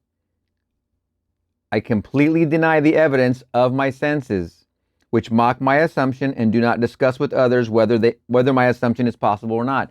Do not discuss with others. Who are the parents? We have discovered that the father and mother of all creation is man's I amness. Man's consciousness is God. I am conscious of the state. I am the father and mother of all my ideas, and my mind remains faithful to this new concept of self. My mind is disciplined. I take into that state the disciples, and I shut out of that state everything that would deny it. Now the child, unaided by man, is resurrected. The condition which I desired and assumed that I had becomes objectified within my world and bears witness to the power of my assumption. You be the judge. I cannot judge you. You are either living now in the dead past, or you are living as the woman whose issue of blood has been stanched. Could you actually answer me if I asked you the question, do you believe now that you, without the assistance of another, need only assume that you are what you want to be to make that assumption real within your world? Or do you believe that you must first fulfill a certain condition imposed upon you by the past? That you must be of a certain order or a certain something? What a question. I am not being critical of certain churches or groups, but There are those who believe that anyone outside of their church or group is not yet saved. I was born a Protestant. You talk to a Protestant. There is only one Christian, a Protestant. You talk to a Catholic. Why, there is nothing in the world that is a Christian but a Catholic. You talk to a Jew, and the Christians are heathens, and the Jews are the chosen. You talk to a Mohammedan, Jews and Christians are the infidels. You talk to someone else, and all these are the untouchables. It does not matter to whom you talk, they are always the chosen ones. Division, division, division. If you believe that you must be one of these in order to be saved, you are still an insane man hiding behind these superstitions and these prejudices of the past, and you are begging not to be cleansed. Some of you say to me, do not ask me to give up my belief in Jesus the man, or in Moses the man, or in Peter the man. When you ask me to give up my belief in these characters, you are asking too much. Leave me these beliefs because they comfort me. I can believe that they lived upon the earth and still follow your psychological interpretation of their stories. I say, come out of the dead past. Come out of that cemetery and walk, knowing that you and your Father are one, and your Father, whom men call God, is your own consciousness. That is the only creative law in the world. Of what are you conscious of being? Although you cannot see your objective with the limited focus of your three-dimensional mind, you are now that which you have assumed you are. Walk in that assumption and remain faithful to it. Time in this dimension of your being beats slowly, and you may not, even after you objectify your assumption, remember there was a time when this present reality was but an attitude of mind. Because of the slowness of the beat of time, here you often fail to see the relationship between your inner nature and the outer world that bears witness to it. You be the judge of the position you now occupy in this 5th chapter of Mark. Are you resurrecting the dead child? Are you still in need of having that womb of your mind closed? Is it still running and therefore cannot be fertile? Are you now the insane man living in the dead past? Only you can be the judge and answer these questions. As an example of that past, present, future concept, remember, the only moment is the present, the now. In this example, we have the illusion called the past, and we have the illusion called the future. When we encompass it all, like for instance through the act of revision, where we know we can flexibly recreate or create new. Now, it's obviously creating a new past, because the past is created the moment you think it. When your mind takes on anything and puts it into this category called the past, that's the creation of it in the first place. So when you're going to go ahead and do some revision and create a new past, you're actually creating, you're not recreating. You're creating new again. It is a recreation because you're created this past, now you're going to create this past. You're recreating a past, either way you look at it. So we don't want to get stuck on semantics, but whenever you think of the past, that is the moment of creation of it. Whenever you think of the future, that is the moment of creation of it. These are within and only exist within your present moment, your now. So anything you're thinking now is overshadowed into this idea called past and into this idea called future. Whatever you're thinking now and believe now and assume now is shadowing all over this thing called past and this thing called future. Are you now the insane man living in the dead past? Only you can be the judge and answer these questions. You can be the judge and answer these questions. You can stop living in this concept and wash these out, get them out of there, wash them out of your life, if you will, so your only focus is the now. The now which you know reaches out into everything. It makes your future. When you're in this self-concept and you want to be in this one, you know that this is your now, that you make the impression, and you assume in your now and you walk as if I am that I am, and then you forget this. You forget this. Let the dead bury the dead.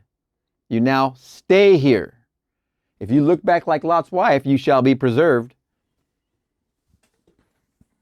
You shall be preserved in the dead past. No fun. Now, we turn to a story in the 5th chapter of the Gospel of John. This will show you how beautifully the ancient storytellers told of the two distinct outlooks on this world. One, the limited 3-dimensional focus, and the other, the 4th-dimensional focus. This story tells of an impotent man who is quickly healed. Jesus comes to a place called Bethesda, which by definition means the house of 5 porches. On these 5 porches are unnumbered impotent folk, lame, blind, halt, withered, and others. Tradition had it that at certain seasons of the year, an angel would descend and disturb the pool which was near these 5 porches. As the angel disturbed the pool, the first one in was always healed, but only the first one, not the second. Jesus, seeing a man who was lame from his mother's womb, said to him, "Wilt thou be made whole?" John 5:6. The impotent man answered him, "Sir, I have no man when the water is troubled to put me into the pool, but while I am coming, another steppeth down before me." John 5:7. Jesus said unto him, "Rise, take up thy bed, and walk." John 5:8. And immediately the man was made whole, and took up his bed, and walked, and on the same day was the Sabbath. John 5:9. You read this story and you think some strange man who possessed miraculous power suddenly said to the lame man, "Rise and walk." I cannot repeat too often that the story, even when it introduces numberless individualities, takes place within the mind of the individual man. The pool is your consciousness. The angel is an idea called the messenger of God. Consciousness being God, when you have an idea, you are entering an angel. The minute you are conscious of a desire, your pool has been disturbed. Desire disturbs the mind of man. To want something is to be disturbed. The very moment you have an ambition or a clearly defined objective, the pool has been disturbed by the angel, which was the desire. You are told that the first one into the disturbed pool is always healed. My closest companions in this world, my wife and my little girl, are to me, when I address them, second. I must speak to my wife as "you are." I must speak to anyone, no matter how close they are, as "you are." And after that, the third person, "he is." There's only one person in this world with whom I can use the first present person, and that is self. I am can be said only of myself. It cannot be said of another. Therefore, when I am conscious of some desire that I want to be, but seemingly am not, the pool being disturbed, who can get into that pool before me? I alone possess the power of the first person. I am that which I want to be. Except I believe I am what I want to be, I remain as I formerly was and die in that limitation. In this story, you need no man to put you into the pool, as your consciousness is disturbed by desire. All you need do is to assume you are already that which formerly you wanted to be, and you are in it, and no man can get in before you. What man can get in before you when you become conscious of being that which you want to be? No one can be before you when you alone possess the power to say, "I am."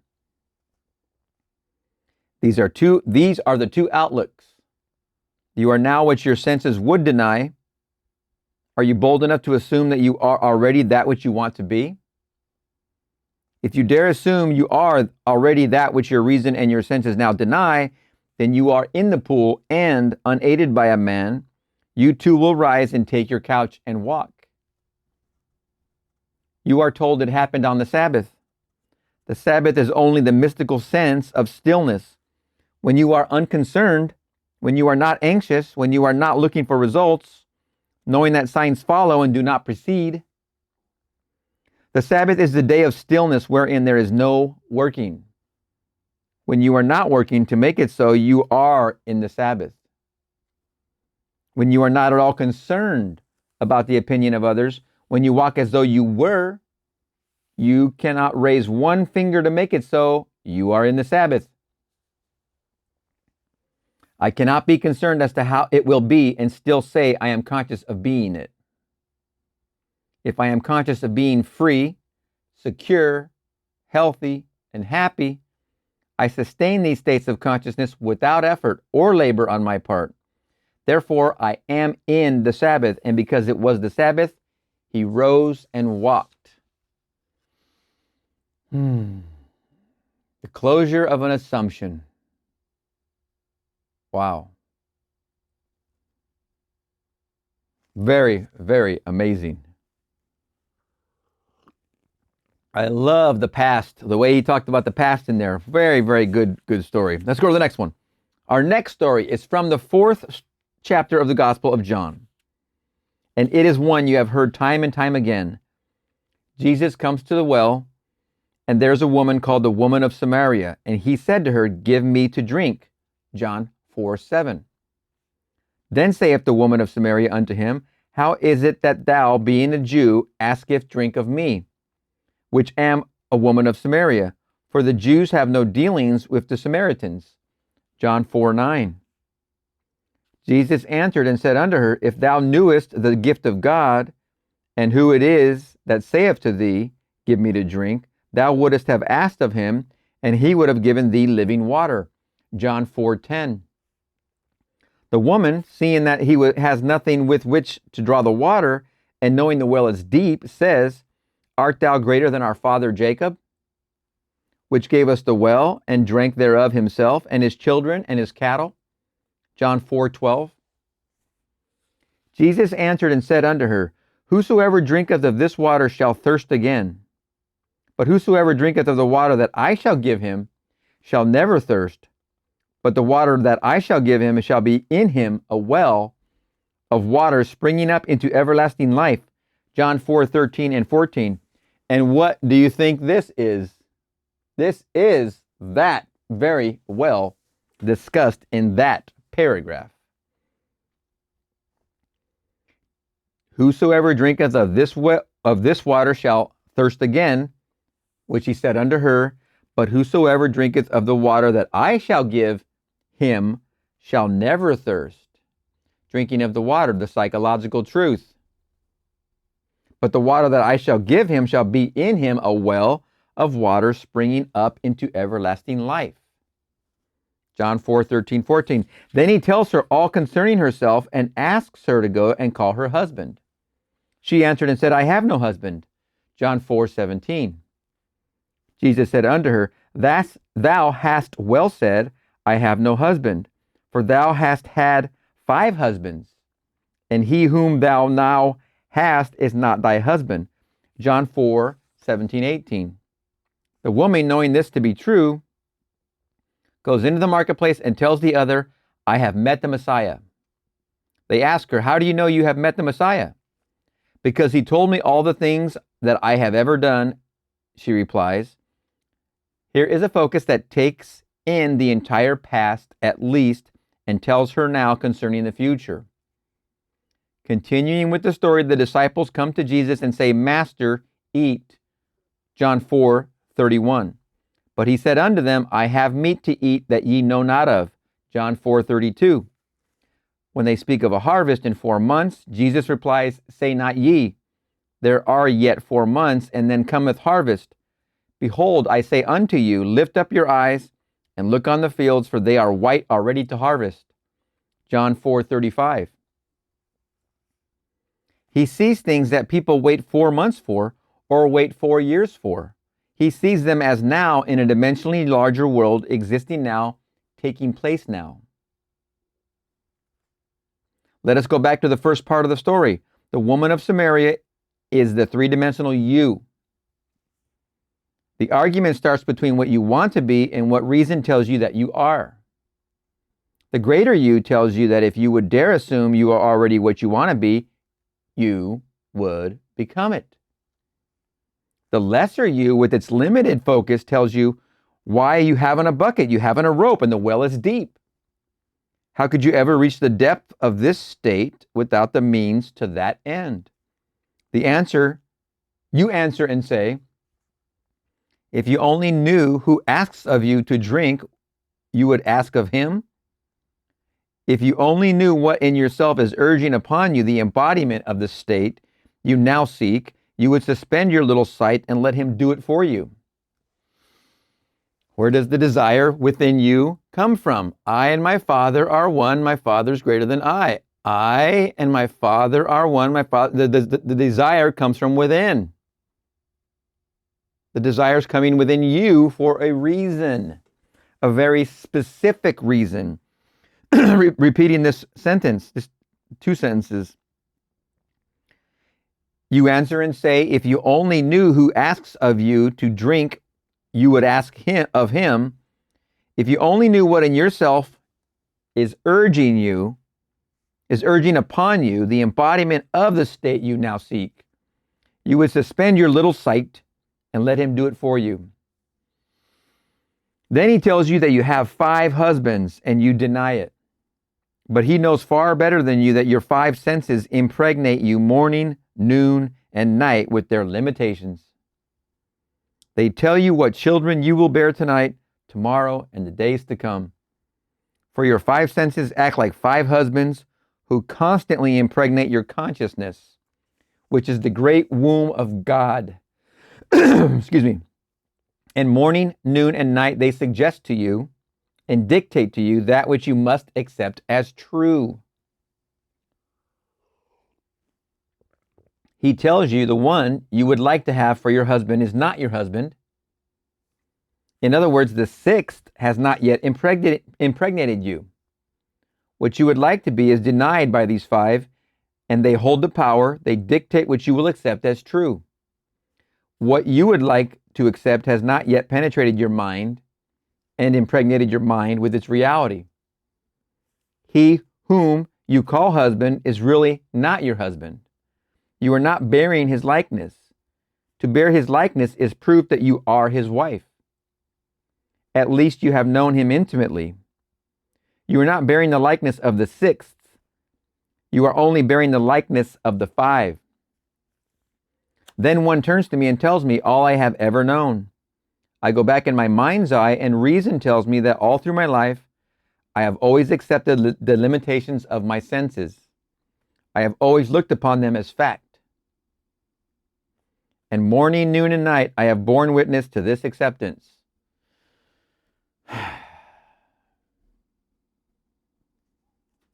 Bummer drag. Now we're aware of this, all right?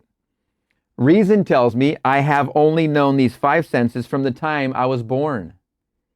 Now I would like to step outside of the limitation of my senses, but I have not yet found within myself the courage to assume I am what these 5 senses would deny that I am.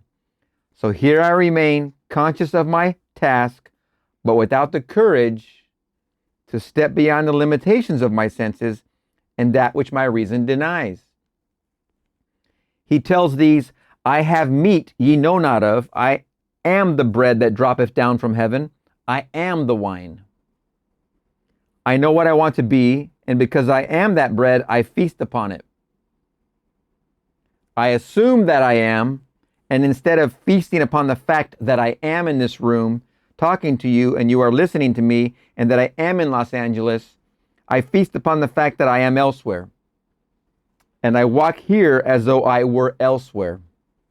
And gradually I become what I feast upon. Man, oh man, what a wonderful one. Let me give you two personal stories. When I was a boy, I lived in a very limited environment in a little island called Barbados. Feed for animals was very, very scarce, very expensive, because we had to import it. I am one of a family of 10 children, and my grandmother lived with us, making 13 at the table. Time and time again, I can remember my mother saying to the cook in the early part of the week, "I want you to put away 3 ducks for Sunday's dinner." This meant that she would take from the flock in the yard 3 ducks and coop them up in a very small cage and feed them, stuff them morning, noon, and night with corn and all these things she wanted the ducks to feast upon. This was an entirely different diet from what we regularly fed the ducks, because we kept those birds alive by feeding them fish. We kept them alive and fat on fish because fish were very cheap and plentiful. But you could not eat a bird that fed upon fish, not as you and I like a bird. The cook would take 3 ducks, put them in a cage, and for 7 days stuff them with corn, sour milk, and all the things we wanted to taste in the birds. Then when they were killed and served for dinner 7 days later, they were luscious, milk-fed, corn-fed birds. But occasionally the cook forgot to put away the birds, and my father, knowing we were having ducks and believing that she had carried out the command, did not send anything else for dinner. And 3 fish came to the table. You could not touch those birds, for they were so much the embodiment of what they fed upon. 3 fish came to the table. Man is a psychological being, a thinker. It is not what he feeds upon physically, but what he feeds upon mentally that he becomes. We become the embodiment of that which we mentally feed upon. Now, those ducks could not be fed corn in the morning and fish in the afternoon and something else at night. It had to be a complete change of diet. In our case, we cannot live a little bit of meditation in the morning, curse at noon, and do something else in the evening.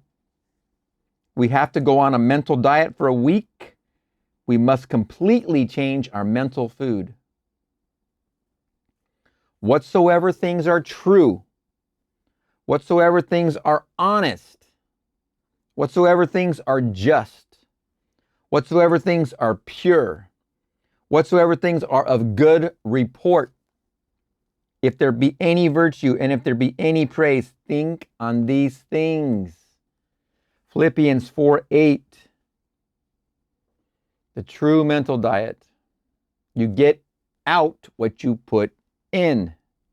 You are in control of your thoughts and your feelings. The main goal of this channel is to bring that under wraps. Complete control of your thoughts and your feelings. So we get this whole path of righteousness figured out. And we consciously wield our naturally born skill set. As a man thinketh in his heart, so is he. If I could now single out the kind of mental food I want to express within my world and feast upon it, I would become it. Let me tell you why I am doing what I am doing today. It was back in 1933 in the city of New York, and my old friend Abdullah, with whom I studied Hebrew for 5 years, was really the beginning of the eating of all my superstitions. When I went to him, I was filled with superstitions. I could not eat meat. I could not eat fish. I could not eat chicken. I could not eat any of these things that were living in the world. I did not drink.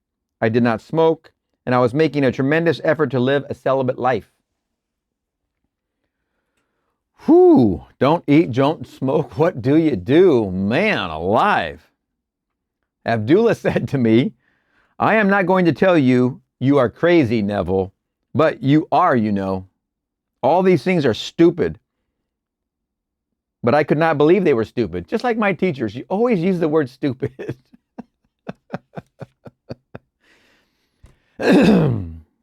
All these things are stupid, said Abdullah to Neville, but I could not believe they were stupid. In November 1933, I bade goodbye to my parents in the city of New York as they sailed for Barbados. I had been in this country 12 years with no desire to see Barbados. I was not successful, and I was ashamed to go home to successful members of my family. After 12 years in America, I was a failure in my own eyes.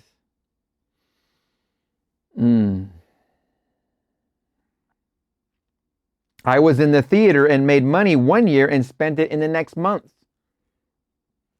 I was not what I would call by their standards, nor by mine, a successful person. Mind you, when I said goodbye to my parents in November, I had no desire to go to Barbados. The ship pulled out, and as I came up the street, something possessed me with a desire to go to Barbados. It was the year 1933. I was unemployed and had no place to go except a little room on 75th Street. I went straight to my old friend Abdullah and said to him, Ab, the strangest feeling is possessing me. For the first time in 12 years, I want to go to Barbados. If you want to go, Neville, you have gone, he replied. That was very strange language to me. I am in New York City on 72nd Street, and he tells me I have gone to Barbados. I said to him, what do you mean I have gone, Abdullah? He said, do you really want to go? I answered, yes. He then said to me, as you walk through this door now, you are not walking on 72nd Street. You are walking on palm-lined streets, coconut-lined streets. This is Barbados. Do not ask me how you are going to go.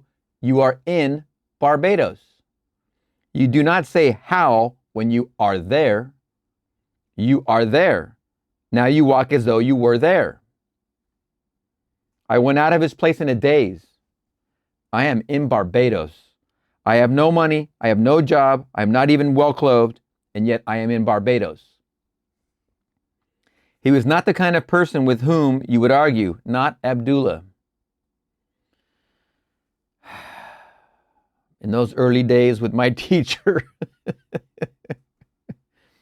was the same exact way. 2 weeks later, I was no nearer my goal than on the day I first told him I wanted to go to Barbados. I said to him, Ab, I trust you implicitly, but here is one time I cannot see how it's going to work. I have not one penny towards my journey, I began to explain. You know what he did? He was as black as the ace of spades, my old friend Abdullah, with his turbaned head. As I sat in his living room, he rose from his chair and went towards his study and slammed the door, which was not an invitation to follow him. As he went through the door, he said to me, I have said all that I have to say. On the 3rd of December, I stood before Abdullah and told him again I was no nearer my trip. He repeated his statement, you are in Barbados. The very last ship sailing for Barbados that would take me there for the reason I wanted to go, which was to be there for Christmas, sailed at noon on December 6th, the old Nerissa. On the morning of December 4th, having no job, having no place to go, I slept late. When I got up, there was an airmail letter from Barbados under my door. As I opened the letter, a little piece of paper flickered to the floor. I picked it up, and it was a draft for $50. The letter was from my brother Victor, and it read, I am not asking you to come, Neville. This is a command. We have never had a Christmas when all the members of our family were present at the same time. This Christmas, it could be done if you would come. My oldest brother Cecil left home before the youngest was born, and then we started to move away from home at different times. So never in the history of our family were we ever all together at the same time. The letter continued, you are not working. I know there is no reason why you cannot come, so you must be here before Christmas. The enclosed $50 is to buy a few shirts or a pair of shoes you may need for the trip. You will not need tips. Use the bar if you are drinking. I will meet the ship and pay all your tips and your incurred expenses. I have cabled Furnace, Withy & Company in New York City and told them to issue you a ticket when you appear at their office. The $50 is simply to buy some little essentials. You may sign as you want aboard the ship. I will meet it and take care of all obligations. I went down to Furness, Withy and Company with my letter and let them read it.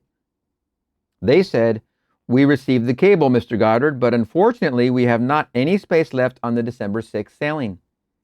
The only thing available is third class between New York and St. Thomas. When we get to St. Thomas, we have a few passengers who are getting off. You may then ride first class from St. Thomas to Barbados. But between New York and St. Thomas, you must go third class, although you may have the privileges of the first class dining room and walk the decks of first class." I said, "I'll take it." I went back to my friend Abdullah on the afternoon of December 4th and said, "It worked like a dream." I told him what I had done, thinking he would be happy. Do you know what he said to me? He said, "Who told you you're going third class? Did I see you in Barbados? The man you are going third class? You are in Barbados and you went there first class." I did not have one moment to see him again before I sailed on the noon of December 6th. When I reached the dock with my passport and my papers to get aboard that ship, the agent said to me, "We have good news for you, Mr. Goddard. There has been a cancellation and you are going first class." Abdullah taught me the importance of remaining faithful to an idea and not compromising. I wavered, but he remained faithful to the assumption that I was in Barbados and had traveled first class. What a wonderful, wonderful story.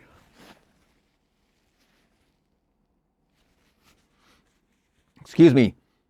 Now, back to the significance of our two Bible stories.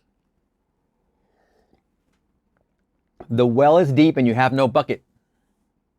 You have no rope. It is 4 months to the harvest, and Jesus says, "I have meat to eat ye know not of. I am the bread of heaven." Feast on the idea. Become identified with the idea as though you were already that embodied state. Walk in the assumption that you are what you want to be. If you feast on that and remain faithful to that mental diet, you will crystallize it. You will become it in this world. When I came back to New York in 1934 after 3 heavenly months in Barbados, I drank, I smoked, and did everything I had not done in years. I remembered what Abdullah had said to me. "After you have proven this law, you will become normal, Neville. You will come out of that graveyard. You will come out of that dead past where you think you are being holy. For all you are really doing, you are being so good, Neville. You are good for nothing." What a statement. Wow. I came back walking this earth a completely transformed person. From that day, which was February 1934, I began to live more and more. I cannot honestly tell you I have always succeeded. My many mistakes in this world, my many failures would convict me if I told you that I have so completely mastered the movements of my attention that I can at all times remain faithful to the idea that I want to embody. But I can say, with the ancient teacher, although I seem to have failed in the past, I move on, I move on, I move on, and strive day after day to become that which I want to embody in this world. Suspend judgment. Refuse to accept what reason and the senses now dictate. And if you remain faithful to the new diet, you will become the embodiment of the ideal to which you remain faithful. If there is one place in the world that is unlike my little island of Barbados, it is New York City. In Barbados, the tallest building is 3 stories, and the streets are lined with palm trees and coconut trees and all sorts of tropical things. In New York City, you must go to a park to find a tree. Yet I had to walk the streets of New York as though I walked the streets of Barbados. To one's imagination, all things are possible. I walked feeling that I was actually walking the streets of Barbados. And in that assumption, I could almost smell the odor of the coconut-lined lanes. I began to create within my mind's eye the atmosphere I would physically encounter were I in Barbados. As I remained faithful to this assumption, somebody canceled passage and I received it. My brother in Barbados, who never thought of my coming home, has the commanding urge to write me a strange letter he had never dictated to me, but this time he dictated and thought that he originated the idea of my visit. His brother thought it was his original idea. That's the part that's fascinating. As you keep the assumption, you see the originality happen here, but you see it spring up like a plant, like a life of its own in another person, and they are the bridge of incidents. And they sprout this idea and they just start moving, and you're like, how are they doing that? Why are they doing that? And you ask them and they just go, this is what we're supposed to do. They don't even have a reason behind what they're doing to help you with that bridge of incidents. That's why you need never worry, ever. I went home and had 3 heavenly months, returned first class, and brought back quite a sum of cash in my pocket, a gift. My trip, had I paid for it, would have been $3,000, yet I did it without a nickel in my pocket. $3,000 in approximately, I think, 1938? Is that after 5 years? Yeah, 1938. It's quite a bit of money. I have ways ye know not of. My ways are past finding out.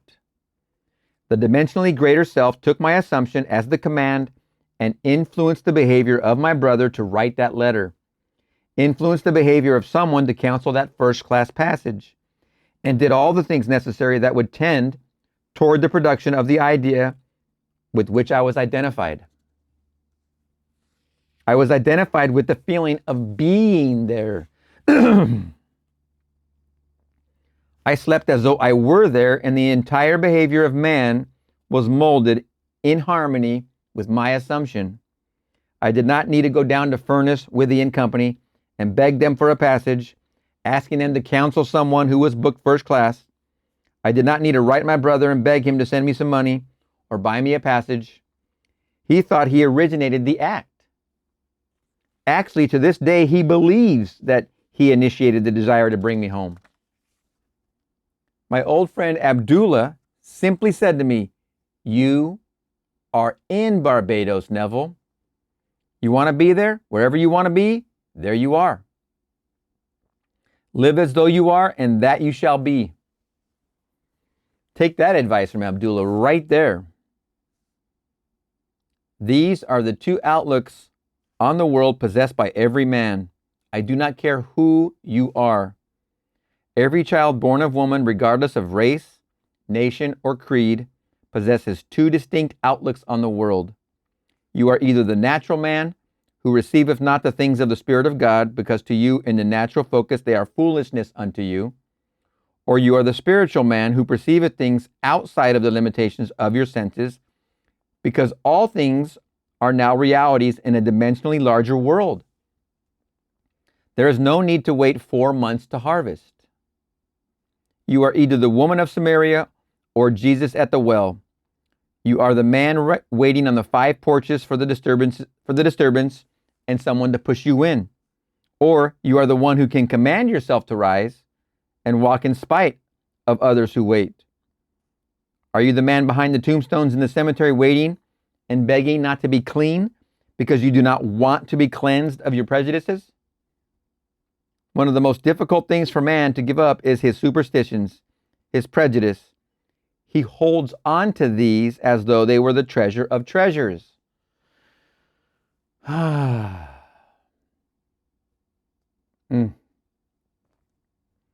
When you do become cleansed and you are free, then the womb, your own mind, is automatically healed.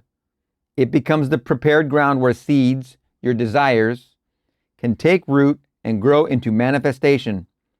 The child you now bear in your heart is your present objective. Your present longing is a child that is as though it were sick. If you assume you are now what you would like to be, the child for a moment becomes dead because there is no disturbance anymore. If you assume now If you assume that you are now what you would like to be, the child for a moment becomes dead because there is no disturbance anymore. Because in that moment of your assumption, you are it. You cannot be disturbed when you feel you are what you want to be, because if you feel you are what you want it to be, you are satisfied in that assumption. To others who judge superficially, excuse me, to others who judge superficially, you seem no longer to desire. So to them, the desire or damsel is dead. They think you have lost your ambition because you no longer discuss your secret ambition. You have completely adjusted yourself to the idea. You have assumed that you are what you want to be. You know, she is not dead, but she sleepeth. I go to awaken her. Excuse me.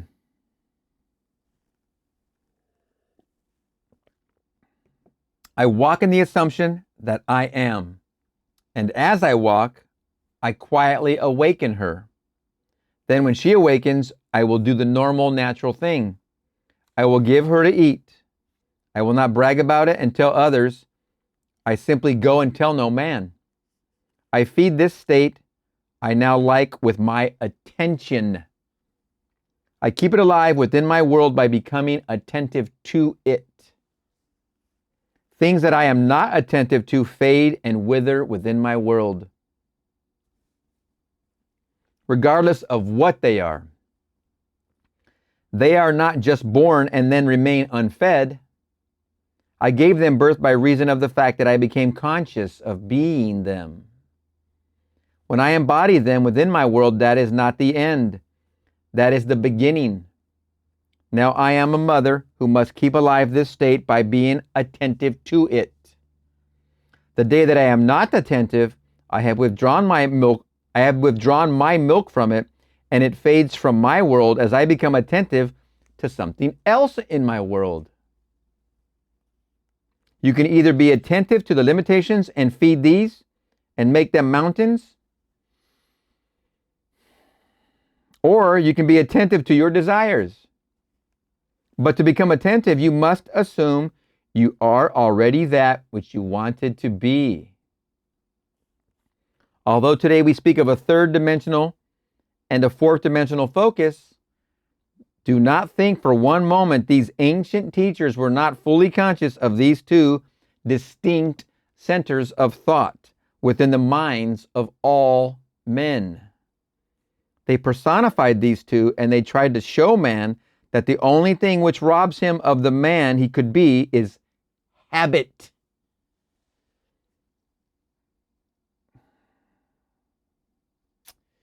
I tell you, habit rhymes with stop it. They personified these two, and they tried to show man that the only thing which robs him of the man he could be is habit. Although it is not law, every psychologist will tell you that habit is the most inhibiting force in the world. It completely restricts man and binds him and makes him totally blind to what otherwise he should be. Begin now to mentally see and feel yourself as that which you want to be, and feast upon that sensation morning, noon, and night. I have scoured the Bible for a time interval that is longer than 3 days and have not found it. Jesus answered and said unto them, Destroy this temple, and in 3 days I will raise it up. John 2:19. Prepare you victuals, for within 3 days ye shall pass over this Jordan to go in to possess the land, which the Lord your God giveth you to possess it. Joshua 1:11. If I could completely saturate my mind with one sensation and walk as though it were already a fact, I am promised, and I cannot find any denial of it in this great book, that I do not need more than a 3-day diet if I remain faithful to it. But I must be honest about it. If I change my diet in the course of the day, I extend the time interval.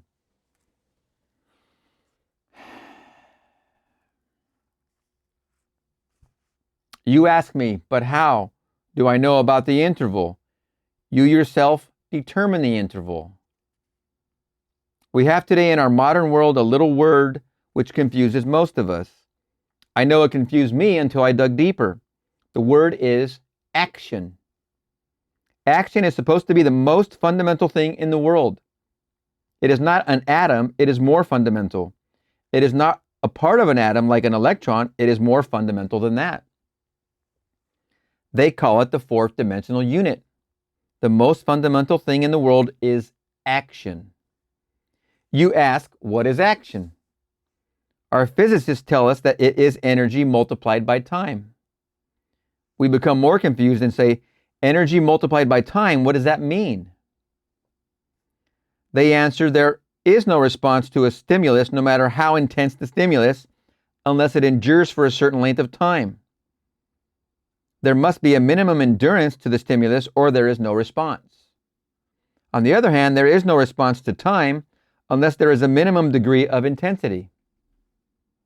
Today, the most fundamental thing in the world is called action, or simply energy multiplied by time.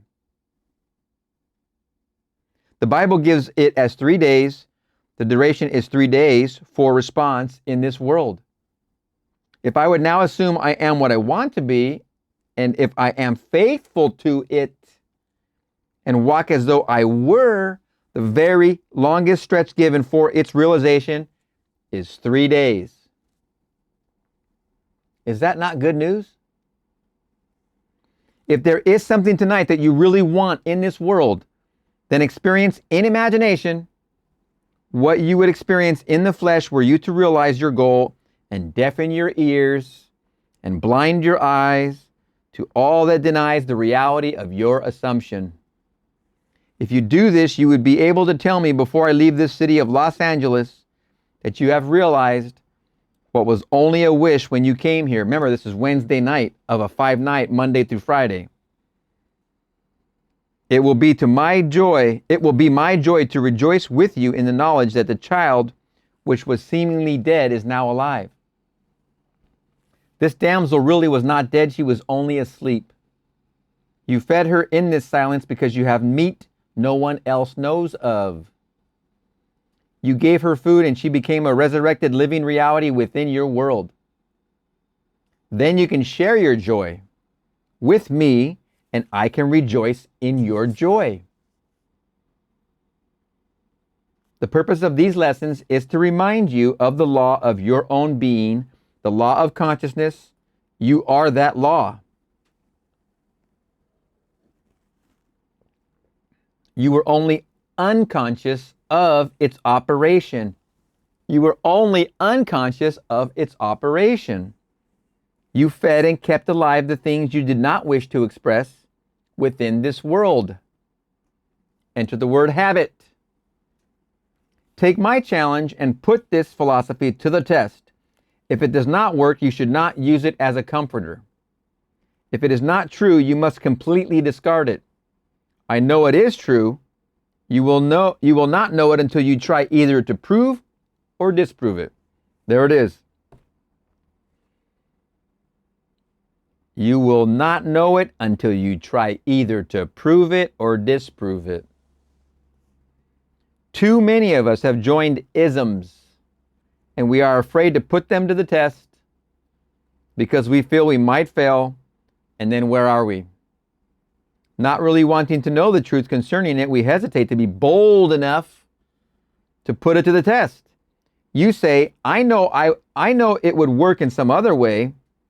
I do not really want to test it. While I have not yet disproved it, I can still be comforted by it. Now, do not fool yourself. Do not think for 1 second, be that you are wise. Prove or disprove this law. I know that if you attempt to disprove it, you will prove it. And I will be the richer for your proving it. Not in dollars, not in things, but because you become the living fruit of what I believe I am teaching in this world. There it is. Oh man, that's a sentence worth repeating, Neville. Oh man, wow. What a wonderful, wonderful sentence. Prove or disprove this law. First sentence. Second sentence. I know that if you attempt to disprove it, you will prove it. And I will be the richer for your proving it, not in dollars, not in things, but because you become the living fruit of what I believe I am teaching in this world. It is far better to have you a successful, satisfied person after 5 days of instruction than to have you go out dissatisfied. I hope you will be bold enough to challenge this instruction and either prove or disprove it. Now, before we go into the silence period, I shall briefly explain the technique again. We have two techniques in applying this law. Everyone here must now know exactly what he wants.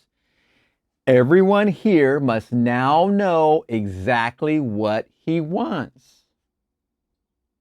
Have you figured that out? Have you listened to what that is? You must know that if you do not get it tonight, you will still be as desirous tomorrow concerning this objective. When you know exactly what you want, construct in your mind's eye a single, simple event which implies fulfillment of your desire, an event wherein self predominates. Instead of sitting back and looking at yourself as though you were on the screen, you be the actor in the drama. Restrict the event to one single action. If you are going to shake a hand because that implies fulfillment of your desire, then do that and that only. Do not shake hands and then wander off in your imagination to a dinner party or to some other place. Restrict your action to simply shaking hands and do it over and over again until that handshake takes on the solidity and the distinctness of reality. If you feel you cannot remain faithful to an action, I want you now to define your objective and then condense the idea, which is your desire, into a single phrase, a phrase which implies fulfillment of your desire. Some phrase such as, isn't it wonderful? Isn't it wonderful? Isn't it wonderful? Isn't it wonderful? Or if I felt thankful because I thought someone was instrumental in bringing my desire to pass, I could say, thank you. Thank you. Thank you. And repeat it with feeling over and over again like a lullaby until my mind was dominated by the single sensation of thankfulness. Thank you. We will now sit quietly in these chairs with the idea, which implies fulfillment of our desire, condensed to a single phrase or to a single act. We will relax and immobilize our physical bodies. Then let us experience in imagination the sensation which our condensed phrase or action affirms. Isn't it wonderful? Isn't it wonderful? Thank you. Thank you. Thank you. Or whichever you choose. If you imagine yourself shaking another person's hand, do not use your physical hand. Let it remain immobilized. But imagine that housed within your hand is a more subtle, more real hand, which can be extracted in your imagination. Put your imaginary hand into the imaginary hand of your friend who stands before you and feel the handshake. Keep your physical body immobilized, even though you become mentally active in what you are now about to do. Now we will go into the silence. And this is your opportunity to go into your own silence with your thank you, with your isn't it wonderful, with your handshake.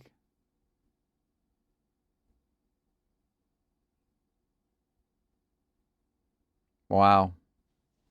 That typically Neville would do for 2 minutes. And 2 minutes is definitely worthy amount of time if you repeat your scene over and over and over. 1 minute's enough, but 2 minutes, man, you would be fully convinced when you opened your eyes, like, oh, this is strange because this isn't where I just was. Where I just was is reality. 3 days. Morning, noon, and night. Hence why these videos come out morning, noon, and night. 11's almost noon. If you want them to come out at noon, let me know and I'll push them out at noon. But morning, noon, and night. That's the reason. All right. We're going to see you in the next lesson. Neville Goddard Five Lessons, Lesson 4, No one to change but self. May I take just a minute to clarify what was said last night? A lady felt from what I said last night that I am anti-one nation. I do hope that I am not anti any nation, race, or belief. If perchance I used a nation, it was only to illustrate a point. What I tried to tell you was this: we become what we contemplate. For it is the nature of love, as it is the nature of hate, to change us into the likeness of that which we contemplate. Last night I simply read a news item to show you that when we think we can destroy our image by breaking the mirror, we are only fooling ourselves. When through war or revolution we destroy titles which to us represent arrogance and greed, we become in time the embodiment of that which we thought we had destroyed. So today the people who thought they destroyed the tyrants are themselves that which they thought they had destroyed. That I may not be misunderstood, let me again lay the foundation of this principle. Consciousness is the one and only reality. We are incapable of seeing other than the contents of our own consciousness. And the proof of that is in this diagram. I am all that is, God, right there. And we are all offshoots of Him, of all that is, of I am. All we are ever seeing is ourself, is our own consciousness. Therefore, hate betrays us in the hour of victory and condemns us to be that which we condemn. All conquest results in an exchange of characteristics, so that conquerors become like the conquered foe. We hate others for the evil which is in ourselves. Don't forget the finger-pointing concept. Races, nations, and religious groups have lived for centuries in intimate hostility, and it is the nature of hatred, as it is the nature of love, to change us into the likeness of that which we contemplate. Nations act toward other nations as their own citizens act toward each other. When slavery exists in a state and that nation attacks another, it is with intent to enslave. When there is a fierce economic competition between citizen and citizen, then in war with another nation, the object of the war is to destroy the trade of the enemy. Wars of domination are brought about by the will of those who, within a state, are dominant over the fortunes of the rest. We radiate the world that surrounds us by the intensity of our imagination and feeling. But in this third-dimensional world of ours, time beats slowly. And so we do not always observe the relationship of the visible world to our inner nature. Now that is really what I meant. I thought I had said it. That I may not be misunderstood, that is my principle. You and I can contemplate an ideal and become it by falling in love with it. On the other hand, we can contemplate something we heartily dislike, and by condemning it, we will become it. But because of the slowness of time in this three-dimensional world, when we do become what we contemplated, we have forgotten that formerly we set out to worship or destroy it. You don't recognize your own harvest. Tonight's lesson is the capstone of the Bible, so do give me your attention. The most important question asked in the Bible will be found in the 16th chapter of the Gospel of St. Matthew. As you know, all of the Bible stories are your stories. Its characters live only in the mind of man.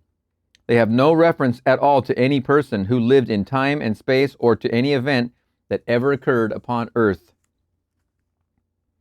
The drama related in Matthew takes place in this manner. Jesus turns to his disciples and asks them, Whom do men say that I, the Son of Man, am? Matthew 16:13. And they said, Some say, Thou art John the Baptist, some Elias, and others Jeremiah, or one of the prophets. He saith unto them, But whom say ye that I am? And Simon Peter answered and said, Thou art the Christ, the Son of the living God. And Jesus answered and said unto him, Blessed art thou, Simon Bar-Jonah, for flesh and blood hath not revealed it unto thee, but my Father which is in heaven. And I say also unto thee that thou art Peter, and upon this rock I will build my church. Matthew 16:14 through 18. Jesus turning to his disciples is man turning to his disciplined mind in self-contemplation. Good sentence, man. Because the disciples are the 12 disciplines of mind. Jesus is the mind. Jesus is the imagination. Same as Christ, Lord, God, all of that. Jesus turning to his disciples is man turning to his disciplined mind in self-contemplation to imagine. Wonderful sentence. You ask yourself the question, whom do men say that I am? In our language, I wonder what men think of me. You answer, some say John come again. Some say Elias, others say Jeremiah, and still others a prophet of old come again. It is very flattering to be told that you are or that you resemble the great men of the past, but enlightened reason is not enslaved by public opinion. It is only concerned with the truth, so it asks itself another question. But whom say ye that I am? In other words, who am I? If I am bold enough to assume that I am Christ Jesus, the answer will come back, thou art Christ Jesus. When I can assume it and feel it and boldly live it, I will say to myself, flesh and blood could not have told me this, but my Father which is in heaven revealed it unto me. Then I make this concept of self the rock on which I establish my church, my world. If ye believe not that I am he, ye shall die in your sins. John 8:24. Because consciousness is the only reality, I must assume that I am already that which I desire to be. If I do not believe that I am already what I want to be, then I remain as I am and die in this limitation. Man is always looking for some prop on which to lean. He is always looking for some excuse to justify failure. This relation gives man no excuse for failure. This revelation gives man no excuse for failure. His concept of himself is the cause of all the circumstances of his life. His concept of himself is the cause of all the circumstances of his life. This is his self-concept. When your self-concept, you want to be here, then this is the self-concept you need to have of yourself. 3 days. All changes must first come from within himself. And if he does not change on the outside, it is because he has not changed within. But man does not like to feel that he is solely responsible for the conditions of his life. Doesn't like to feel that way. I don't know why. Why are we like that? From that time, many of his disciples went back and walked no more with him. Then said Jesus unto the 12, Will ye also go away? Then Simon Peter answered him, Lord, to whom shall we go? Thou hast the words of eternal life. John 6:66 through 68. I may not like what I have just heard, that I must turn to my own consciousness as to the only reality, the only foundation on which all phenomena can be explained. It was easier living when I could blame another. Oh, how easy. Let me just say you did it, or you did it, or you did it. Oh, yeah, that's easy. Little do we know, not so easy. It was much easier living when I could blame society for my ills or point a finger across the sea and blame another nation. It was easier living when I could blame the weather for the way I feel. I'm not even going to touch today's politics with borders. Holy criminy. But to tell me that I am the cause of all that happens to me, that I am forever molding my world in harmony with my inner nature, that is more than man is willing to accept. If this is true, to whom would I go? If these are the words of eternal life, I must return to them, even though they seem so difficult to digest. When man fully understands this, he knows that public opinion does not matter. For men only tell him who he is. The behavior of men constantly tell me who I have conceived myself to be. If I accept this challenge and begin to live by it, I finally reach the point that is called the great prayer of the Bible. It is related in the 17th chapter of the Gospel of St. John. I have finished the work which thou gavest me to do, John 17:4. And now, O Father, glorify thou me with thine own self, and with the glory which I had with thee before the world was, John 17:5. While I was with them in the world, I kept them in thy name. Those that thou gavest me I have kept, and none of them is lost but the son of perdition, John 17:12. It is impossible for anything to be lost. In this divine economy, nothing can be lost. It cannot even pass away. The little flower which has blossomed once blooms forever. It is invisible to you here with your limited focus, but it blooms forever in the larger dimension of your being, and tomorrow you will encounter it. All that thou gavest me I have kept in thy name, and none have I lost save the son of perdition. The son of perdition means simply the belief in loss. Son is a concept, an idea. Perdido is loss. I have only truly lost the concept of loss, for nothing can be lost. I can descend from the sphere where the thing itself now lives, and as I descend in consciousness to a lower level within myself, it passes from my world. I say, I have lost my health. I have lost my wealth. I have lost my standing in the community. I have lost faith. I have lost 1,000 things. But the things in themselves, having once been real in my world, can never cease to be. They never become unreal with the passage of time. I, by my descent in consciousness to a lower level, cause these things to disappear from my sight, and I say, they have gone. They are finished as far as my world goes. All I need to do is to ascend to the level where they are eternal. And they once more objectify themselves and appear as realities within my world. Ascend, and they once more objectify themselves and appear as realities within my world. The crux of the whole 17th chapter of the Gospel of St. John is found in the 19th verse. And for their sake I sanctify myself, that they also might be sanctified through the truth. Heretofore I thought I could change others through effort. Now I know I cannot change another unless I first change myself. Most powerful sentence. To change another within my world, I must first change my concept of that other. And to do it best, I change my concept of self. For it was the concept I held of self that made me see others as I did. You have a self-concept. This self-concept must change in order for this other person to change the concept of them that you hold.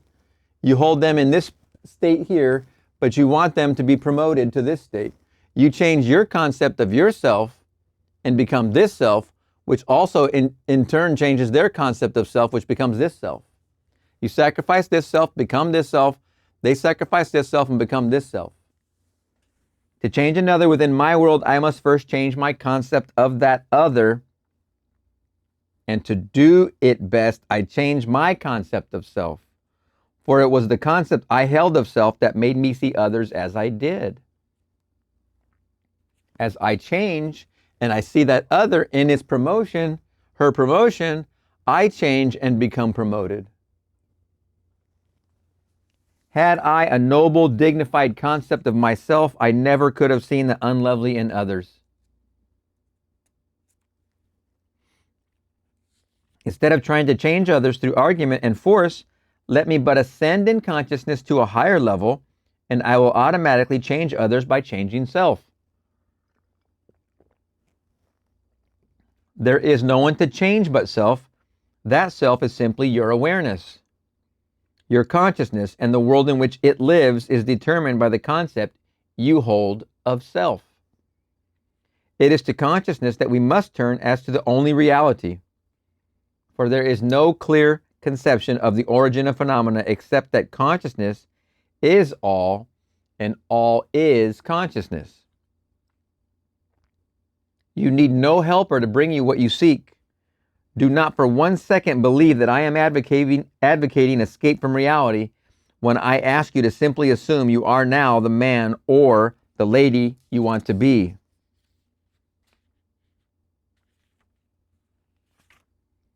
If you and I could feel what it would be like were we now that which we want to be, and live in this mental atmosphere as though it were real, then in a way we do not know, our assumption would harden into fact.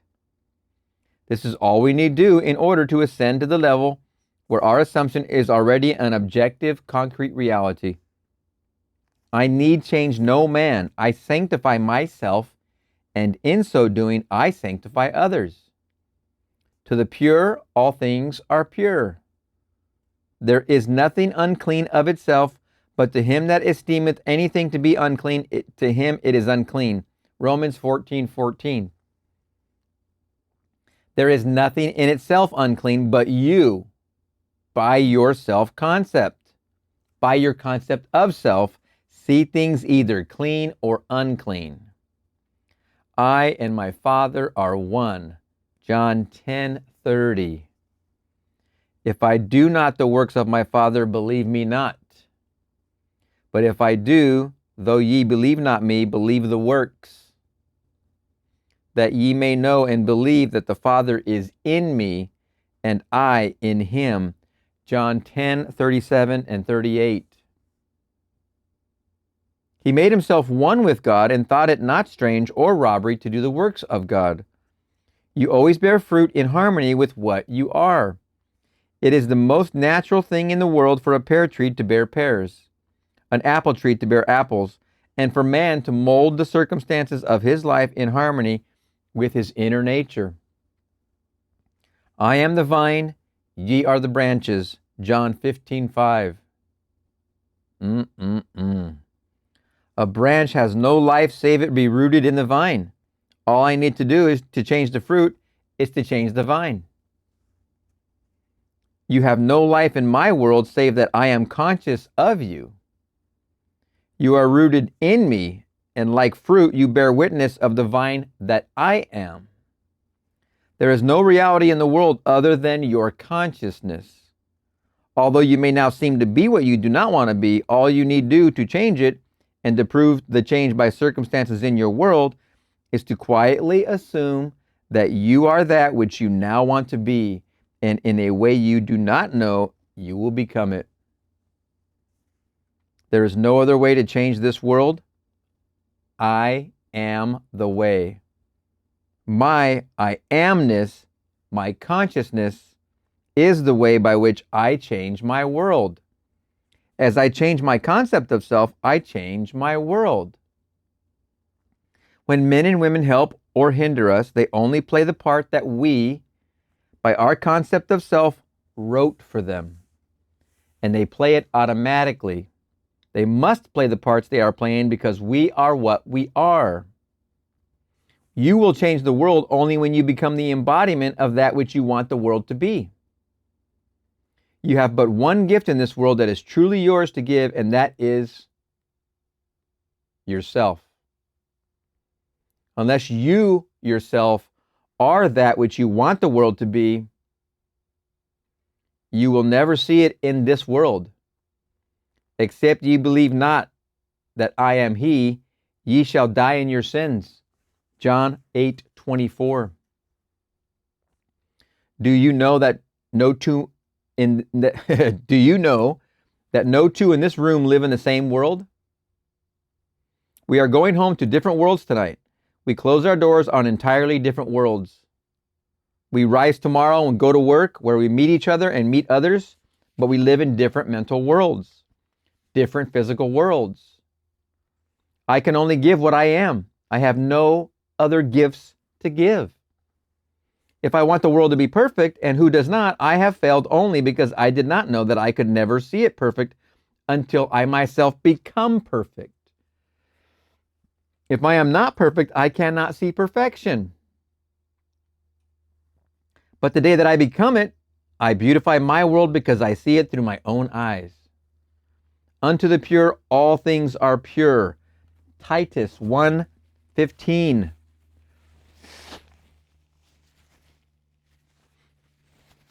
Excuse me. No two here can tell me that you have heard the same message any one night. The one thing that you must do is hear what I say through that which you are. It must be filtered through your prejudices, your superstitions, and your concept of self. Whatever you are, it must come through that and be colored by what you are. If you are disturbed and you would like me to be something other than what I appear to be, then you must be that which you want me to be. We must become the thing that we want others to be, or we will never see them be it. We must become the thing that we want others to be, or we will never see them be it. Your consciousness, my consciousness, is the only true foundation in the world.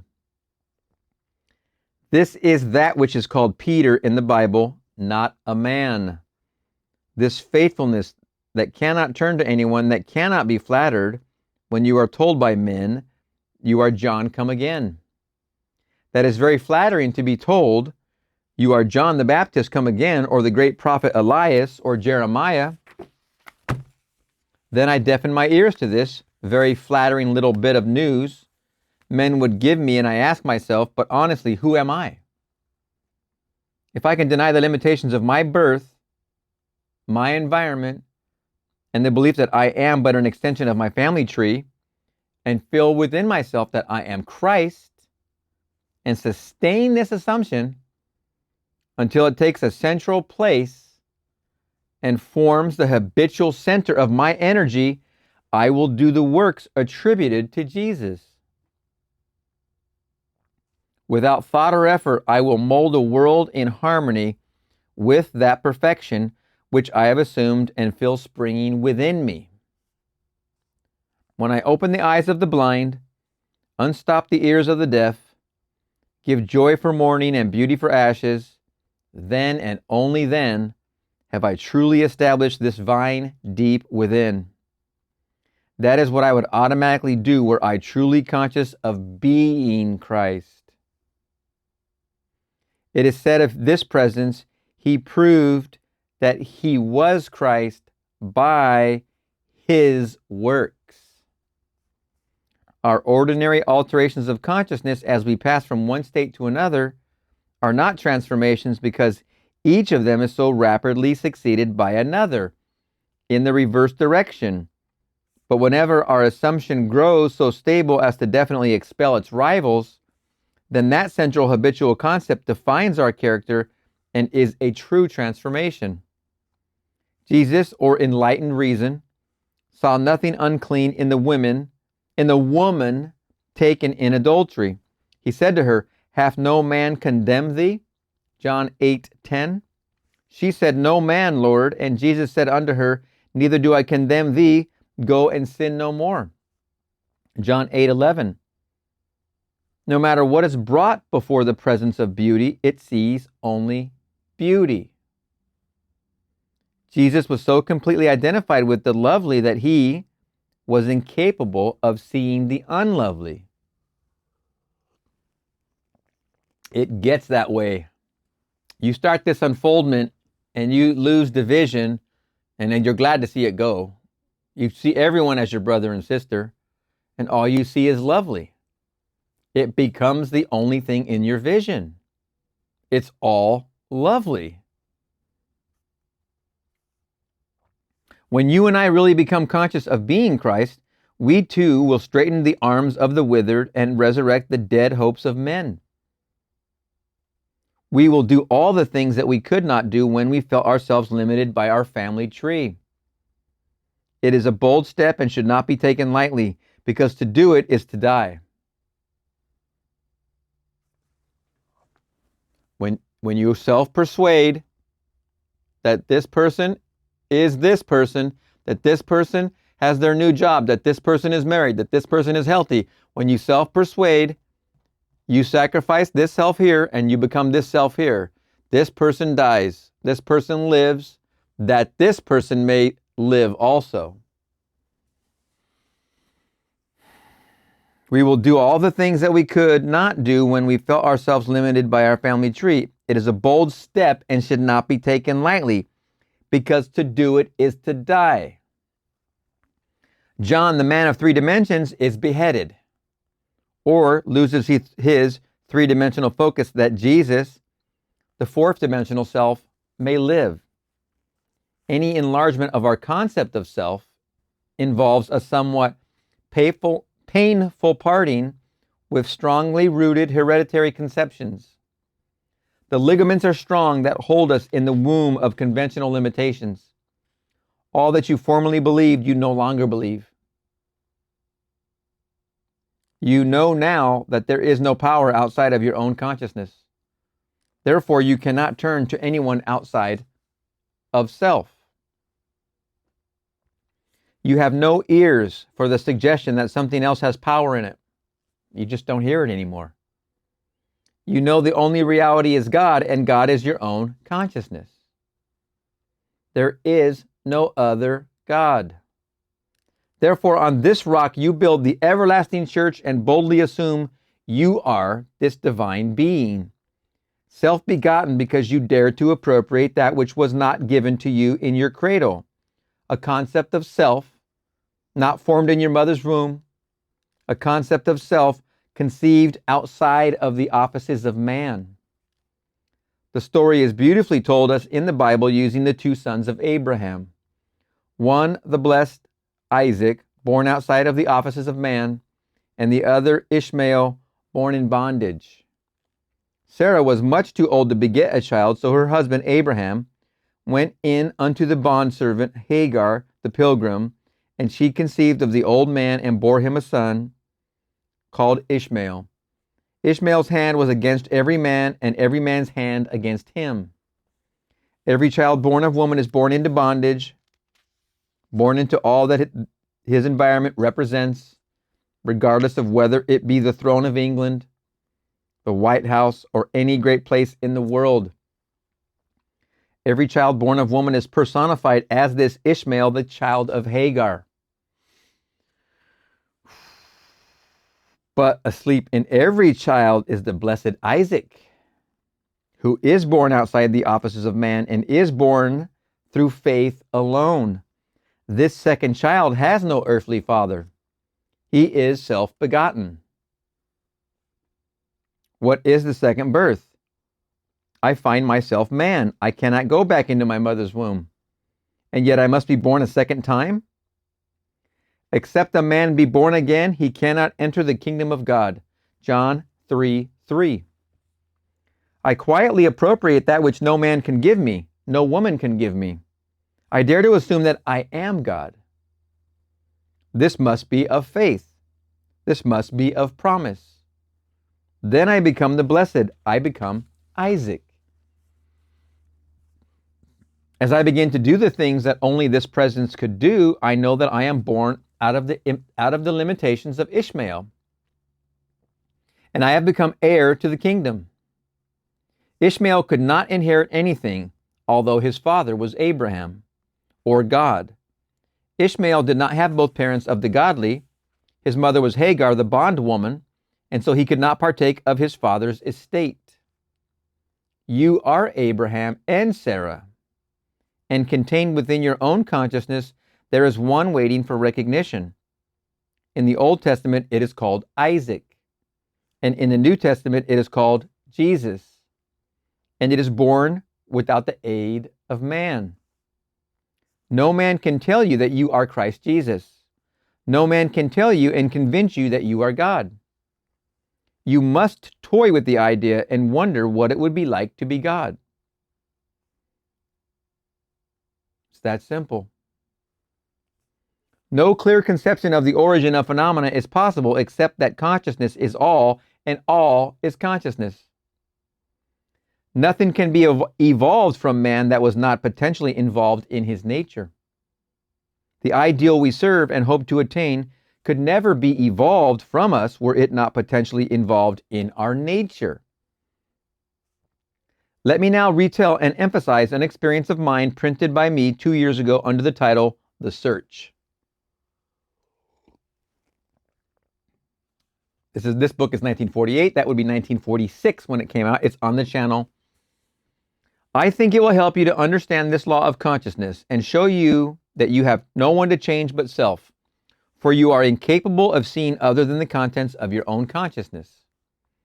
Once in an idle interval at sea, I meditated on the perfect state and wondered what I would be were I of two pure eyes to behold iniquity. If to me all things were pure and were I without condemnation. Let's close our eyes. I'll repeat this. You can close your eyes now if you're not driving. Close your eyes just for this little sentence. I meditate on the perfect state and wonder what I would be were I of two pure eyes to behold iniquity. If to me all things were pure and were I without condemnation. As I became lost in this fiery brooding, I found myself lifted above the dark environment of the senses. So intense was feeling, I felt myself a being of fire dwelling in a body of air. Voices as from a heavenly chorus, with the exaltation of those who had been conquerors in a conflict with death, were singing, "He is risen, he is risen," and intuitively I knew they meant me. Then I seemed to be walking in the night. I soon came upon a scene that might have been the ancient pool of Bethesda. For in this place lay a great multitude of impotent folk, blind, halt, withered, waiting not for the moving of water as of waiting not for the moving of the water as of tradition, but waiting for me. As I came near, without thought or effort on my part, they were one after the other, molded as by the magician of the beautiful. Eyes, hands, feet, all missing members were drawn from some invisible reservoir and molded in harmony with that perfection which I felt springing within me. When all were made perfect, the chorus exulted, "It is finished." This is what it is when you look out of these things and you see a homeless lady with her two children in the parking lot and you imagine lovingly. Now, to extend that story of a few videos ago, I had seen her, I think, the day before and didn't think anything of it. I think I was on the phone with my wife at the time, believe it or not. Today I went to the store and did not see her there. I will keep you updated. But everything you see when you practice this, you will start to see it in its. As another example, which can't leave my brain right now, it's obviously the New Year's. We're in February. We're in the middle of February. Beginning of January, I see a lot of people who are out jogging, and I'm at the traffic light and I see them jog by, and they obviously have extra weight to lose. What I do when I see that, and it looks like it's painful because jogging doesn't look fun. Jogging doesn't look fun. But then I see the motivation behind it because it's obvious in the physical size of the person. So what I do, myself, I see them as that slim person, as that beautiful self-conceived person. I see that person that their self-concept is. Whether or not they see it in that moment, I see it in that moment. I draw out. I take the moment, and that's all I do as they pass by my car. I see the beautiful art within. like the sculptor. I know this vision was the result of my intense meditation upon the idea of perfection, for my meditations invariably bring about union with the state contemplated. I had been so completely absorbed within the idea that for a while I had become what I contemplated. And the high purpose with which I had for that moment identified myself drew the companionship of high things and fashioned the vision in harmony with my inner nature.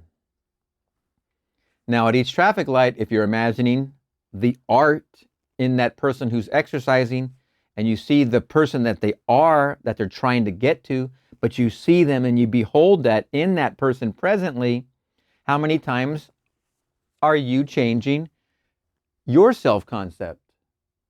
If you're imagining lovingly for others and you're persuading yourself of that success story right in front of you jogging by, then you have given up this self and became this self. And then when you see the person jogging by again, you give up this self to become this self. How many times do you have the opportunity to change? How many times do you have the opportunity to lift? Believe me, it is countless. Back to this part. In this place lay a great multitude of impotent folk, blind, halt, withered, waiting not for the moving of water as of tradition, but waiting for me. As I came near, without thought or effort on my part, they were one after the other molded as by the magician of the beautiful. Eyes, hands, feet, all missing members were drawn from some invisible reservoir and molded in harmony with that perfection which I felt springing within me. When all were made perfect, the chorus exalted, "It is finished." It doesn't take much effort, what we're talking about here. I know I'm embellishing here because it needs to be embellished. It doesn't take much effort. It is completely free. It's no tax on you. It doesn't take more of your time. You're already sitting at a red light. It would go to show you what your thoughts are actually upon. If you have extra ones to put in this effort, it would show what your focus is on. The ideal with which we are united works by association of ideas. Excuse me, let me repeat the sentence. It sounds odd. The ideal with which we are united works by association of ideas to awaken 1,000 moods to create a drama in keeping with the central idea. My mystical experiences have convinced me that there is no way to bring about the perfection we seek other than by the transformation of ourselves. Each time I do that, when I see somebody, whether the homeless situation or the person jogging, and I am helping the upgrade, I am convincing myself, persuading myself. I can see the effort, so I know what their goal appears to be, so I only assist in that. As soon as we succeed in the transforming ourselves, the world will melt magically before our eyes and reshape itself in harmony with that which our transformation affirms. We fashion the world that surrounds us by the intensity of our imagination and feeling, and we illuminate or darken our lives by the concepts we hold of ourselves. Nothing is more important to us than our conception of ourselves, and especially is true of our concept of the deep, dimensionally greater one within us.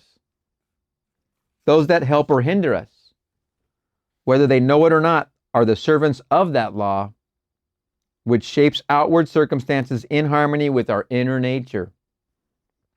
It is our conception of ourself which frees or constrains us, though it may use material agencies to achieve its purpose. Because life molds the outer world to reflect the inner arrangement of our minds, there is no way of bringing about the outer perfection we seek, other than by the transformation of ourselves. No help cometh from without. The hills to which we lift our eyes are those of an inner range. It is thus to our own consciousness that we must turn as to the only reality, the only foundation on which all phenomena can be explained. We can rely absolutely on the justice of this law to give us only that which is of the nature of ourselves. To attempt to change the world before we change our concept of ourselves is to struggle against the nature of things. There can be no outer change until there is first an inner change. The only way you're going to see this person change that's in your world is to change your concept of yourself by changing what you persuade yourself to think and believe about that person. You believe they're successful, you believe they're married, you believe that they are healthy, you believe that they're full of wisdom, you persuade yourself and you become this new self with that persuasion. Then this person picks up on that subconscious influence and accepts it as their divine right to become, they also become this new self. This old one dies, you're here, and they're now here. Success for everybody. As within, so without. I am not advocating philosophical indifference when I suggest that we should imagine ourselves as that which we want to be, living in a mental atmosphere of greatness, rather than using physical means and arguments to bring about the desired changes. Everything we do, unaccompanied by a change of consciousness, is but futile readjustment of surfaces. However we toil or struggle, we can receive no more than our concepts of self, capital self, affirm. However we toil or struggle, we can receive no more than our concepts of self affirm. To protest against anything which happens to us is to protest against the law of our being and our rulership over our own destiny. The circumstances of my life are too closely related to my conception of myself not to have been formed by my own spirit from some dimensionally larger storehouse of my being. If there is pain to me in these happenings, I should look within for myself for the cause. If there is pain to me in these happenings, I should look within myself for the cause, for I am moved here and there and made to live in a world in harmony with my concept of myself. If we would become as emotionally aroused over our ideas as we become over our dislikes, we would ascend to the plane of our ideal as easily as we now descend to the level of our hates.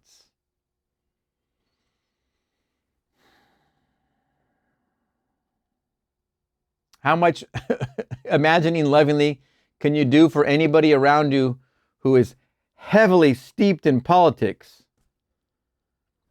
I had a friend come over and they expressed their political opinions.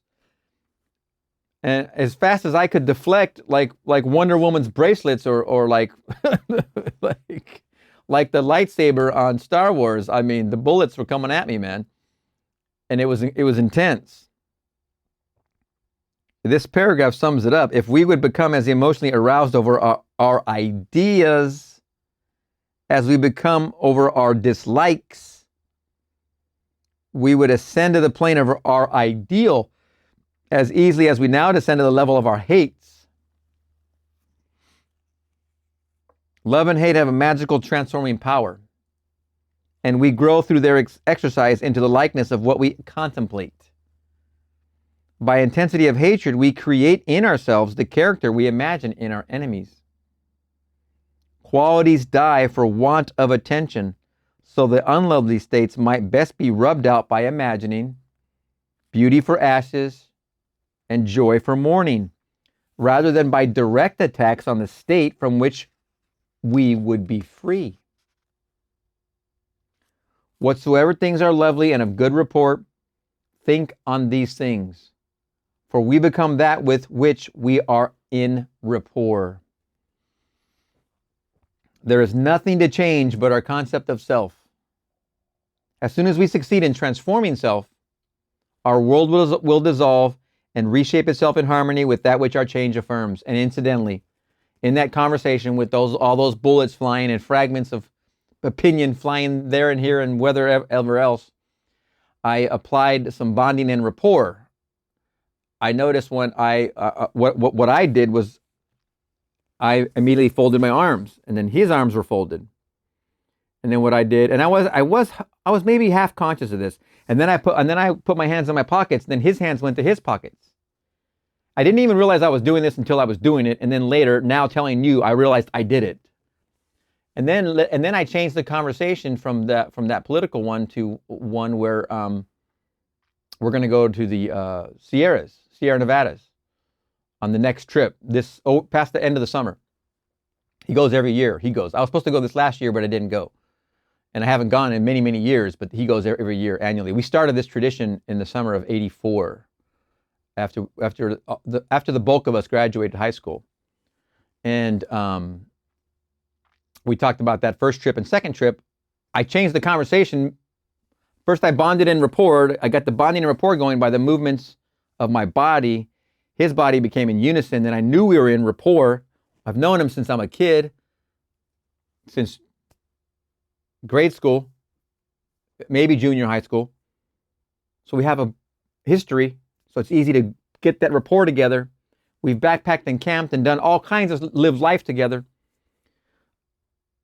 I took the conversation from the political edge to this open, expansive, contemplative, wide open, talking about the Milky Way and the height of where we would park the car. We used to park at 8,000 or 9,000 feet.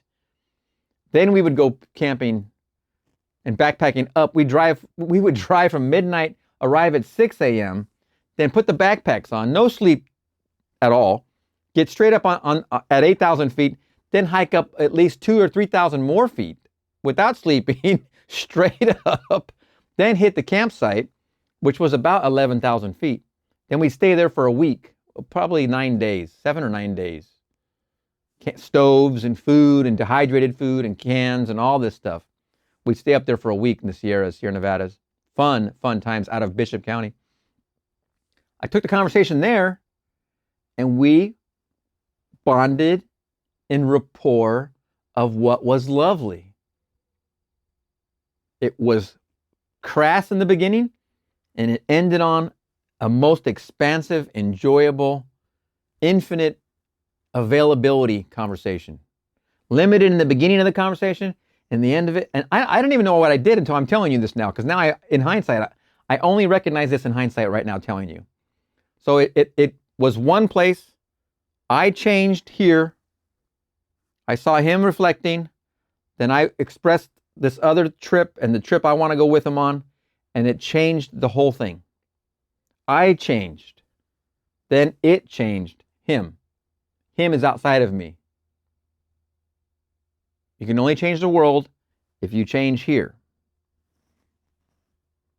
Whatsoever things are lovely and of good report, think on these things, for we become that which we are in rapport. There is nothing to change but our concept of self. As soon as we succeed in transforming self, our world will dissolve and reshape itself in harmony with that which our change affirms. I, by descent in consciousness, have brought about the imperfection that I see. In the divine economy, nothing is lost. We cannot lose anything save by descent in consciousness from the sphere where the thing has its natural life. And now, O Father, glorify thou me with thine own self, with the glory which I had with thee before the world was. John 17:5. As I ascend in consciousness, the power and the glory that was mine return to me, and I too will say, I have finished the work that thou gavest me to do. The work is to return from my descent in consciousness, from the level wherein I believed that I was a son of man, to the sphere where I know that I am one with my Father, and my Father is God. Your descent into man, your return into him, one with him again. I know beyond all doubt that there is nothing for man to do but to change his own concept of himself, to assume greatness and sustain this assumption. If we walk as though we were already the ideal we serve, we will rise to the level of our assumption and find a world in harmony with our assumption. We will not have to lift a finger to make it so, for it is already so. It was always so. You and I have descended in consciousness to the level where we now find ourselves, and we see imperfection because we have descended! Exclamation point. When we begin to ascend, while here in this three-dimensional world, we find that we move in an entirely different environment. We have an entirely different circle of friends and an entirely different world while still living here. We know the great mystery of the statement, I am in the world, but not of it. That's the second thing I heard my teacher say thousands of times. The first one was, seek the truth and it'll set you free, or the truth will set you free, or that. Second one was this, be in the world, but not of it. We know the great mystery of the statement, I am in the world, but not of it. Instead of changing things, I would suggest to all to identify themselves with the ideal they contemplate. What would the feeling be like were you of two pure eyes to behold iniquity, if to you all things were pure and you were without condemnation? Contemplate the ideal state and identify yourself with it, and you will ascend to the sphere where you, as Christ, have your natural life. You are still in that state where you were before the world was. The only thing that has fallen is your concept of self. You see the broken parts which really are not broken.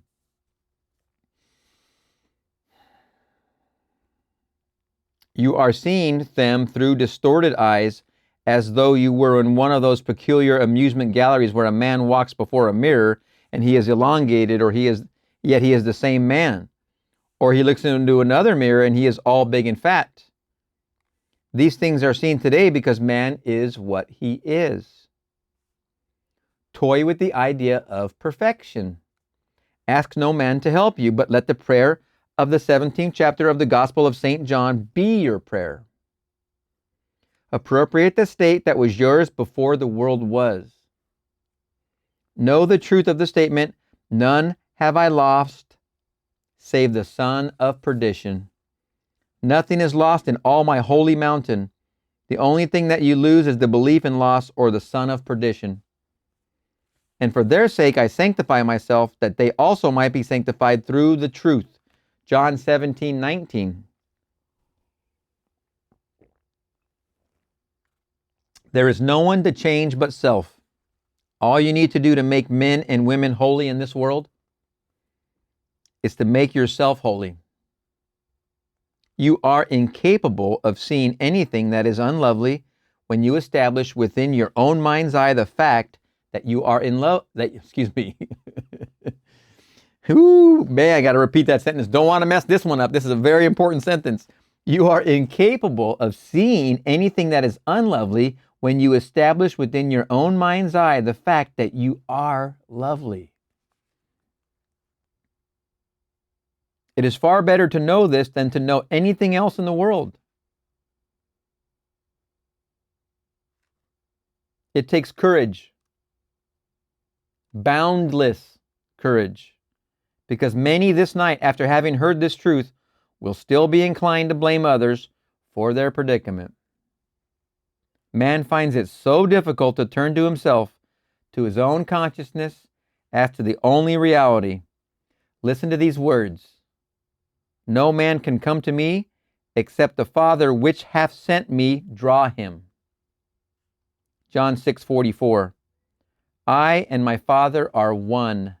John 10:30. A man can receive nothing except it be given him from heaven. John 3:27. Therefore doth my Father love me, because I lay down my life that I might take it again. No man taketh it from me, but I lay it down of myself. John 10:17 and 18. You did not choose me, I have chosen you. My concept of myself molds a world in harmony with itself and draws men to me, draws men to tell me constantly by their behavior who I am. The most important thing in this world to you is your concept of self. The most important thing to you in this world is your concept of self. The most important thing in this world to you is your concept of self. Your concept of self. You don't want this one, you want this one? Persuade this one that you are this one, then therefore you become it. The most important thing in this world to you is your concept of self. When you dislike your environment, the circumstances of life, and the behavior of men, ask yourself, who am I? It is your answer to this question that is the cause of your dislikes.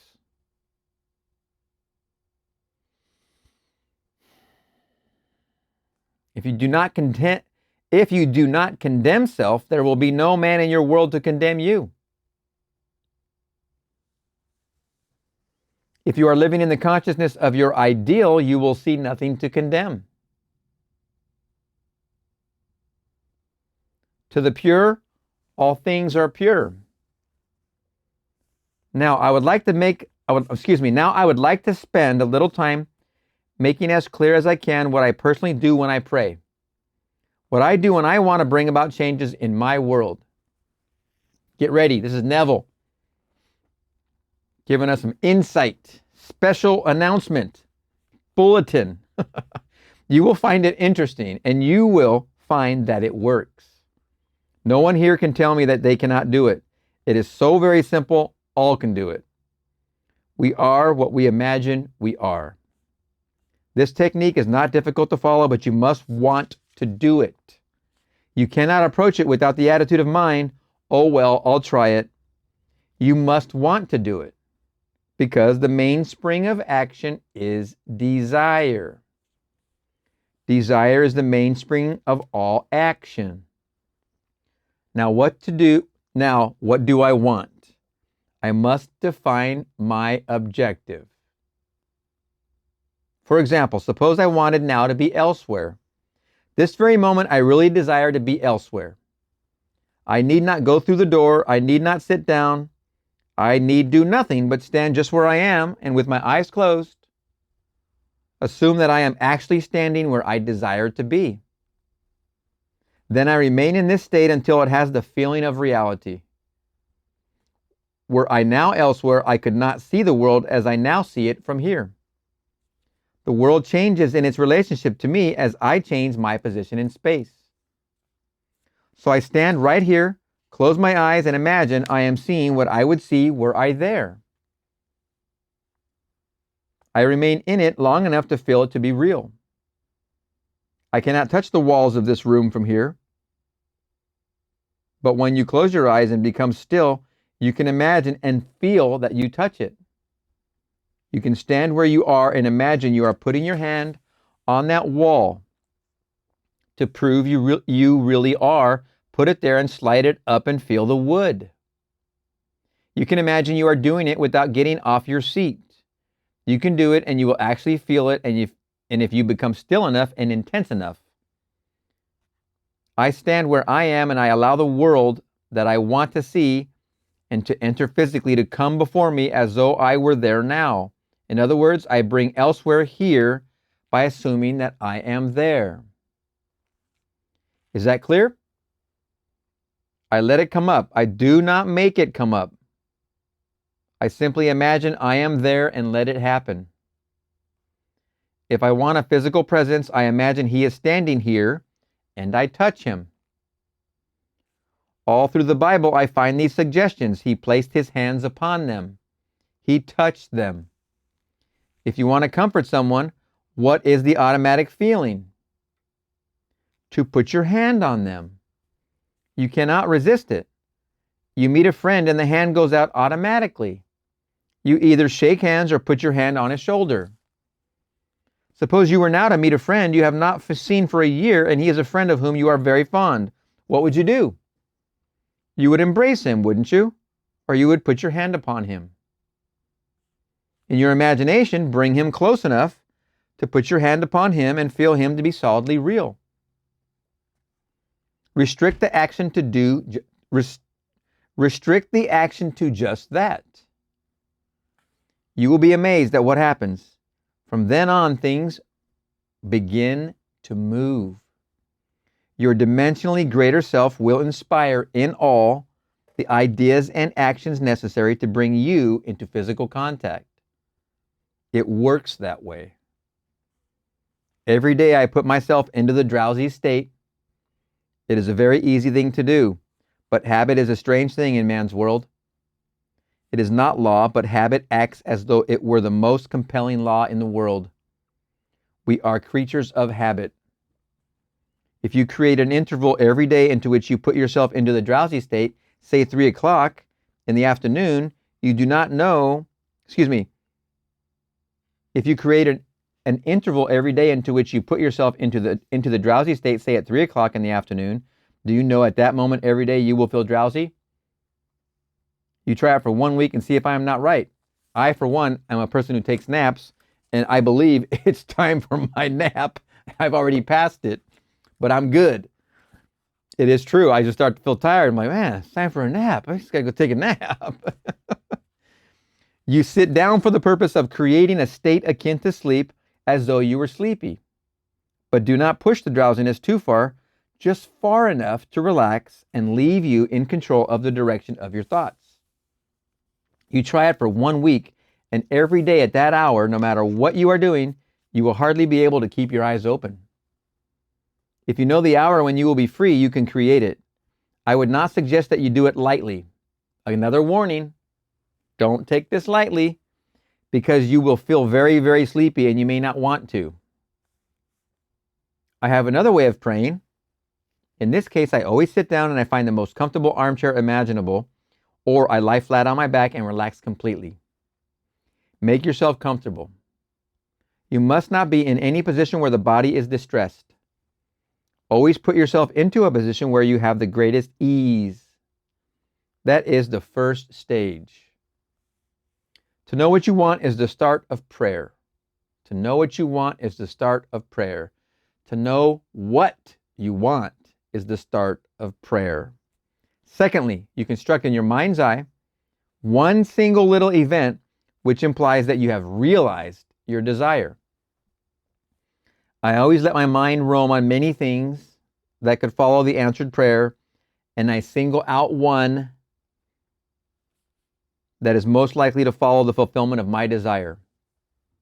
One simple little thing like the shaking of a hand, embracing a person, the receiving of a letter, the writing of a check, or whatever would imply the fulfilling of your desire, the fulfillment of your desire. After you have decided on the action which implies your desire has been realized, then sit in your nice comfortable chair or lie flat on your back. Close your eyes for the simple reason it helps to induce this state that borders on sleep. The minute you feel this lovely drowsy state or the feeling of gathered togetherness wherein you feel I could move if I wanted to, but I do not want to. I could open my eyes if I wanted to, but I do not want to. When you get that feeling, you can be quite sure that you are in the perfect state to pray successfully. In this feeling, it is easy to touch anything in this world. You take the simple little restricted action which implies fulfillment of your prayer, and you feel it or you enact it. Whatever it is, you enter into the action as though you were an actor in the part. You do not sit back and visualize yourself doing it, you do it. With the body immobilized, you imagine that the greater you inside the physical body is coming out of it, and that you are actually performing the proposed action. If you're going to walk, you imagine that you are walking. Do not see yourself walk. Feel, capital letters, feel that you are walking. If you're going to climb stairs, feel, capital letters, that you are climbing the stairs. Do not visualize yourself doing it. Feel yourself doing it. If you're going to shake a man's hand, do not visualize yourself shaking his hand. Imagine your friend is standing before you and shake his hand. But leave your physical hands immobilized and imagine that your greater hand, which is your imaginary hand, is actually shaking his hand. All you need to do is imagine that you are doing it. You are stretched out in time and what you are doing. which seems to be a controlled daydream, is an actual act in the greater dimension of your being. You are actually encountering an event fourth dimensionally before you encounter it here in the three dimensions of space. And you do not have to raise a finger to bring that state to pass. My third way of praying, get a bonus, is simply to feel thankful. If I want something, either for myself or another, I immobilize the physical body, then I produce the state akin to sleep, and in that state just feel happy, feel thankful, which thankfulness implies realization of that what I want. I assume the feeling of the wish fulfilled, and with my mind dominated by the single sensation, I go to sleep.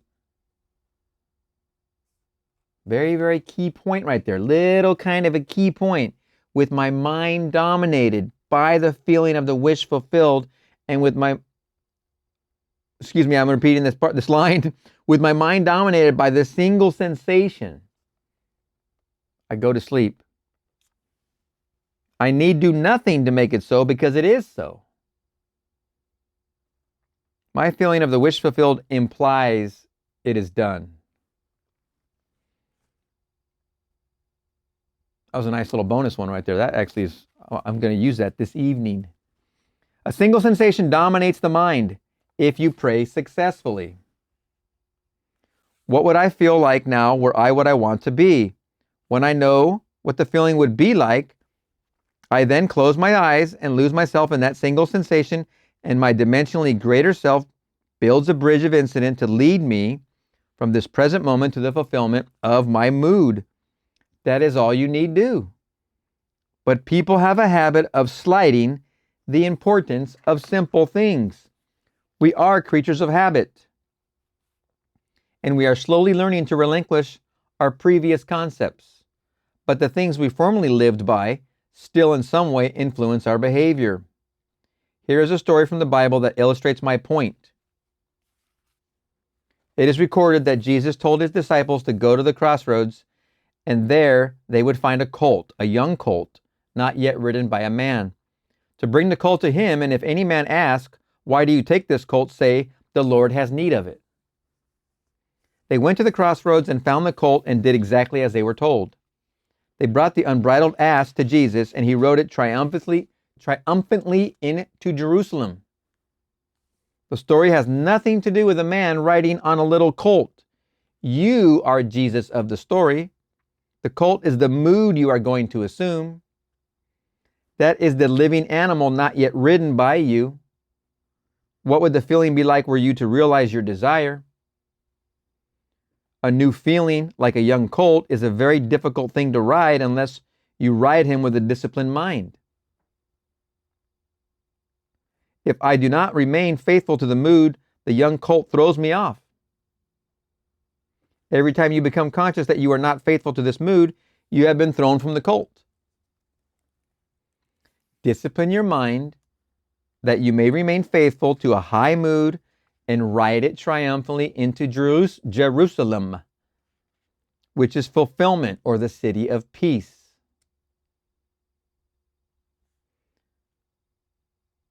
Now we know why Blake named it Jerusalem, right? This story precedes the feast of the Passover. If we would pass from our present state into that of our ideal, we must assume that we are already that which we desire to be and remain faithful to our assumption. For we must keep a high mood if we would walk with the highest. A fixed attitude of mind, a feeling that is done, will make it so. If I walk as though it were, but every once in a while I look to see if it really is, then I fall off my mood or colt. If I would suspend judgment like Peter, I could walk on the water. Peter starts walking on the water, and then he begins to look into his own understanding, and he begins to go down. The voice said, "Look up, Peter." Peter looks up, and he rises again and continues walking on the water. Instead of looking down to see if this thing is really going to harden into fact, you simply know that it is already so. Sustain that mood, and you will ride the unbridled colt into the city of Jerusalem. All of us must learn to ride the animal straight into Jerusalem unassisted by a man. You do not need another to help you. The strange thing is that as we keep the high mood and do not fall, others cushion the blows. You keep the high mood, everybody's always they're always right there helping you.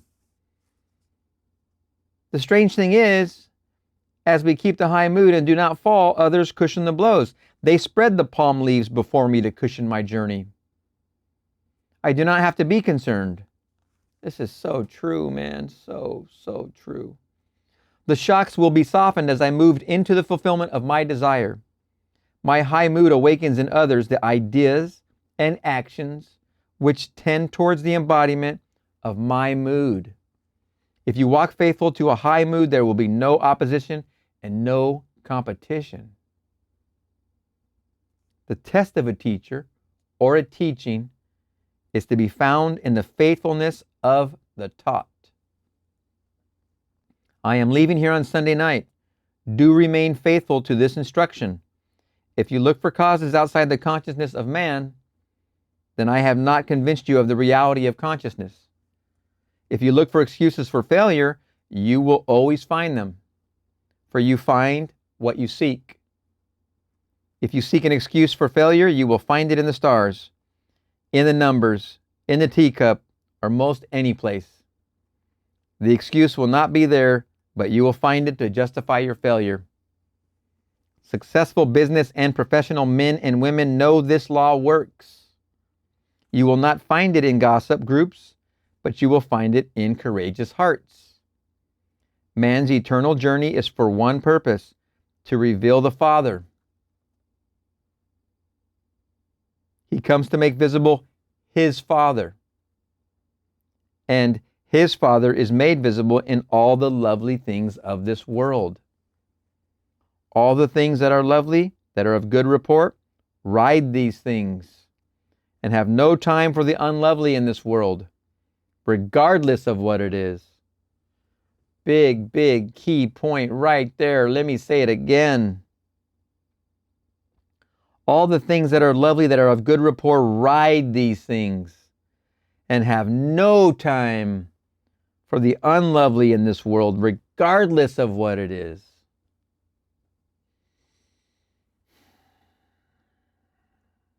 Remain faithful to the knowledge that your consciousness, your I amness, your awareness of being aware of the only reality. It is the rock on which all phenomena can be explained. There is no explanation outside of that. I know of no clear conception of the origin of phenomena, save that consciousness is all and all is consciousness. That which you seek is already housed within you. Were it not now within you, eternity could not evolve it. No time stretch would be long enough to evolve what is not potentially involved in you. You simply let it into being by assuming that it is already visible into your world, in your world. And remaining faithful to your assumption, it will harden into fact.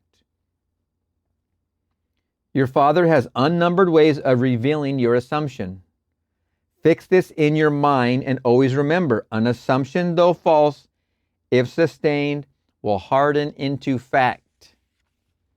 You and your Father are one, and your Father is everything that was, is, and will be. Therefore, that which you seek, you already are. It can never be so far off as even to be near, for nearness implies separation. The great Pascal said, "You never would have sought me had you not already found me." What you now desire, you already have, and you seek it only because you have already found it. You found it in the form of desire. It is just as real in the form of desire as it is going to be in your bodily organs. It is just as real in the form of desire as it is going to be to your bodily organs. You are already that which you seek, and you have no one to change but self in order to express it. You are already that which you seek. You are already that which you seek, and you have no one to change but self in order to express it. This is the expression. You impress and then you express. What a wonderful, wonderful lesson. Oh my goodness, how many amazing things were in that one lesson. Lesson 4, no one to change but self. Whoa. Take a breather after that. Let's just take a deep breath and just chill for a minute. That was a good one. Oh my gosh, profound. Let me know what you thought, and we'll see you in the next lesson. Neville Goddard Five Lessons. Lesson 5, remain faithful to your idea. Tonight, we have the 5th and last lesson in this course. First, I shall give you a short summary of what has gone before. Then, since so many of you asked me to elaborate further on lesson 3, I shall give you a few more ideas on thinking fourth dimensionally. I know that when a man sees a thing clearly, he can tell it, he can explain it. This past winter in Barbados, a fisherman whose vocabulary would not encompass 1,000 words told me more in 5 minutes about the behavior of the dolphin than Shakespeare with his vast vocabulary could have told me if he did not know the habit of the dolphin. This fisherman told me how the dolphin loves to play on a piece of driftwood, and in order to catch him, you throw a wood out and bait him as you would bait children, because he likes to pretend he is getting out of the water. As I said, this man's vocabulary was very limited, but he knew his fish, and he knew the sea. Because he knew his dolphin, he could tell me all about their habits and how to catch them. When you say you know a thing, but you cannot explain it, I say you do not know it, for when you really know it, you naturally express it. If I should ask you how to define prayer and say to you, how would you, through prayer, go about realizing an objective, any objective? If you can tell me, then you know it. But if you cannot tell me, then you do not know it. When you see it clearly in the mind's eye, the greater you will inspire the words which are necessary to clothe the idea and express it beautifully. And you will express the idea far better than a man with a vast vocabulary who does not see it as clearly as you do. If you have listened carefully throughout the past 4 days, you know now that the Bible has no reference at all to any persons that ever existed or to any events that ever occurred upon earth. The authors of the Bible were not writing history. They were writing a great drama of the mind, which they dressed up in the garb of history and then adapted it to the limited capacity of the uncritical, unthinking masses. You know that every story in the Bible is your story. That when the writers introduce dozens of characters in the same story, they are trying to present you with different attributes of the mind that you may employ. You saw it as I took perhaps a dozen or more stories and interpreted them for you. For instance, many people wonder how Jesus, the most gracious, the most loving man in the world, if he be a man, could say to his mother what he is supposed to have said to her as recorded in the 2nd chapter of the Gospel of St. John. Jesus is made to say to his mother, "Woman, what have I to do with thee?" John 2:4. You and I, who are not yet identified with the ideal we serve, would not make such a statement to our mother. You and I, who are not yet identified with the ideal we serve, would not make such a statement to our mother. Yet here was the embodiment of love saying to his mother, "Woman, what have I to do with thee?" You are Jesus, and your mother is your own consciousness. For consciousness is the cause of all. Therefore, it is the great father-mother of all phenomena. You and I are creatures of habit. We get into the habit of accepting as final the evidence of our senses. Wine is needed for the guests, and my senses tell me that there is no wine. And I, through habit, am about to accept this lack as final, when I remember that my consciousness is the one and only reality. Therefore, if I deny the evidence of my senses and assume the consciousness of having sufficient wine, I have in a sense rebuked my mother or the consciousness which suggested lack. And by assuming the consciousness of having what I desire for my guests, Wine is produced in a way we do not know. If I deny the evidence of my senses and assume the consciousness of having sufficient wine, I have in a sense rebuked my mother or the consciousness which suggested lack. And by assuming the consciousness of having what I desire for my guests, wine is produced in a way we do not know. You must deny the evidence of your senses if you are to win, gain, become the assumption you are after, whatever it is. Your senses are lying to you. I have just read a note here. Excuse me. I have just read a note here from a dear friend of mine in the audience. Last Sunday, he had an appointment at a church for a wedding. The clock told him he was late. Everything told him he was late. He was standing on a street corner waiting for a streetcar. There was none in sight. He imagined that, instead of being on the street corner, that he was in the church. At that moment, a car stopped in front of him. My friend told the driver of his predicament, and the driver said to him, "I'm not going that way, but I will take you there." My friend got into the car and was at the church in time for the service. That is applying the law correctly. Non-acceptance of the suggestion of lateness. Never accept the suggestion of lack. You only have to turn on your social media craze or your TV and see the suggestion of lack coming at you at the speed of light in 50 friggin' thousand different dimensions. Are you going to accept any of that? Why it's coming at you like that, I have no idea, and I don't care. I'm not trying to sell that here. I'm trying to sell the fact that you, by the tiniest bit of effort, can make an impression on your subconscious and stop the world from impressing your subconscious, and you beget what you want to become.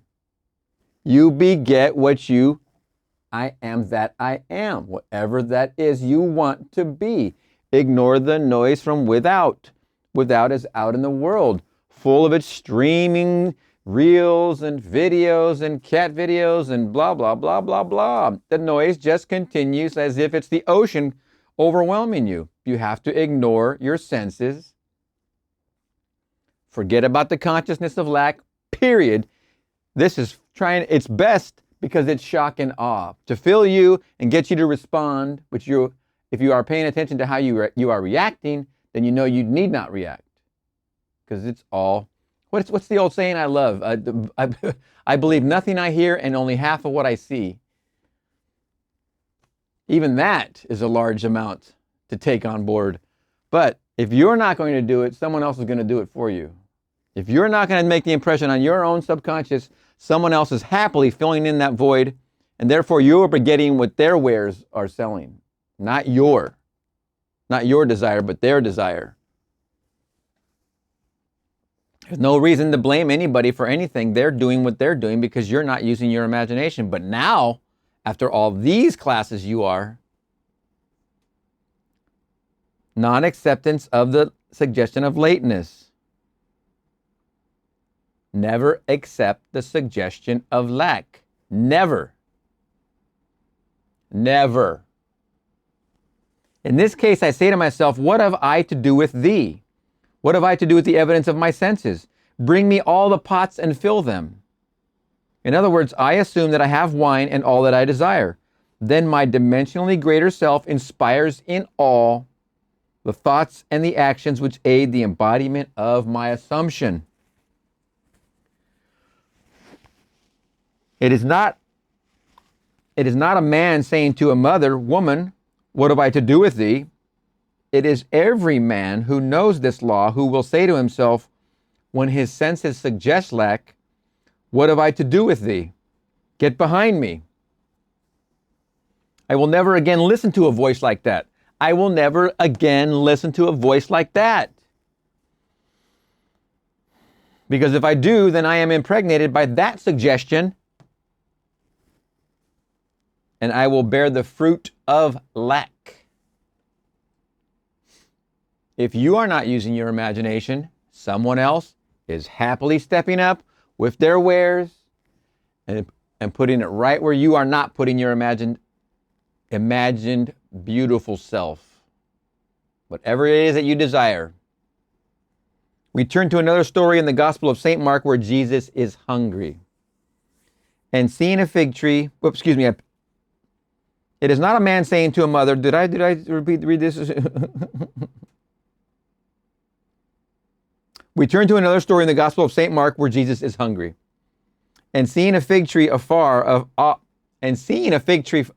off, having leaves, he came, if haply he might find anything thereon.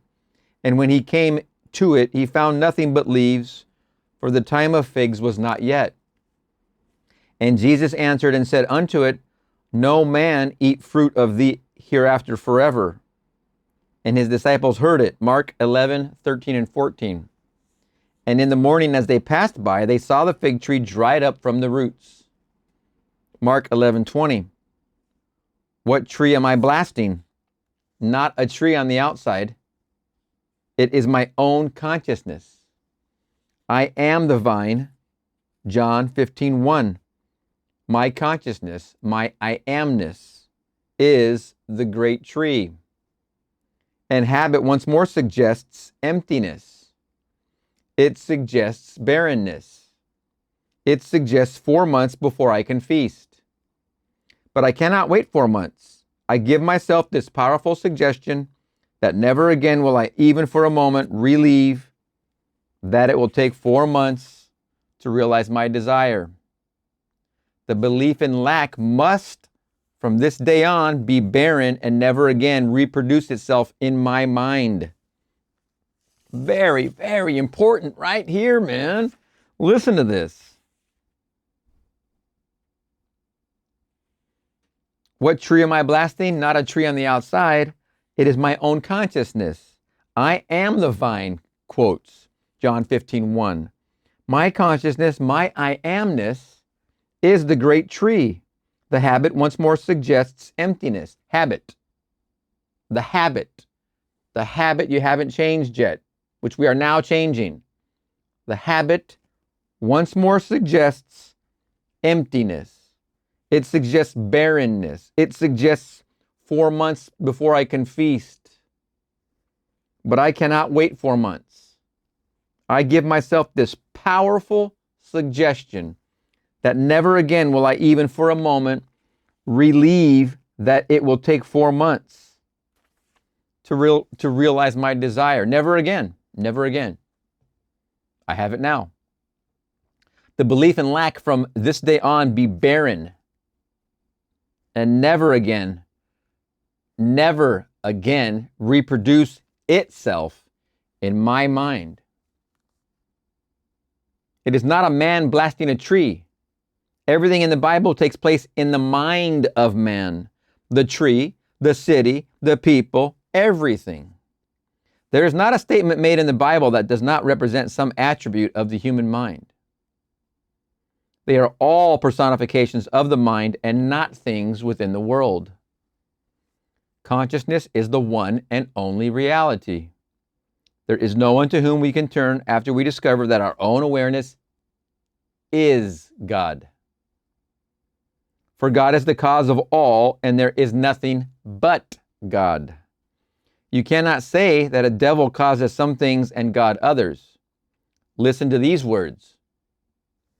Thus saith the Lord to his anointed, to Cyrus, whose right hand I have holden to subdue nations before him, and I will loose the loins of kings to open up before him the two-leaved gates, and the gate shall not be shut. I will go before thee and make the crooked places straight. I will break in pieces the gates of brass and cut in sunder the bars of iron. And I will give thee the treasures of darkness and hidden riches of secret places, that thou mayest know that I, the Lord, which called thee by name, am the God of Israel. Isaiah 45:1, 2, and 3. I form the light and create darkness. I make peace and create evil. I, the Lord, do all these things. Isaiah 45:7. I have made the earth and created man upon it. Even my hands have stretched out the heavens, and all their host I have commanded. It's actually have I commanded. I have made the earth and created man upon it. Even my hands have stretched out the heavens, and all their host have I commanded. I have raised him up in righteousness, and I will direct all his ways.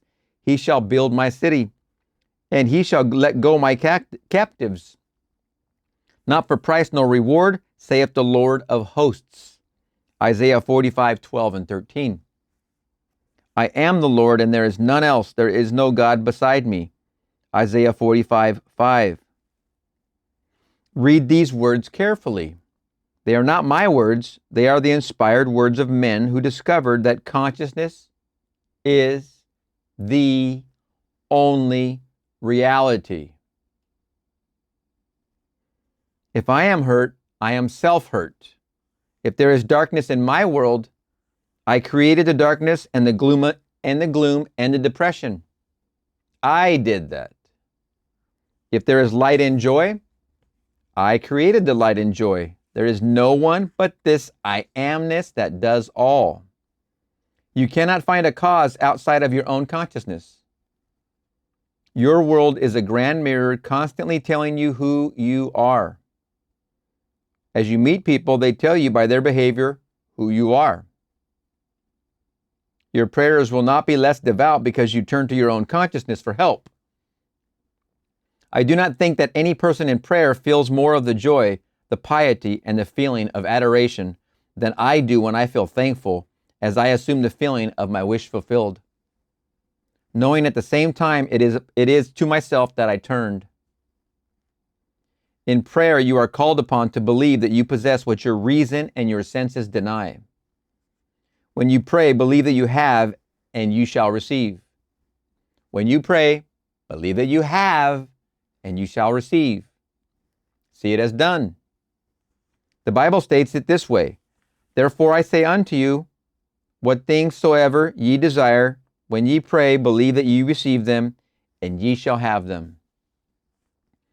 And when ye stand praying, forgive, if ye have aught against any, that your Father also which is in heaven may forgive you your trespasses. But if ye do not forgive, neither will your Father which is in heaven forgive your trespasses. Mark 11:24, 25, 26. That is what we must do when we pray. If I hold something against another, it is a belief of sickness, poverty, or anything else. If I hold something against another, be it a belief of sickness, poverty, or anything else, I must loose it and let it go. Not by using words of denial, but by believing him to be what he desires to be. Remember my example in the crosswalk of the person jogging and walking by, working out, physically becoming fit in the new year resolution, etc. Any effort on that part. I just saw 2 joggers today already. And I can tell as jogging does not look fun to me. It's like this work, and then the person stops and goes, "Oh my gosh, this is work. This is brutal." And I just imagine lovingly, that's what I do. That's what I do. What is it you are doing? I'm not sitting there saying, "Oh, that looks horrible." I'm sitting there saying, "I am healthy. Look how healthy I am now." As I am them, I imagine lovingly that I am them, saying, "I am healthy. I am fit. My goals are met." That's what I do at the traffic light. Did it twice today already.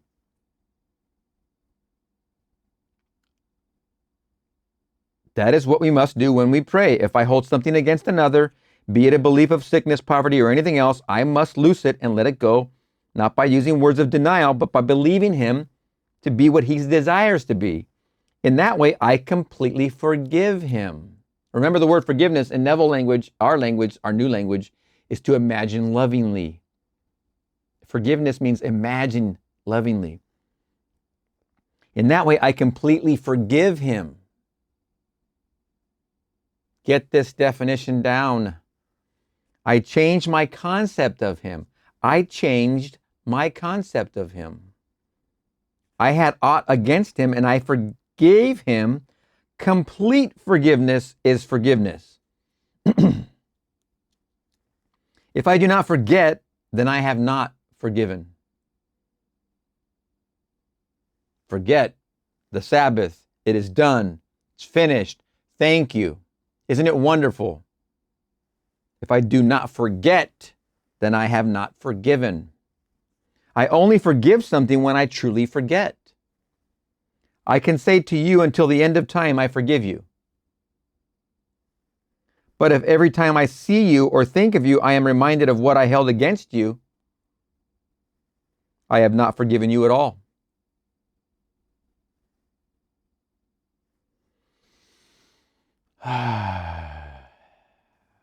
Forgiveness is complete forgetfulness.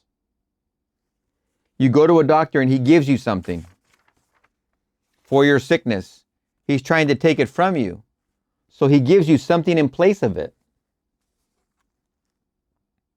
Give yourself a new concept of self for the old concept. Give up the old concept completely. Completely. A prayer granted implies that something is done in consequence of the prayer which otherwise would have not been done. Therefore, I myself am the spring of action, the directing mind, and the one who grants the prayer. Anyone who prays successfully turns within and appropriates the state sought. You have no sacrifice to offer. Do not let anyone tell you that you must struggle and suffer. You need not struggle for the realization of your desire. Read what it says in the Bible. To what purpose is the multitude of your sacrifices unto me, saith the Lord?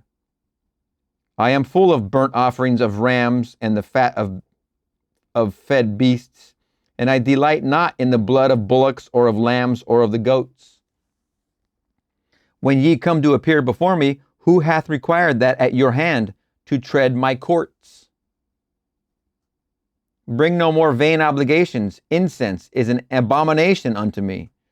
The new moons and Sabbaths, the calling of assemblies, I cannot endure iniquity and solemn assembly. Your new moons and your appointed feasts my soul hates. They have become a burden to me. I am weary of bearing them. Isaiah 1:11-14. Wow. Ye shall have a song as in the night when a holy solemnity is kept, and gladness of heart, as when one goeth with a pipe to come into the mountain of the Lord, to the mighty one of Israel. Isaiah 30:29. Sing unto the Lord a new song and his praise from the end of the earth. Isaiah 42:10. Sing, O ye heavens, for the Lord hath done it. Shout, ye lower parts of the earth. Break forth into singing, ye mountains, O forest, and every tree therein. For the Lord hath redeemed Jacob and glorified himself in Israel. Isaiah 44:23. Therefore the redeemed of the Lord shall return, and come with singing unto Zion, and everlasting joy shall be upon their head. They shall obtain gladness and joy and sorrow and mourning shall flee away. Isaiah 51:11. The only acceptable gift is a joyful heart. What makes your heart sing with joy? Is that becoming married? Is that being in a relationship? Is that becoming wealthy? Is that giving to your family and your friends and your relatives, etc., etc.? Is that becoming healthy? Is that being one of good health? Being expressive in your physicality? Without a worry, with reckless abandon? The only acceptable gift is a joyful heart. Come with singing and praise. That is the way to come before the Lord. Your own consciousness. Assume the feeling of your wish fulfilled, and you have brought the only acceptable gift. All states of mind other than that of the wish fulfilled are an abomination. They are superstition and mean nothing. When you come before me, rejoice, because rejoicing implies that something has happened which you desired. Isn't it wonderful? Isn't it wonderful? Thank you. Isn't it wonderful? Come before me singing, giving praise, and giving thanks, for these states of mind imply acceptance of the state thought. Put yourself in the proper mood and your own consciousness will embody it. If I could define prayer for anyone and put it just as clearly as I could, I would simply say, it is the feeling of the wish fulfilled. End of quote, period. It is the feeling of the wish fulfilled. That's the art of prayer. If you ask, what do you mean by that? I would say, I would feel myself into the situation of the answered prayer, and then I would live and act upon that conviction. I would try to sustain it without effort. That is, I would live and act as though it were already a fact, knowing that as I walk in this fixed attitude, my assumption will harden into fact. Time does not permit me to go any farther into the argument that the Bible is not history. But if you have listened attentively to my message these past 4 nights, I do not think you want any more proof that the Bible is not history. Apply what you have heard and you will realize your desires. Now, I know from experience that this can seem like a daunting task. What do you mean, let myself die, that I may become the new self and live again? What about all these things that I like here? What about all these little comforts, habits? Then you have to ask yourself, is giving that up and letting that die worth this which you desire? Because desire is never going to stop from within you. It's always going to be whatever it is. It's going to change when you're here.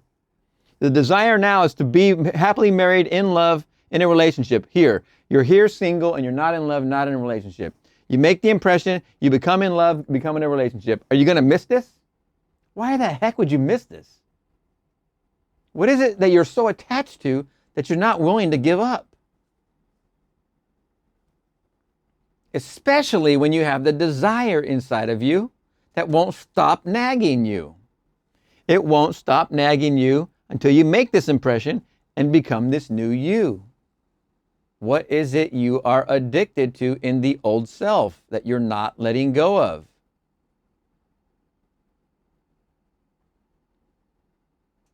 So these are the questions. And, next section. And now I have told you before it come to pass, that when it come to pass, ye might believe. John 14:29. Many persons, myself included, have observed events before they occurred. That is, before they occurred in this world of 3 dimensions. Since man can observe an event before it occurs in the 3 dimensions of space, then life on earth proceeds according to plan. And this plan must exist elsewhere in another dimension and is slowly moving through our space. If the occurring events were not in this world when they were observed, then to be perfectly logical, they must have been out of this world. And whatever is there, capitals there, to be seen before it occurs here, capitals here, must be predetermined from the point of view of man awake in a 3-dimensional world.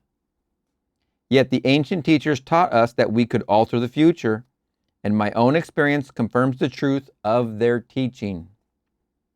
Therefore, my object in giving this course is to indicate possibilities inherent in man, to show that man can alter his future, but thus altered, it forms again a deterministic sequence starting from the point of interference, a future that will be consistent with the alteration. The most remarkable feature of man's future is its flexibility. The future, although prepared in advance in every detail, has several outcomes. We have at every moment of our lives the choice before us which of several futures we will have. There are two actual outlooks on the world possessed by everyone, a natural focus and a spiritual focus. The ancient teachers called the one the carnal mind and the other the mind of Christ. We may differentiate them as ordinary waking consciousness, governed by our senses, and a controlled imagination governed by desire. We recognize these two distinct centers of thought in the statement, the natural man receiveth not the things of the Spirit of God, for they are foolishness unto him, neither can he know them because they are spiritually discerned. 1 Corinthians 2:14. Remembering a couple videos ago, a handful, no pun, I burned my finger on the oven grate I mentioned. I immediately revised that I was actually using the oven mitt to push the shelf and not my hand. I was busy in the kitchen. I did some revision while my finger was under cold water. Three times that I was seeing myself push the grate in with the mitt. Then, after leaving my hand out of the water, I felt the pain. I grabbed one ice cube, sat on the table, and revised at least 2 more times while the ice cube melted, a very small ice cube, melted on my finger. And I showed on video the blister. It was a blister, but after that ice melted and I revised, I think I might have revised 5 times that I was using the mitt, not my hand, the mitt, to push the grate back in. I got off the table and I had a lot of duties going on at once. I was making water, I was cooking these hamburgers, I was doing all these things at once, as I like doing this in the kitchen. The pain was gone. Once I got up off the table, the pain was gone. No pain ever happened. Then I showed my finger on the video that it had a blister that was there, but I never felt pain ever again. The next day after that video, I took a small safety pin and I popped that blister and got the pus out of it and wiped it up and cleaned it up. And ever since then, the blister has basically turned to what a burn might look like when it's healing. The skin never came off per se, but the blister, I got rid of the pus and the skin went back to the hand, to my finger, excuse me. But this morning and yesterday, it looked like an actual burn, but I have never felt any bit of pain after doing the revision. I'm letting it be whatever it is. That when I revised that I pushed in with the mitt, then my spiritual self did the revision. My natural self is experiencing what it would experience in its nature. The nature of healing, the body is so wonderfully, miraculously amazing. I revised my spiritual self out of the pain experience, doing the revision.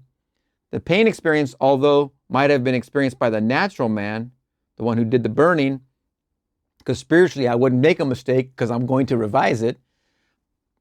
The natural events occurring after the revision by my spiritual self, they happen naturally. They just heal.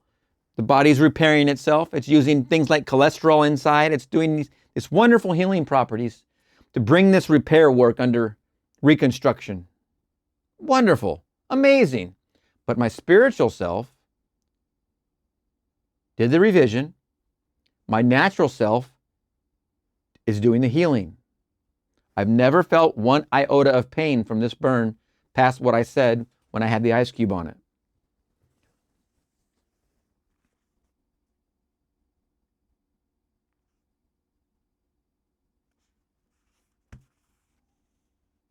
Okay, let's find out where we are.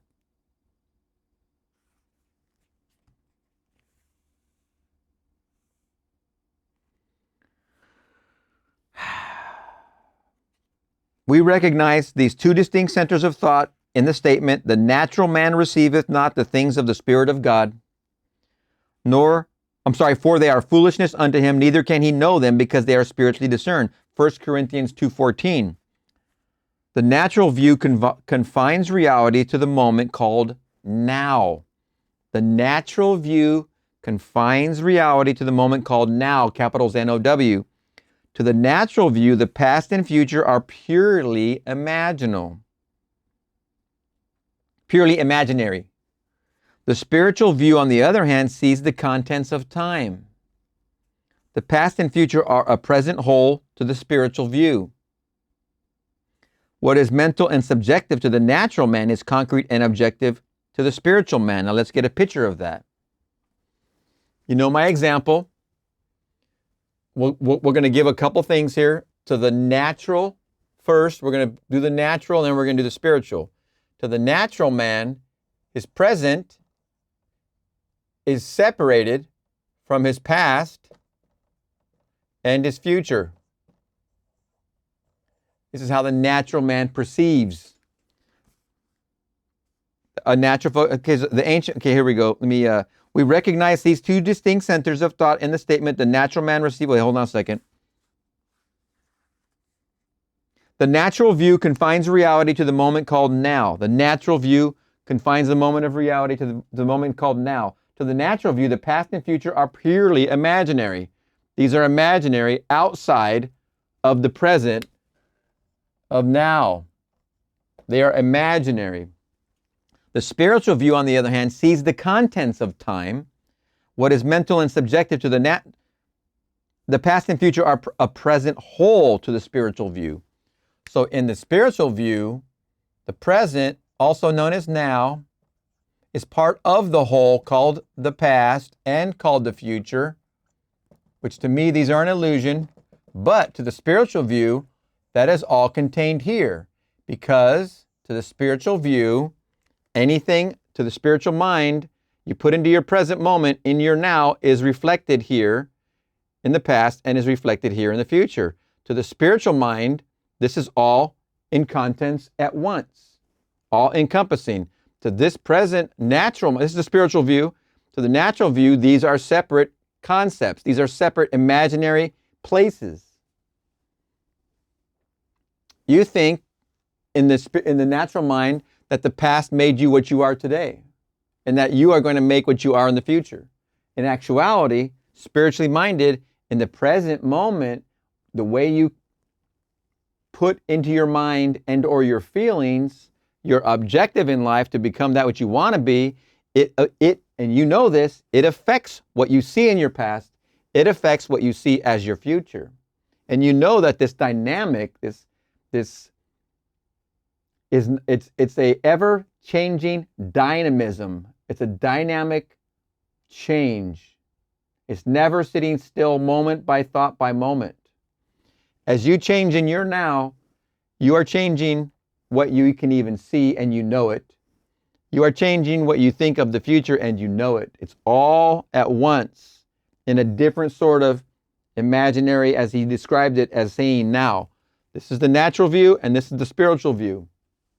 You know, when you do revision, you're doing it in the present moment and you're changing the past.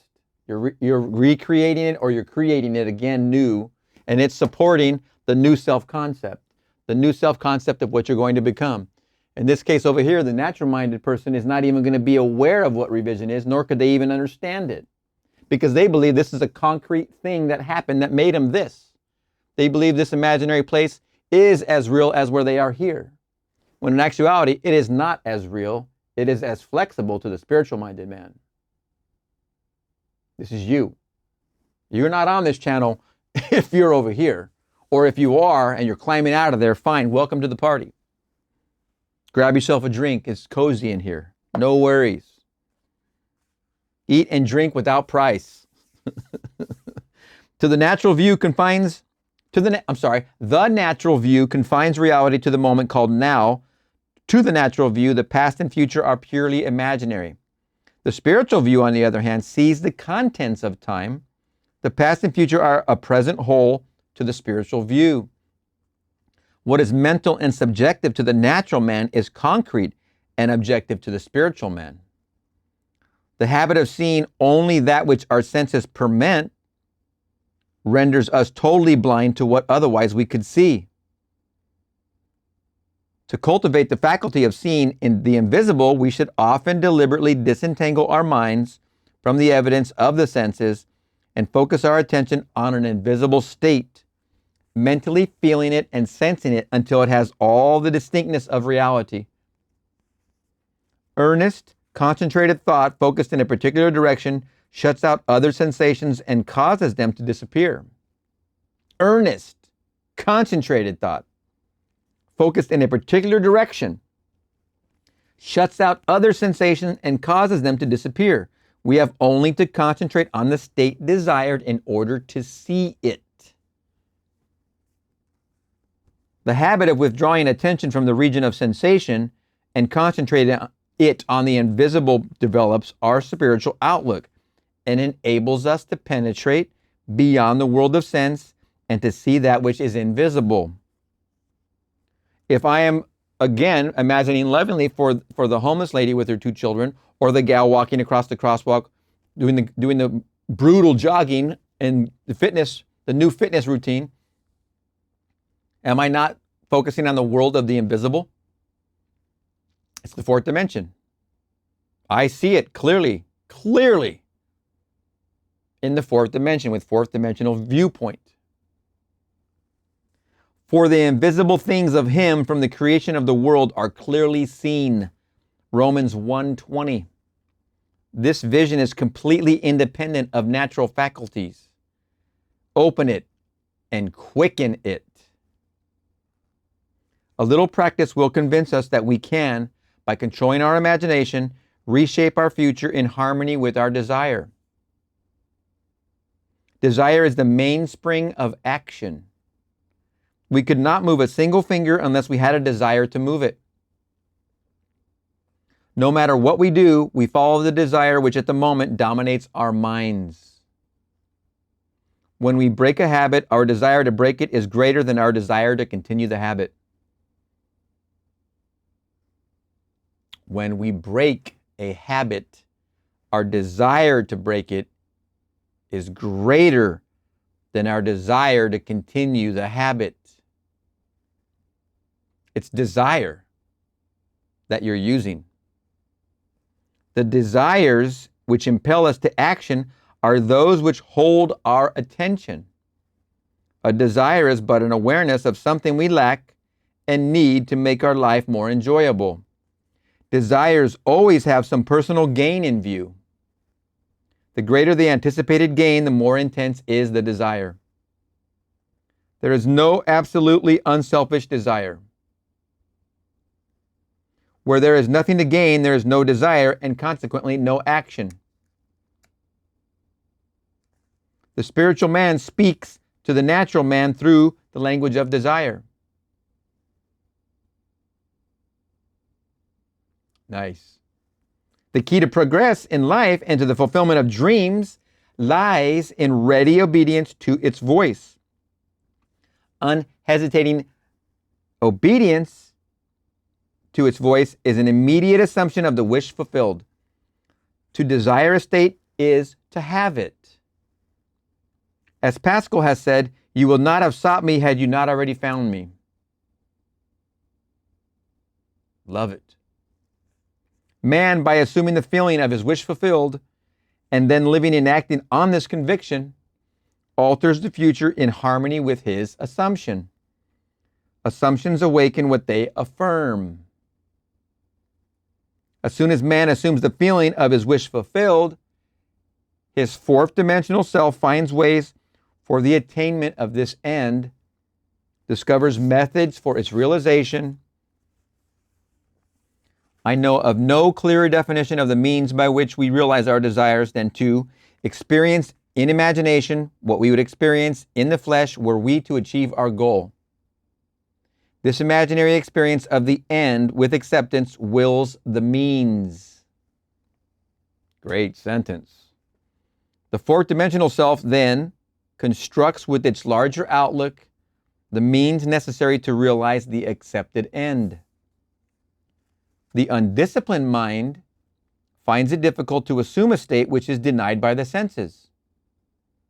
But here is a technique which makes it easy to call things which are not seen as though they were. That is, to encounter an event before it occurs. People have a habit of slighting the importance of simple things.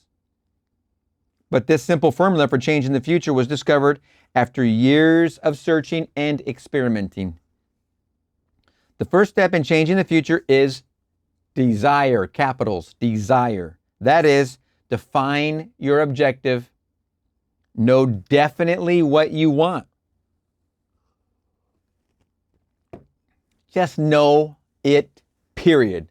Go into your closet, shut the door, and ask yourself, what do I want? What would make me happy?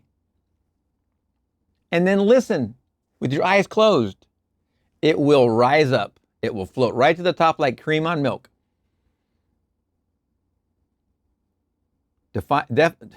Know definitely what you want.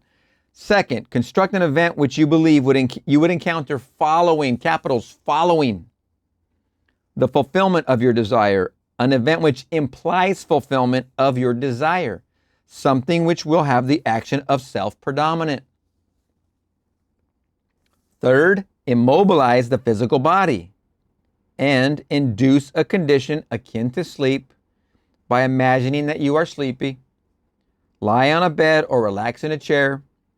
Then, with eyelids closed and your attention focused on the action you intend to experience in imagination, mentally feel yourself right into the proposed action, imagining all the while that you are actually performing the action here and now. You must, Neville saying must, always participate in the imaginary action, not merely stand back and look on, but feel that you are actually performing the action so that the imaginary sensation is real to you. It is important always to remember that the proposed action must be one which follows the fulfillment of your desire. Your desire. Also, you must feel yourself into the action until it has all the vividness and distinctness of reality. For example, suppose you you desire promotion in office. Being congratulated would be an event you would encounter following the fulfillment of your desire, naturally. Having selected this action as the one you will experience in imagination, immobilize the physical body, induce a state akin to sleep, a drowsy state, but one in which you are still able to control the direction of your thoughts, a state in which you are attentive without effort. Then visualize a friend standing before you. Put your imaginary hand into his.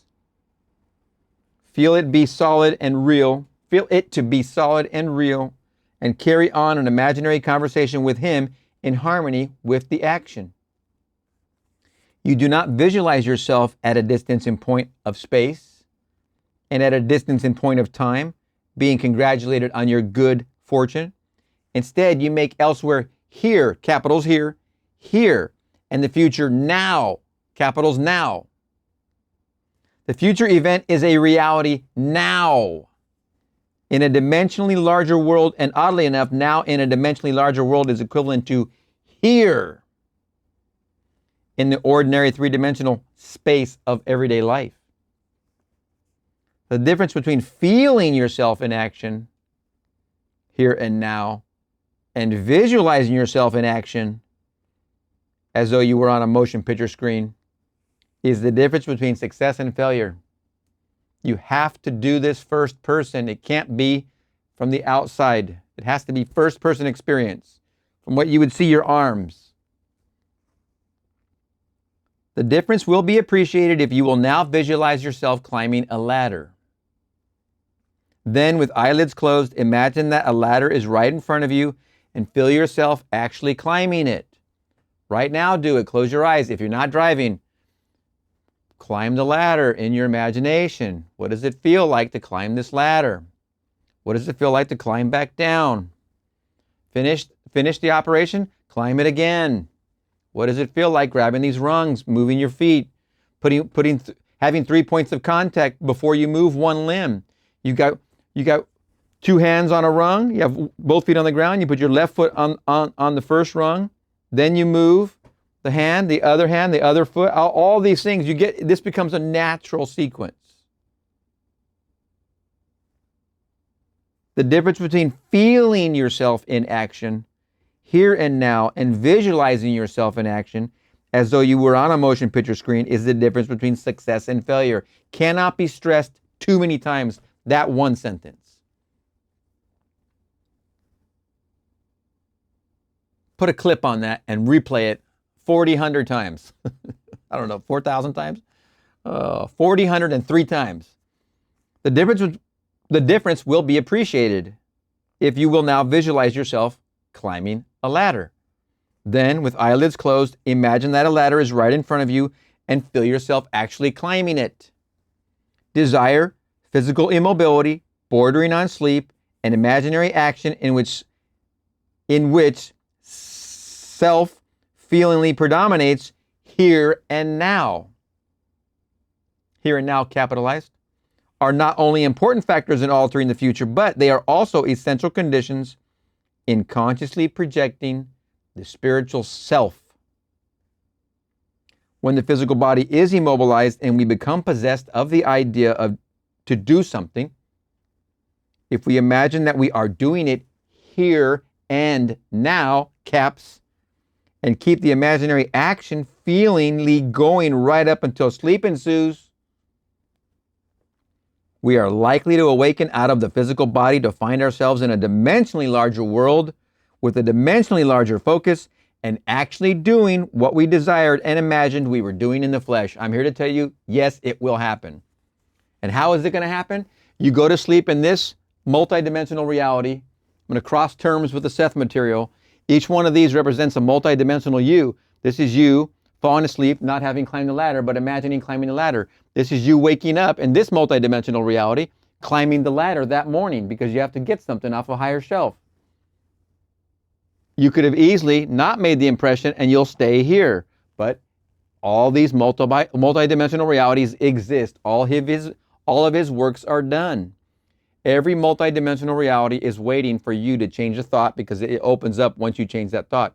It happens so fast and with such succession, you do not see the seams. You do this in your waking reality all the time, all day long. That's an advanced concept. Let's bring it back to what we're trying to do here. Just get this started. Your reality changes. I'm just going to give you another commercial. Each moment you change your thought, your reality changes. Each thought is a new reality. Every single thought is a new reality. That's for later. We're going to get into that and drill down into that later. But for right now, let's bring it back home. Let's just get this pump primed, get this locomotion moving. You go to sleep with that on your mind. You wake up in the multidimensional new world of that as an experience. Period. Plain and simple. You have to start somewhere. All we're doing is becoming conscious of these maneuvers. We're already doing these maneuvers. But whether we awaken there or not, we are actually performing the action in the fourth dimensional world as you're falling asleep, climbing that ladder, if it's the ladder. And will in the future reenact it here in the third dimensional world. Remember, the third dimension is a shadow. You're doing it in the fourth dimension as you fall asleep. The shadow you, the one you wake up in, is just going to perform the shadow of the operation you did while you were falling asleep in the fourth dimension. Experience has taught me to restrict the imaginary action to condense the idea, which is to be the object of our meditation, into a single act, and to reenact it over and over again until it has the feeling of reality, also known as the feeling of naturalness.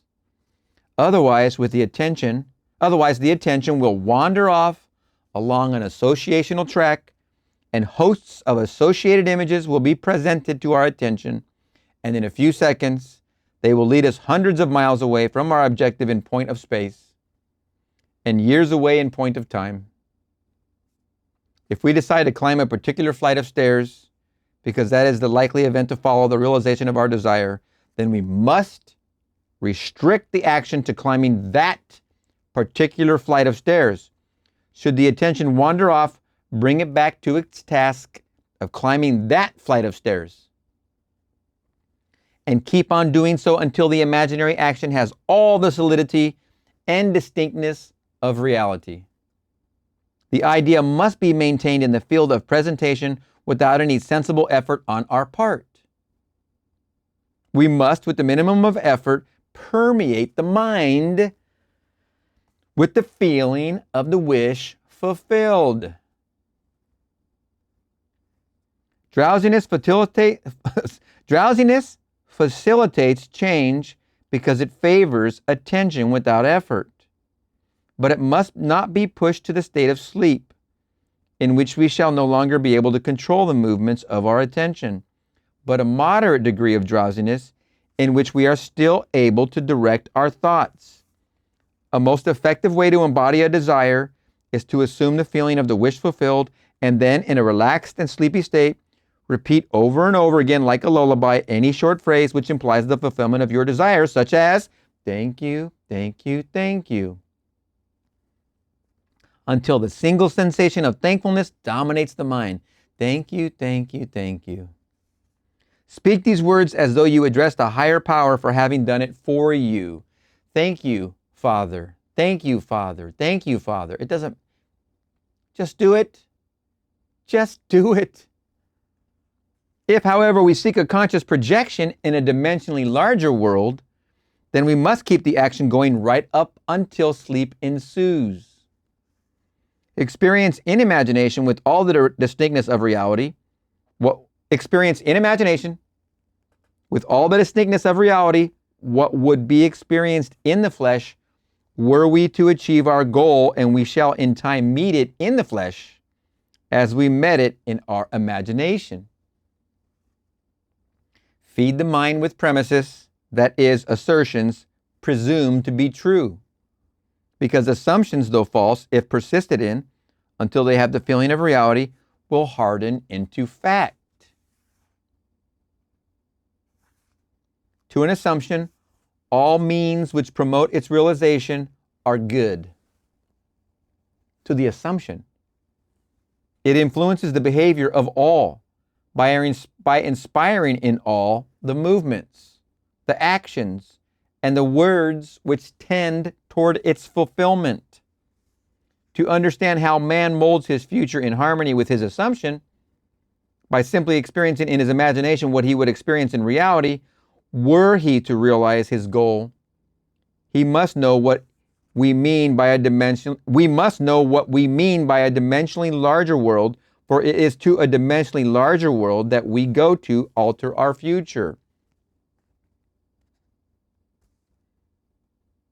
The observation of an event before it occurs implies the event is predetermined from the point of view of man in the three-dimensional world. Therefore, to change the conditions here in the three dimensions of space, we must first change them in the four dimensions of space. Man does not know exactly what is meant by a dimensionally larger world, and would no doubt deny the existence of a dimensionally larger self. He is quite familiar with the three dimensions of length, width, and height, and he feels that if there were a fourth dimension, it should be just as obvious to him as the dimensions of length, width, and height.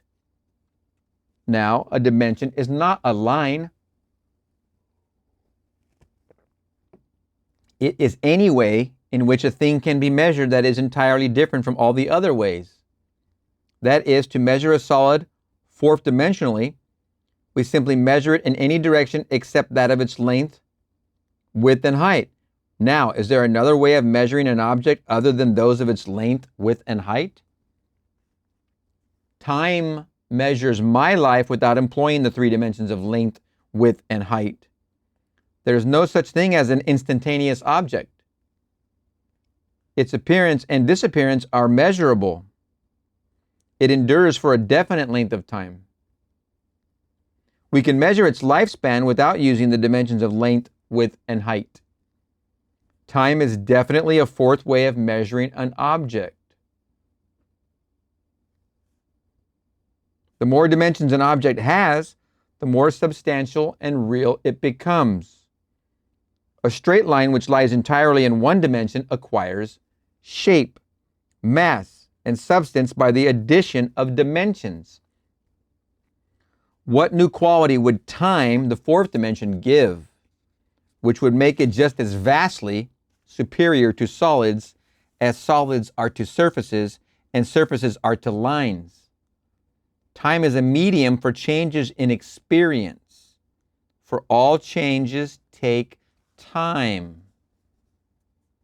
The new quality is changeability. Observe that if we bisect a solid, its cross-section will be a surface. By bisecting a surface, we obtain a line. And by bisecting a line, we get a point.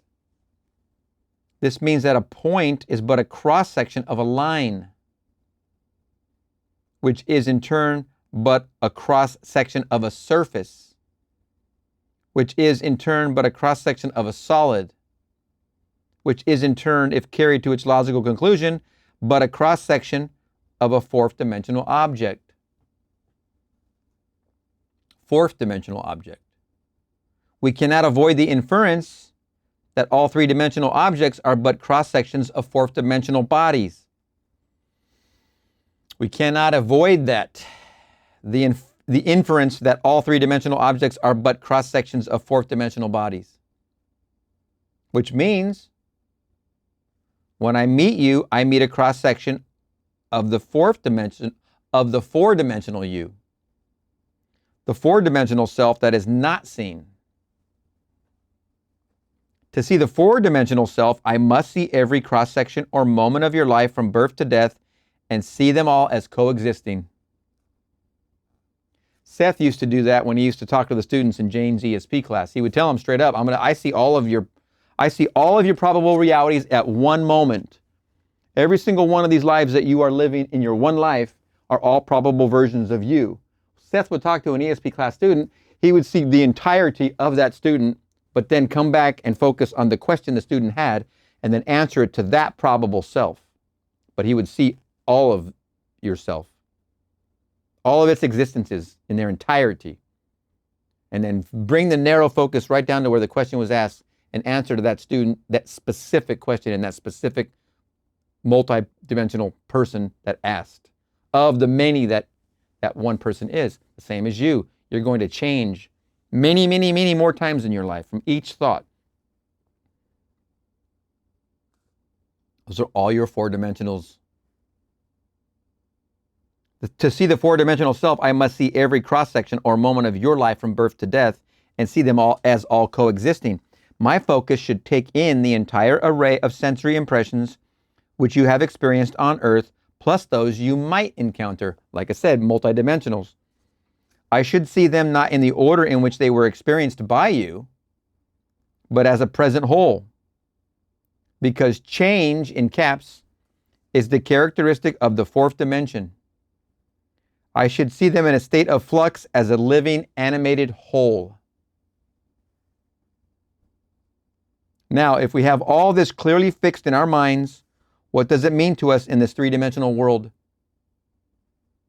It means that if we can move along time's length, we can see the future and alter it if we so desire. Repeating this little tiny paragraph. Now, if we have all this clearly fixed in our minds, what does it mean to us in this three-dimensional world? It means that if we can move along time's length, we can see the future and alter it if we so desire. This world, which we think so solidly real, is a shadow out of which and beyond which we may at any time pass. It is an abstraction from a more fundamental and dimensionally larger world. A more fundamental world abstracted from a still more fundamental and dimensionally larger world. And so on to infinity. Boy, get a grip of that. Wow.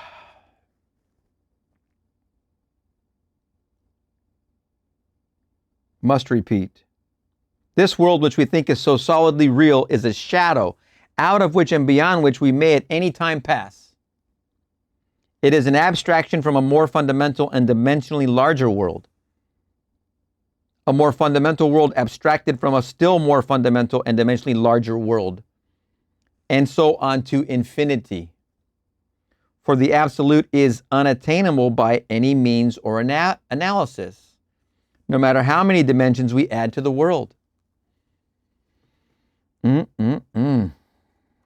Man can prove the existence of a dimensionally larger world by simply focusing his attention on an invisible state and imagining that he sees and feels it. If he remains concentrated in this state, his present environment will pass away, and he will awaken in a dimensionally larger world where the object of his contemplation will be seen as a concrete, objective reality. I feel intuitively that, were he to abstract his thoughts from this dimensionally larger world and retreat still farther within his mind, he would again bring about an externalization of time. He would discover that every time he retreats into his inner mind and brings about an externalization of time, space becomes dimensionally larger. Man, there's a definite expansion happening. And he would therefore conclude that both time and space are serial, and that the drama of life is but the climbing of a multitudinous dimensional time block. Scientists will one day explain why there is a serial universe, but in practice, how, in caps, how we use this serial universe to change the future is more important. To change the future, we need only concern ourselves with two worlds in the infinite series: the world we know by reason of our bodily organs and the world we perceive independently of our bodily organs. I have stated that man has at every moment of time the choice before him which of several futures he will have. But the question arises, how is this possible when the experiences of man awake in the three-dimensional world are predetermined, as his observation of an event before it occurs implies? This ability to change the future will be seen if we liken the experiences of life on earth to this printed page. Man experiences events on earth singly and successively in the same way that you are now experiencing the words of this page. Imagine that every word on this page represents a single sensory impression. To get the context, to understand my meaning, you focus your vision on the first word in the upper left-hand corner and then move your focus across the page from left to right, letting it fall on the words singly and successively. By the time your eyes reach the last word on this page, you have extracted my meaning. But suppose I'm looking at the page with all the printed words thereon equally present. You decided to rearrange them. You could, by rearranging them, tell an entirely different story. In fact, you could tell many different stories. A dream is nothing more than uncontrolled four-dimensional thinking, or the arrangement of both past and future sensory impressions. Man seldom dreams of events in the order in which he experiences them when awake. He usually dreams of two or more events which are separated in time, fused into a single sensory impression. Or else he so completely rearranges his single waking sensory impressions that he does not recognize them when he encounters them in his waking state. For example, I dream that I delivered a package to the restaurant in my apartment building. The hostess said to me, "You can't leave that there." Whereupon the elevator operator gave me a few letters and I thanked him for them. He in turn thanked me. At this point, the night elevator operator appeared and waved a greeting to me.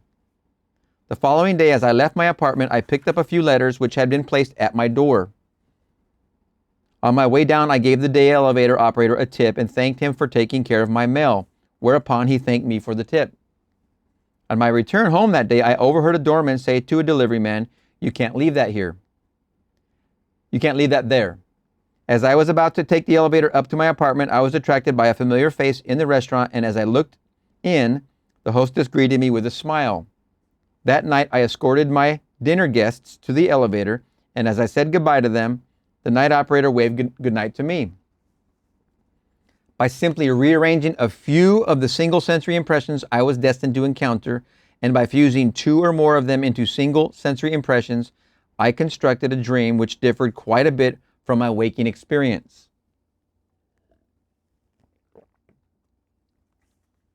When we have learned to control the movements of our attention in the four-dimensional world, we shall be able to consciously create circumstances in the three-dimensional world. We learn this control through the waking dream when our attention can be maintained without effort. For attention minus effort is indispensable to changing the future. Attention minus effort is indispensable to changing the future. Grab a hold of that phrase. Oh. We can, in a controlled waking dream, consciously construct an event which we desire to experience in the three-dimensional world. The sensory impressions we use to construct our waking dream are present realities displaced in time or the four-dimensional world. All that we do in constructing the waking dream is to select from the vast array of sensory impressions those which, when they are properly arranged, imply that we have realized our desire. With the dream clearly defined, we relax in a chair and induce a state of consciousness akin to sleep, a state which, although bordering on sleep, leaves us in conscious control of the movements of our attention. Then we experience in imagination what we would experience in reality were this waking dream an objective fact. In applying this technique to change the future, it is important always to remember that the only thing which occupies the mind during the waking dream is the waking dream. The predetermined action and sensation which implies the fulfillment of our desire. How the waking dream becomes physical fact is not our concern. Our acceptance of the waking dream as physical reality wills the means for its fulfillment. Let me again lay the foundation of prayer, which is nothing more than a controlled waking dream. 1. Define your objective. Know definitely what you want. Have you done this? If you haven't done this, just stop everything. Go back, close your eyes, shut the door to the closet. I am breathing, chill out, and just ask, what is it I desire? What would make me happy? Happiest. Let it flow to the surface of your mind. It will start nagging you because it won't go away. Go to sleep with the same question. If you're not going to stop and meditate, fall asleep with the question on your mind. When I wake up, the first thing that floats to the top of my mind is my answer. What is my greatest desire? I will know the first thing when I wake up in the morning that is my objective, my desire, my wish. It is definitely what I want. The first thing that rises to the top of my mind when I wake up. Number 2, construct an event which you believe you will encounter following the fulfillment of your desire. Something that will have the action of self predominant. An event which implies the fulfillment of your desire. 3, immobilize the physical body and induce a state of consciousness akin to sleep. Then mentally feel yourself right into the proposed action until the single sensation of fulfillment dominates the mind, imagining all the while that you are actually performing the action here and now, so that you experience in imagination what you would experience in the flesh, were you now to realize your goal. Experience has convinced me that this is the easiest way to achieve our goal. 1, 2, 3. The easiest. Know what you want. Construct an event you believe will be after the fulfillment of the event or your new experience. Then chill out, lay down, immobilize the body. See yourself in the action. However, my own many failures would convict me were I to imply that I have completely mastered the movements of my attention. But I can, with the ancient teacher, say, this one thing I do, forgetting those things which are behind and reaching forth unto those things which are before, I press toward the mark for the prize. Philippians 3:13, 14. This one thing I do, going to sleep, making this impression, forgetting those things which are behind, over here, and reaching forth unto those things which are before, I press toward the mark for the prize. Forgetting these things, do not look back.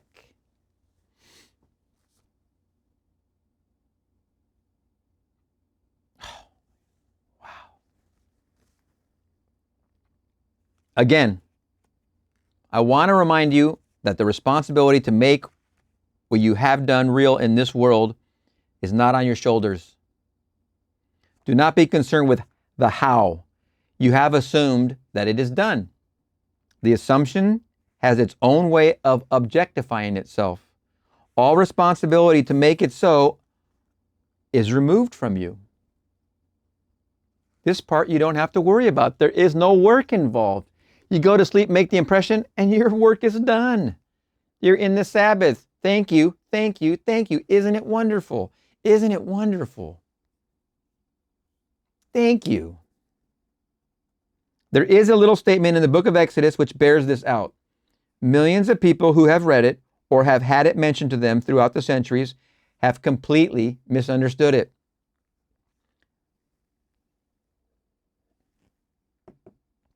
It is said, steep not a kid in its mother's milk. King James Version, thou shalt not seethe a kid in his mother's milk. Exodus 23:19. Unnumbered millions of people understanding this statement to this very day in the enlightened age of 1948 will not eat any dairy products with a meat dish. It just is not done.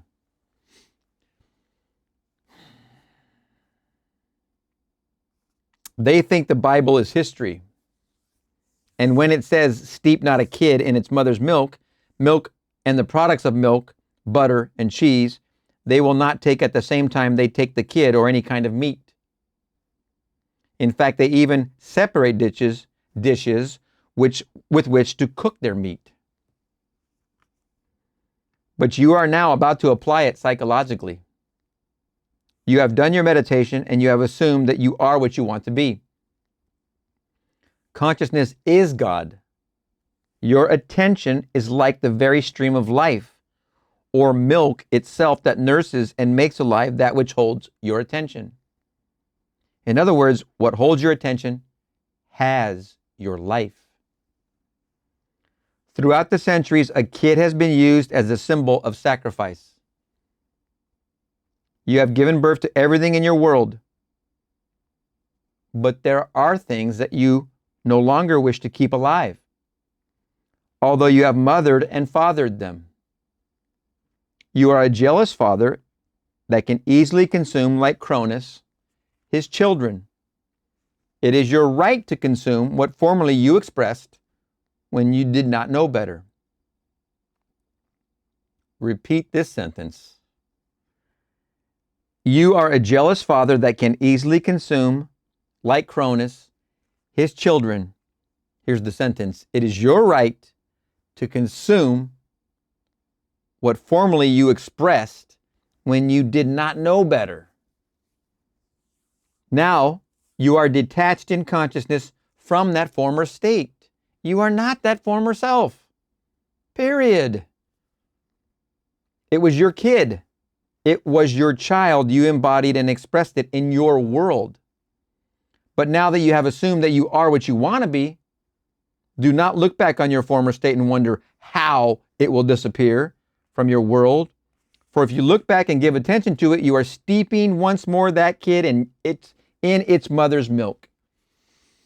In other words, you're breathing life back into it. You're looking, after you become this and you're breathing life back into this kid is dead. Let the dead bury the dead, for crying out loud. Become the new you. Stay here, steep here, not the kid that is now dead. Not the kid you gave life to over here, which you are now expressing. The old. You must not look back, and you must not give mother's milk. You must not feed it any more of your attention. It's the only way to change. This is the hump you must get over. Past. You think it's a concrete, objective thing that exists next to where you are now in your present. When in actuality, spiritually, you know in your present, in your now, that this is an illusion. This changes when you change this. You change into your new present and your new now, you now have a new past that goes with this. If you look back over here, then you're leaving spiritual discernment and you're going back over here into the natural man and you're going over here and dwelling on the past, which made you. No,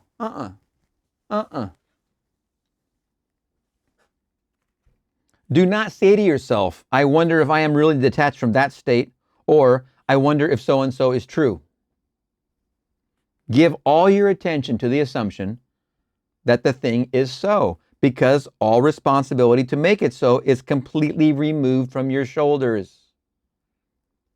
You do not have to make it so, it is so.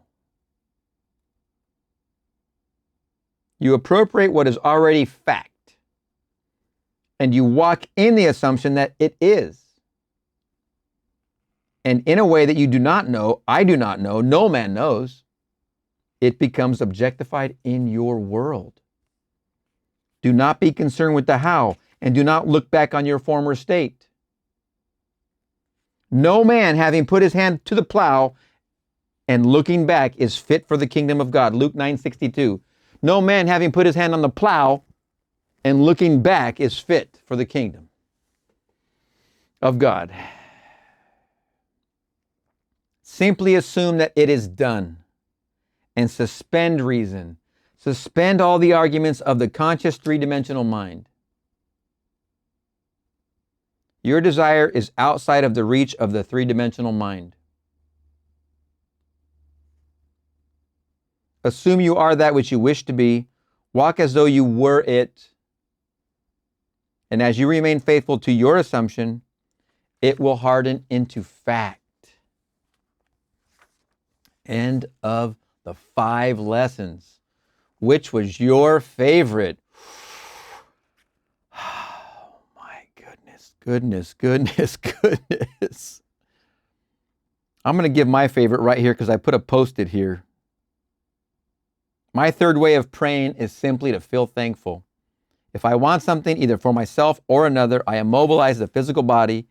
Then I produce the state akin to sleep, and in that state, just feel happy. Feel thankful. Which thankfulness implies realization of what I want. I assume the feeling of the wish fulfilled, and with my mind dominated by this single sensation, I go to sleep. I need do nothing to make it so, because it is so. My feeling of the wish fulfilled implies it is done. Thank you. Isn't it wonderful? Isn't it wonderful? We're going to see you in the next video.